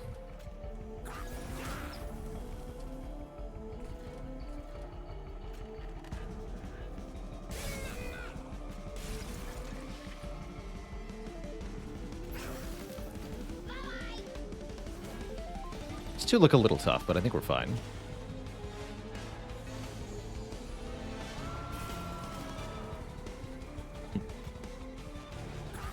With draws like this, I'm not.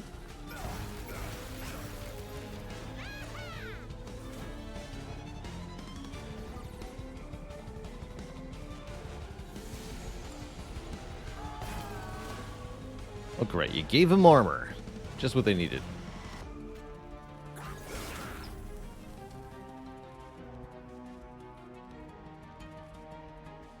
I was really hoping today's fell.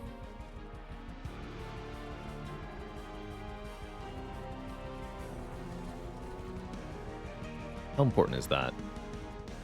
Feels important enough to do, actually. Let's take some damage here. 18? I'm fine with that.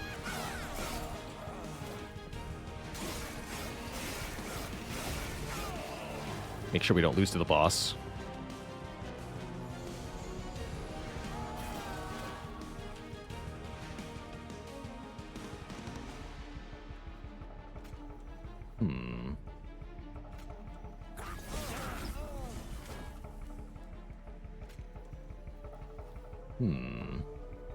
Still fine, right? Yeah.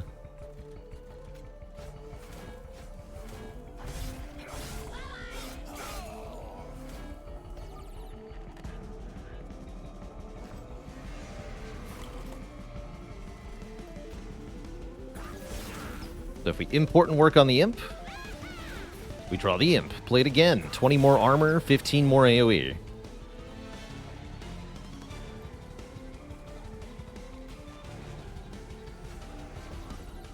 All right. 13 stacks of days on Fel means she dead.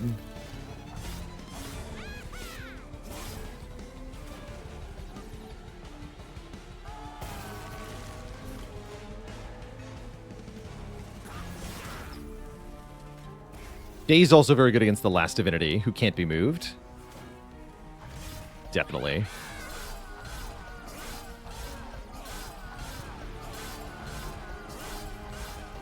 I'm a little bit worried that our damage won't be enough for last divinity. But we'll see. We have more time to build damage in a couple of ways. Could have kept that discard relic.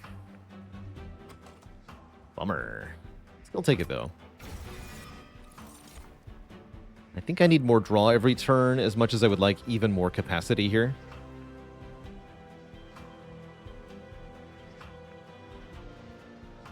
Really, more capacity just gets us stuck.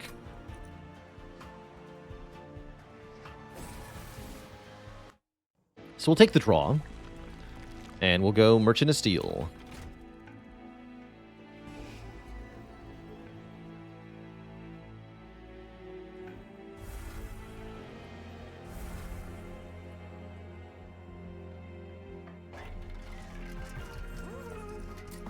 I'd have a second on this imp. These aren't it, though.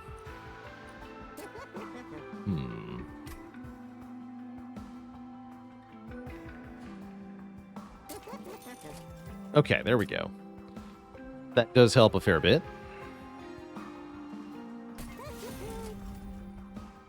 Still not that much damage, but that's okay.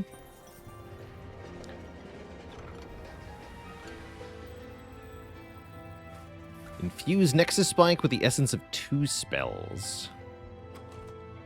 Do double Crypt Builder? That's pretty strong. Wait, double Inferno? No, I can't do double Inferno, right? Has to be... But it can be Inferno and Crypt Builder. Inferno Crypt Builder seems pretty good. Or maybe Inferno Impolate. Impolate's more damage than Crypt Builder, actually. At base. Yeah, let's take Inferno Impolate.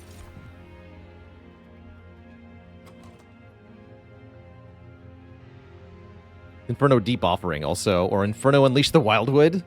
I like that. I like that. There is a deck where that could be used. We don't have it, though. Oh, it's only Rally 15? Ooh. All right.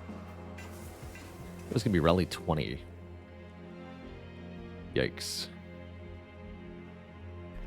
Well, good luck to us. Could slap -2 cost on one of these Crypt Builders, or on the Deep Offering. Let's do it on the Deep Offering.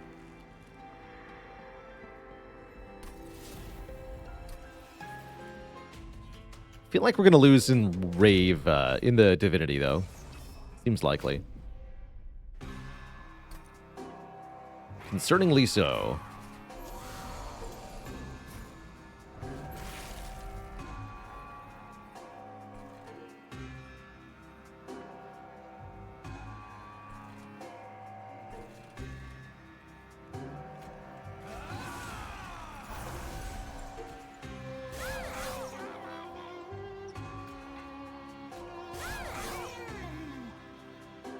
Good. Nuke these fools. And you. And you. And you.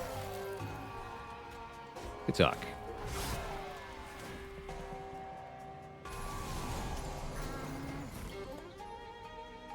At least we have a nice amount of health. It's true.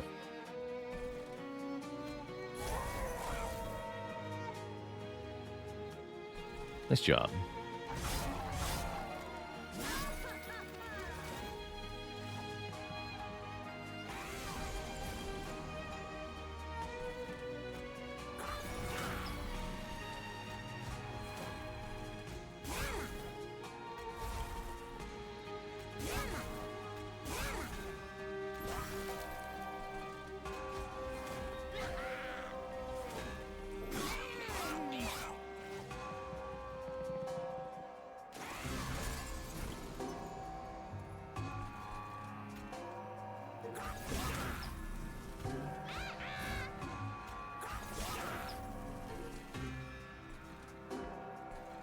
Ascend.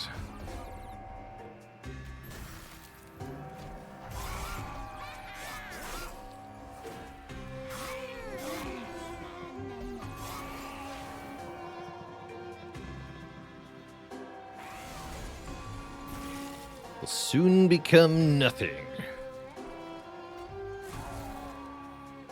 Speak for yourself.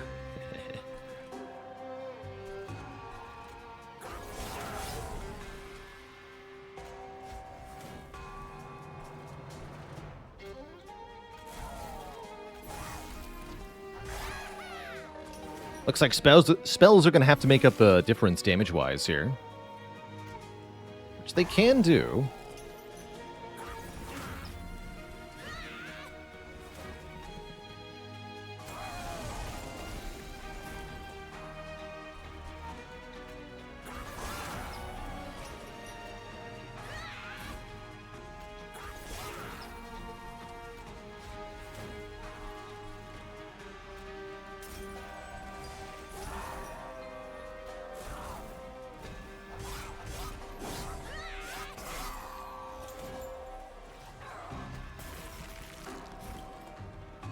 Time to get dazed, big guy.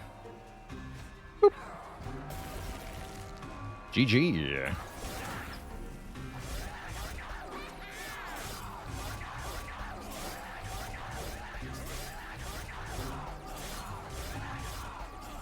Boom. Get smacked. Okay, this could be the answer for Last Divinity. Another Inferno here. And another Deep Offering. Okay. I guess I'm going to go to Merchant of Magic, because we need some cost reductions. Yeah, the Merchant Steel's no good. What about Hellvent? I could just dupe the Inferno that has cost reduction. It's true. I still think I want the Merchant of Magic.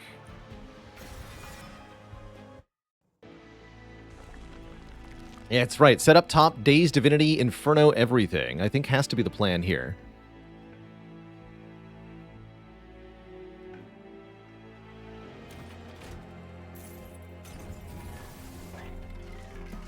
Permafrost again, so I can make another Permafrost Inferno.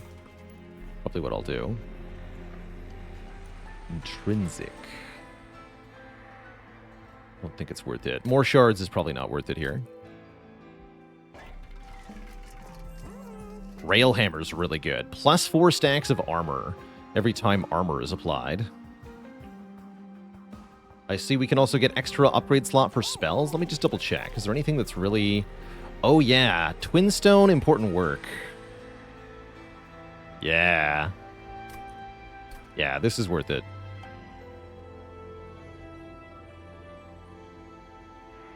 And we really, really hope for holdover on the follow-up.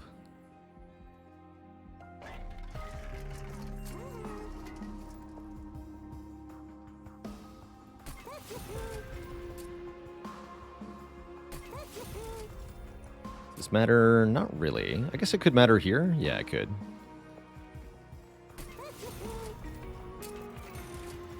Double stack. Bummer. No holdover for us, unfortunately. Just not how it is.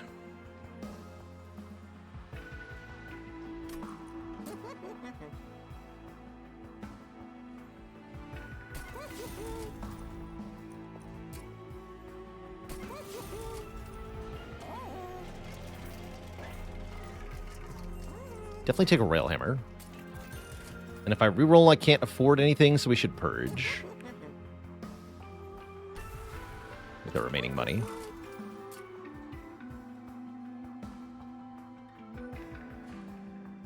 Get rid of these Frozen Lances. How does the Queen stay alive up top? With the Railhammer. She'll get armor from the Demon Fiend. And Last Divinity themselves will be dazed. So Dazed in armor should do it. Good luck to us.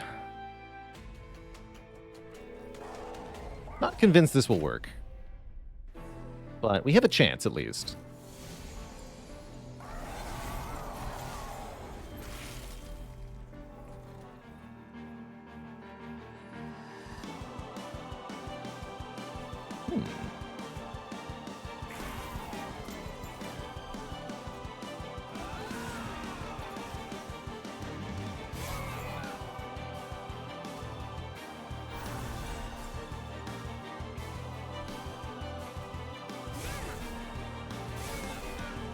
Ooh, nah, nah.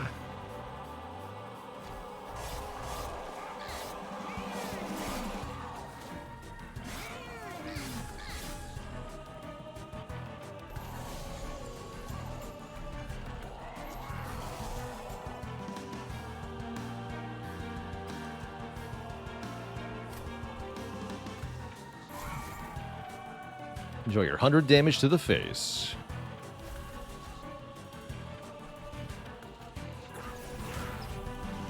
We can also fortify the Shardtail Queen for a little bit more survivability on her, if needed.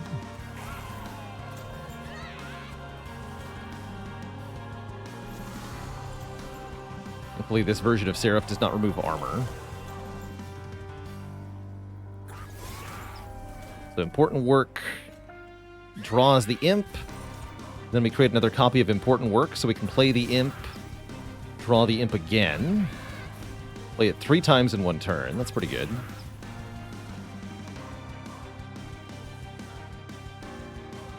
Very good.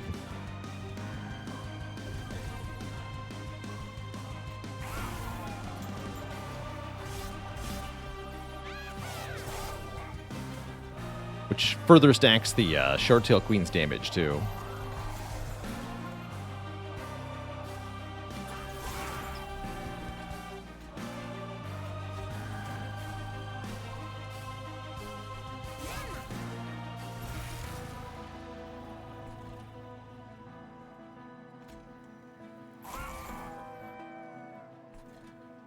Chip away at Seraph here. Although, you need to be below 100. Hit you.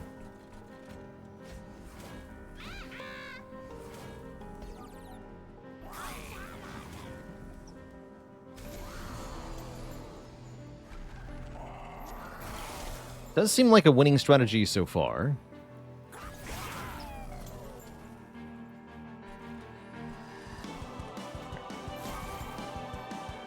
Keep toasting each wave. Oh wait, Seraph removed the daze. That was silly. Forgot who was going to do that.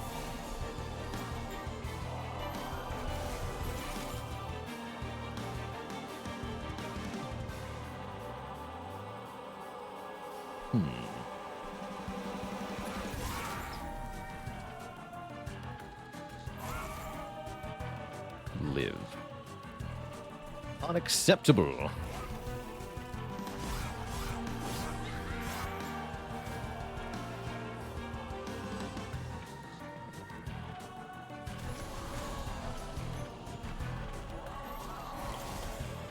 Infinite?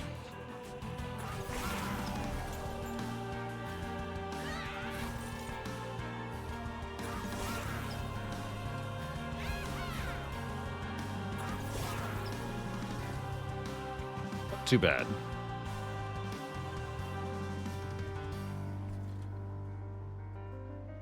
Definitely want a Daze Seraph now.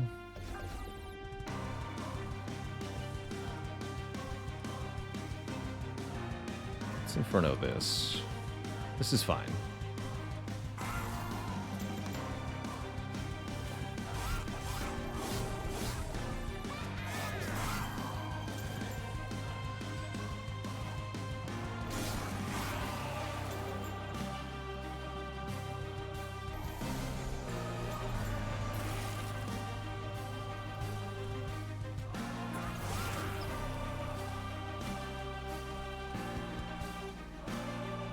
How do I deal with this next turn? Impalate. I'm going to trust an Impalate here.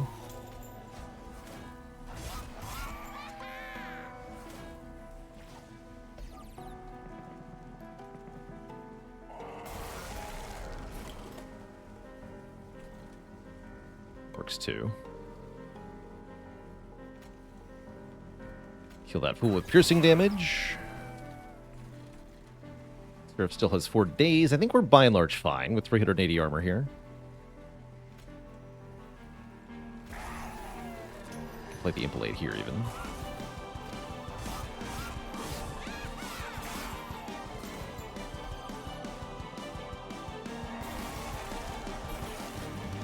Yeah, we win. Okay. Although, actually, just barely. You could play the Tiresome Climb here, although note that you should not play it on the boss, because that would send the boss directly to the Pyre Room, then we die. Likewise, if I play Inferno, it's piercing, so both of our units actually die. So we die. So, yeah, 3 cards here that could lose their game by playing them. Since we're winning, we don't need to mess with stuff.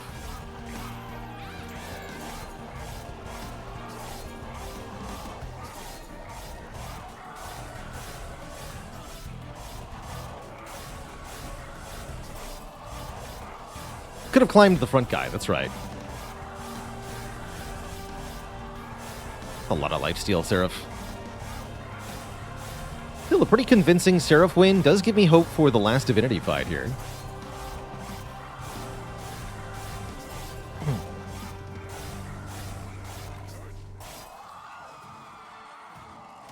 GG.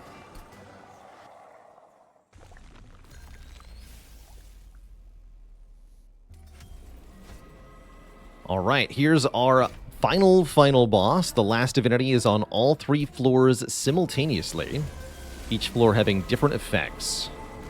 Top floor has Sweep, meaning it hits all of our units at the same time.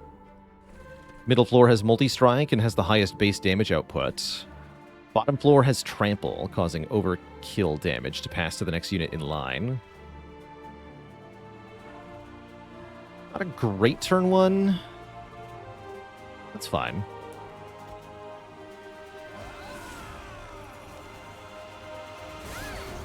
Keep drawing. Okay.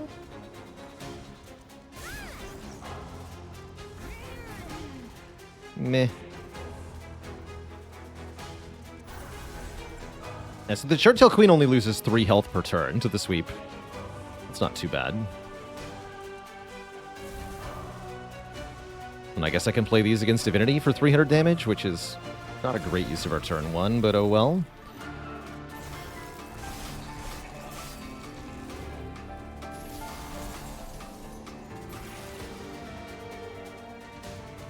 Good. Early Infernos make this a bit easier. I'd like to play Deep Offering to get closer to Welder Helper quickly. How true is that? That's pretty true. But I'd also like to keep both of my Infernos, so nah.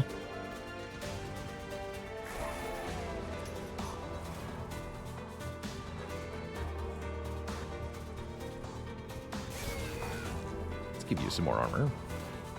To make sure you don't die.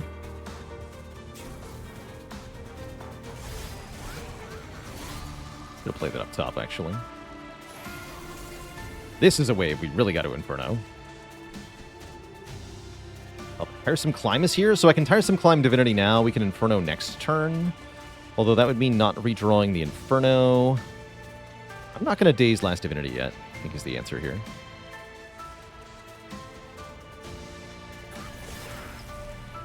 This guy dies. He's not killed by Shardtail. Doesn't make much of a difference, actually.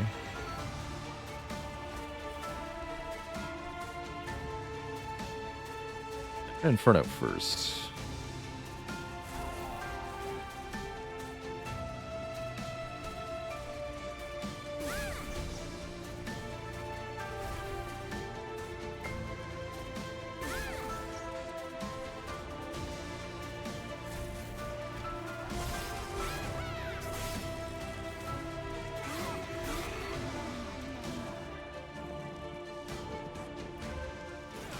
So far, we're hanging in here. But I think things are going to get tough soon.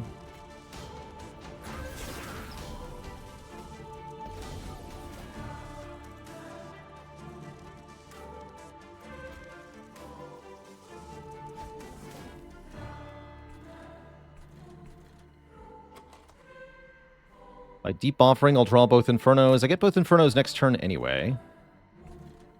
Why not just keep the Deep Offering?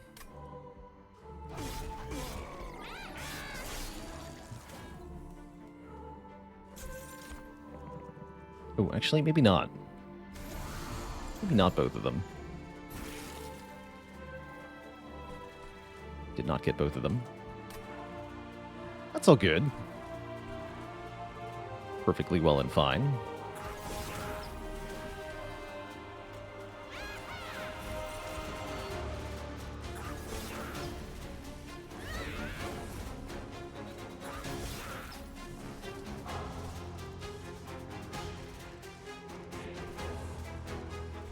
This is a problem. So is this. He wants to be Crypt Builder. Wait a Contrition here.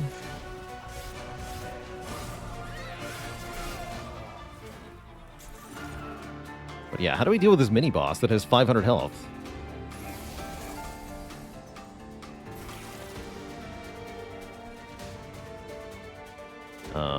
Looks like we don't. Is the answer. We just die to this. We just straight up get killed. That's a bummer.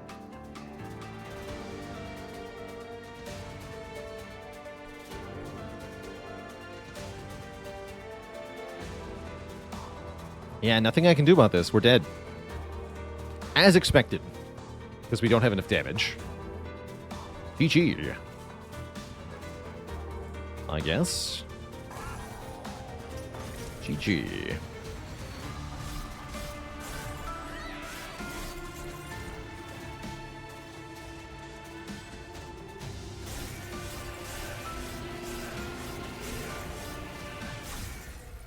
So it ends. Another L for the Shardtail Queen. It's a bummer. Even with the Endless Imp, it wasn't enough. Oh well. Oh well. Alright, Twitch chat, I got one more in me. I'm going to do another random run. With these starting conditions, my favorite combo. Okay, the Apology run. Good, good. Going to take a short break here, refill the length, stretch the water. When I return, Wormkin Stygian time. BRB.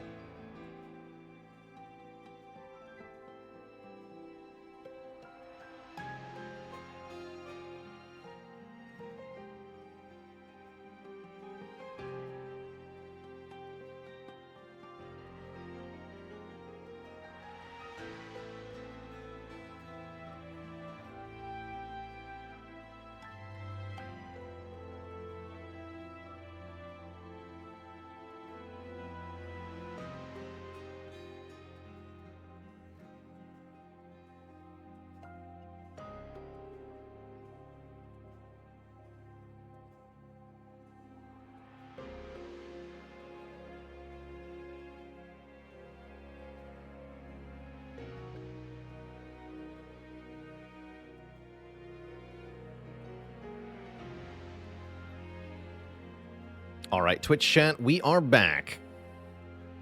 Vita Emerald says, I'm tired of having my runs ruined by the Burning Elite. What mod allows you to disable Act 4 in Ascension runs? You could play in custom mode, although that will remove your Niao bonus as well. If you don't enable the ending, then you won't have the keys of the Burning Elite. There might be a mod to remove the Burning Elite as well. Not sure. So we have Echo Right as our champion here. I think I want to look at the artifact first. Daze the first wave or give enemy units -1 attack power. Let's daze the first wave. So they have Daze 3 and melee weakness 1. And I think we're going to go Shellsmith Echo Right. This version of Echo Right is all about spamming consume cards to benefit from the etch effect. There we go, heavy offense with the creatures. Also disables achievements and ascension progress.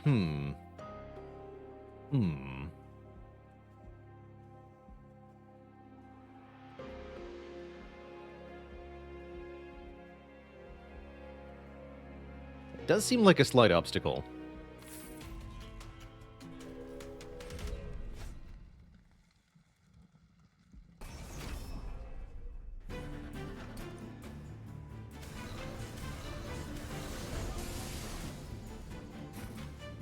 Weird for these guys to be dazed, but not the ones above them. Kind of funny, actually.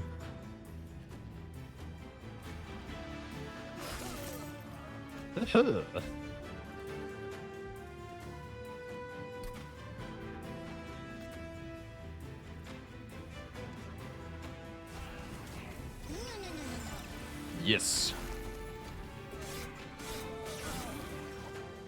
Take 3 here. 3 is fine.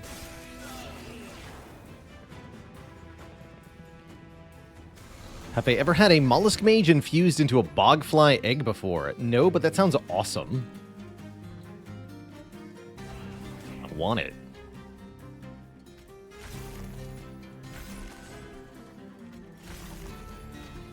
Missed the collector here, sadly.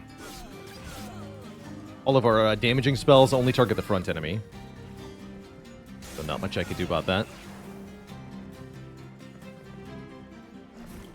Brief respite. Do.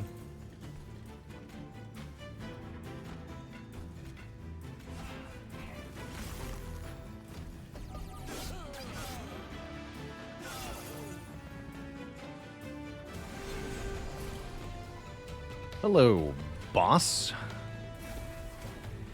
Boss class enemy.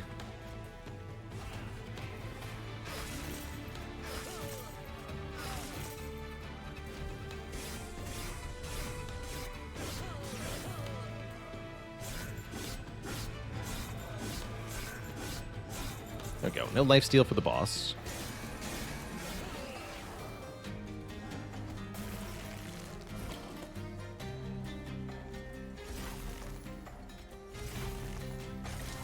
Frostbite helps a lot here.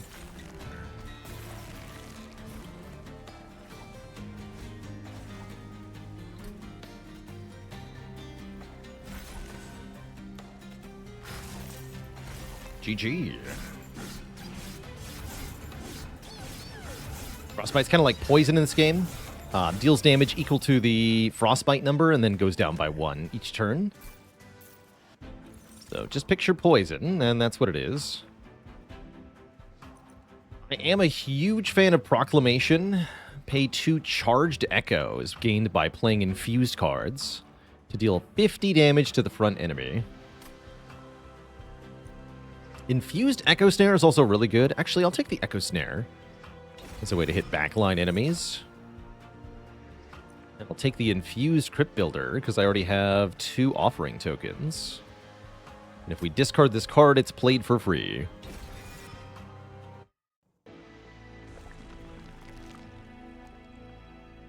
We have to go Merchant of Steel here. We're offered Quick. Lairminder? You're not Clareminder. Keeper of Echoes can be pretty cool. Upon activating the Inspire keyword, when you gain a charged Echo, they buff the entire floor. Really like this unit. Let's give them a shot today.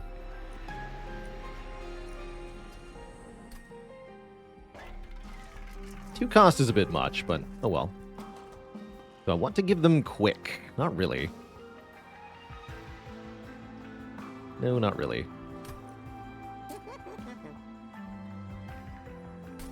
I think just some stats is fine. This is really a unit meant to buff other units anyway.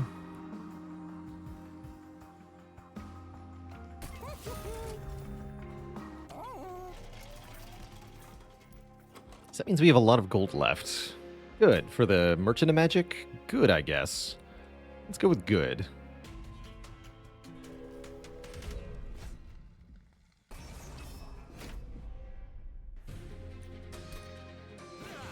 Armor 10 can be annoying, but we'll figure it out.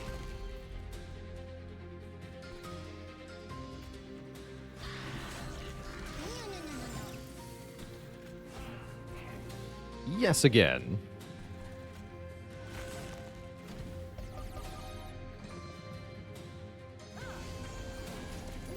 Hey, you get the collector this time, too. Good.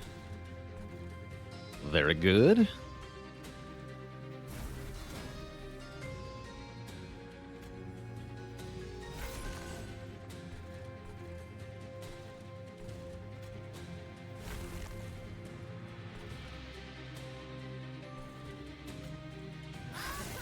One there.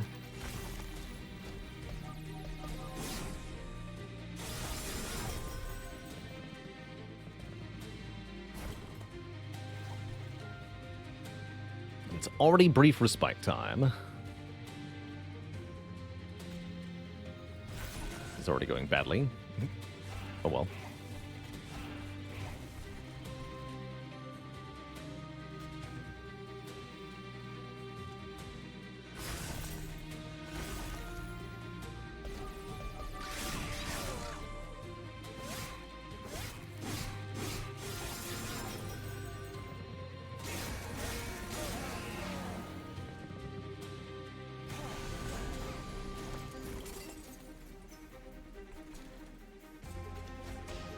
Bonk. There we go. Kill the spiker here.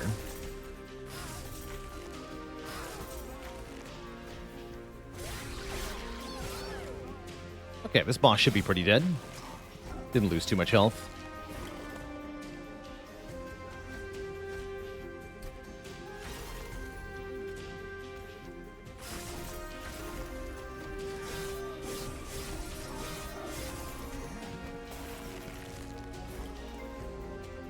Easy peasy.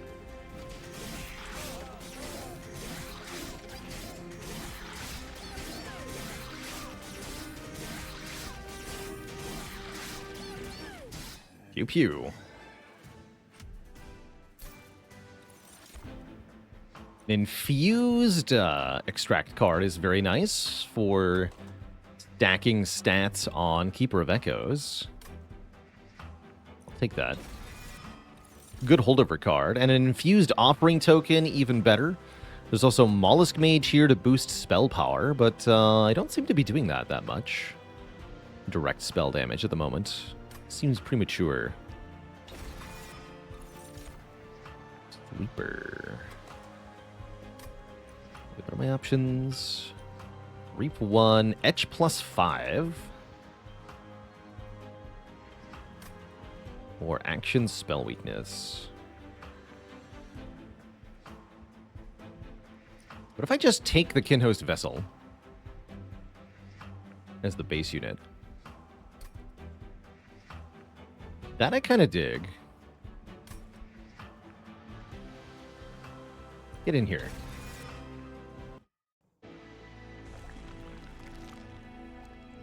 Don't have anything worth duplicating, do I? No. No, I don't.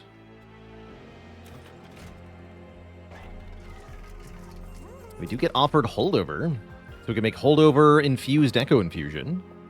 Or Holdover Infused Offering Token. It's pretty cool.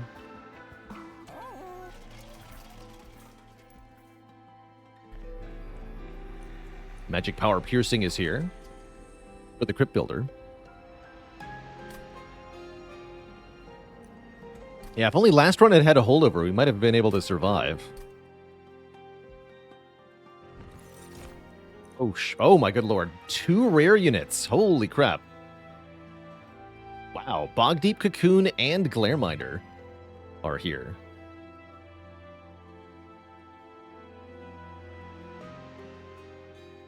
I played any Balatro yet? We checked it out briefly yesterday. I personally did not enjoy Balatro at all.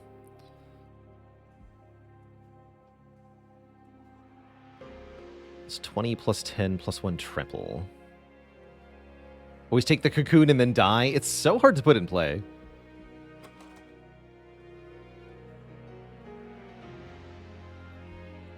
I might use it as an infusion, though. I also like Glareminder with Sweep. One of my favorite Wormkin units is Glareminder. Them's fighting words.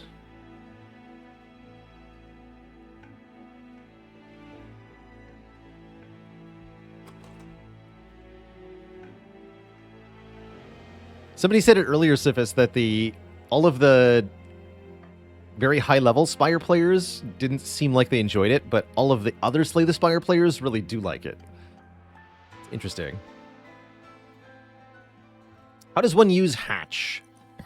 You have to essentially feed charged echoes to the egg. 1 echo per shell.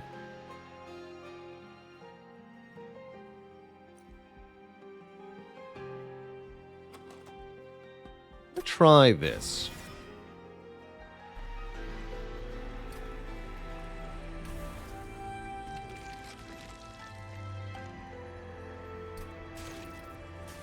An egg inside an egg. Exception.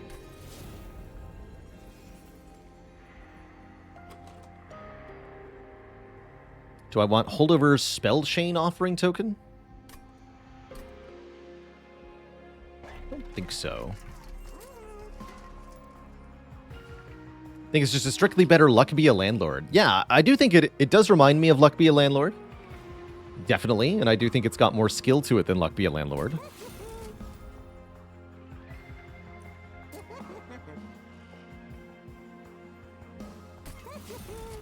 Consume cards are good.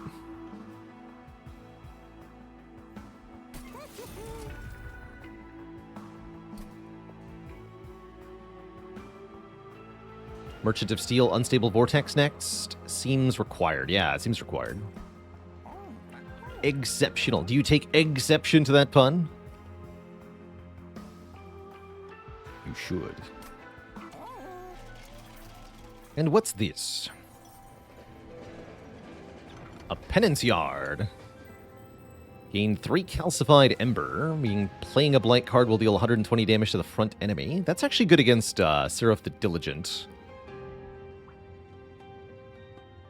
+2 attack power for every Blight card we have. That could be interesting, too.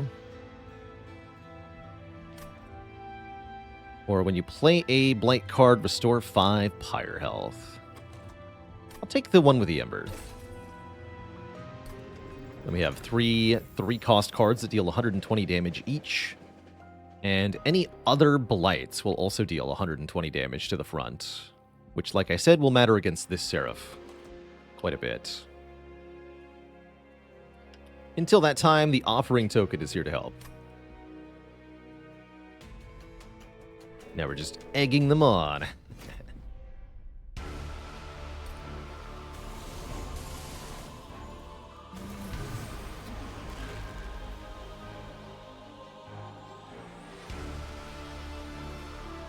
And this is Daze.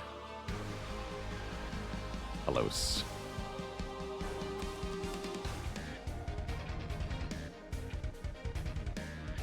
I want to try to pop the Kinhost Vessel.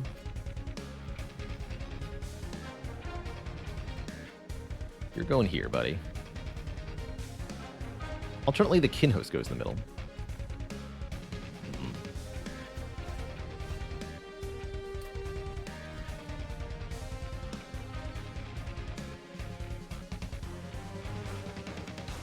Kinhost should go on top. Although this does mean less energy next turn. Oh well.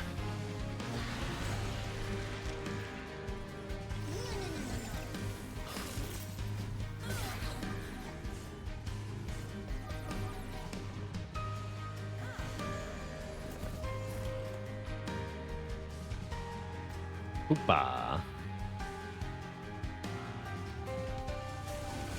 Nothing to boost though. How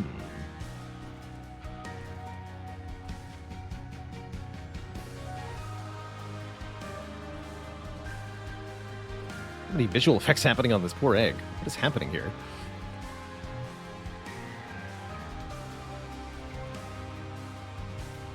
So you want to do this.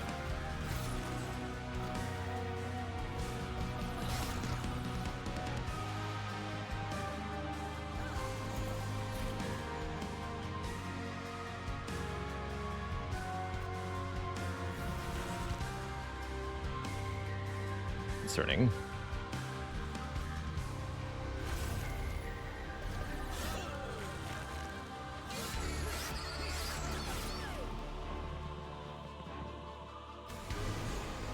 Oh, God. Am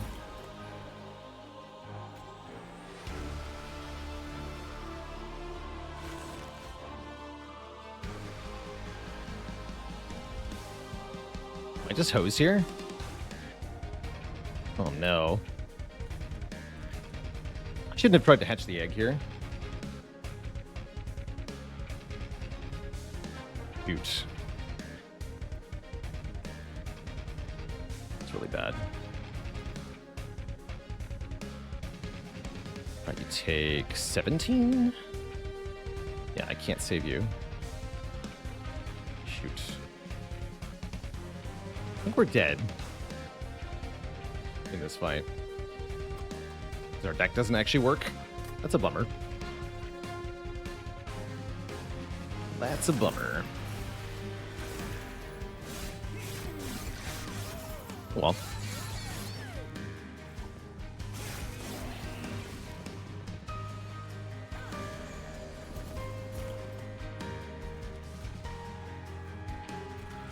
Oops. Maybe that's for the best. Alright, what do you got?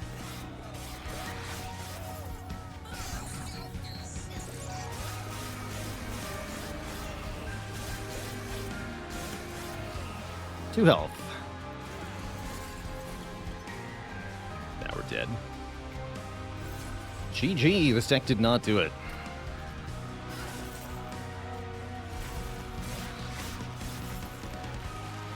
I was really hoping we'd be able to hatch that egg to beat the boss, but we didn't get set up fast enough and we died. Oh well, so it goes. The Spire sleeps, and so shall I. It's going to be the end of our time together, Twitch chat, alas, ending in double defeat in Monster Train, but the Spire streak is still alive, and that will continue tomorrow, not later than noon Eastern Standard Time. Probably some more variety tomorrow as well. See you later, Twitch Tarek, The Sheep That Could, Schmammerin, 26 Lands, Dejaxter, Up, and everybody else. Thanks so much for watching. Ta-ta for now, and until next time, stay cozy, my friends. Toodaloo.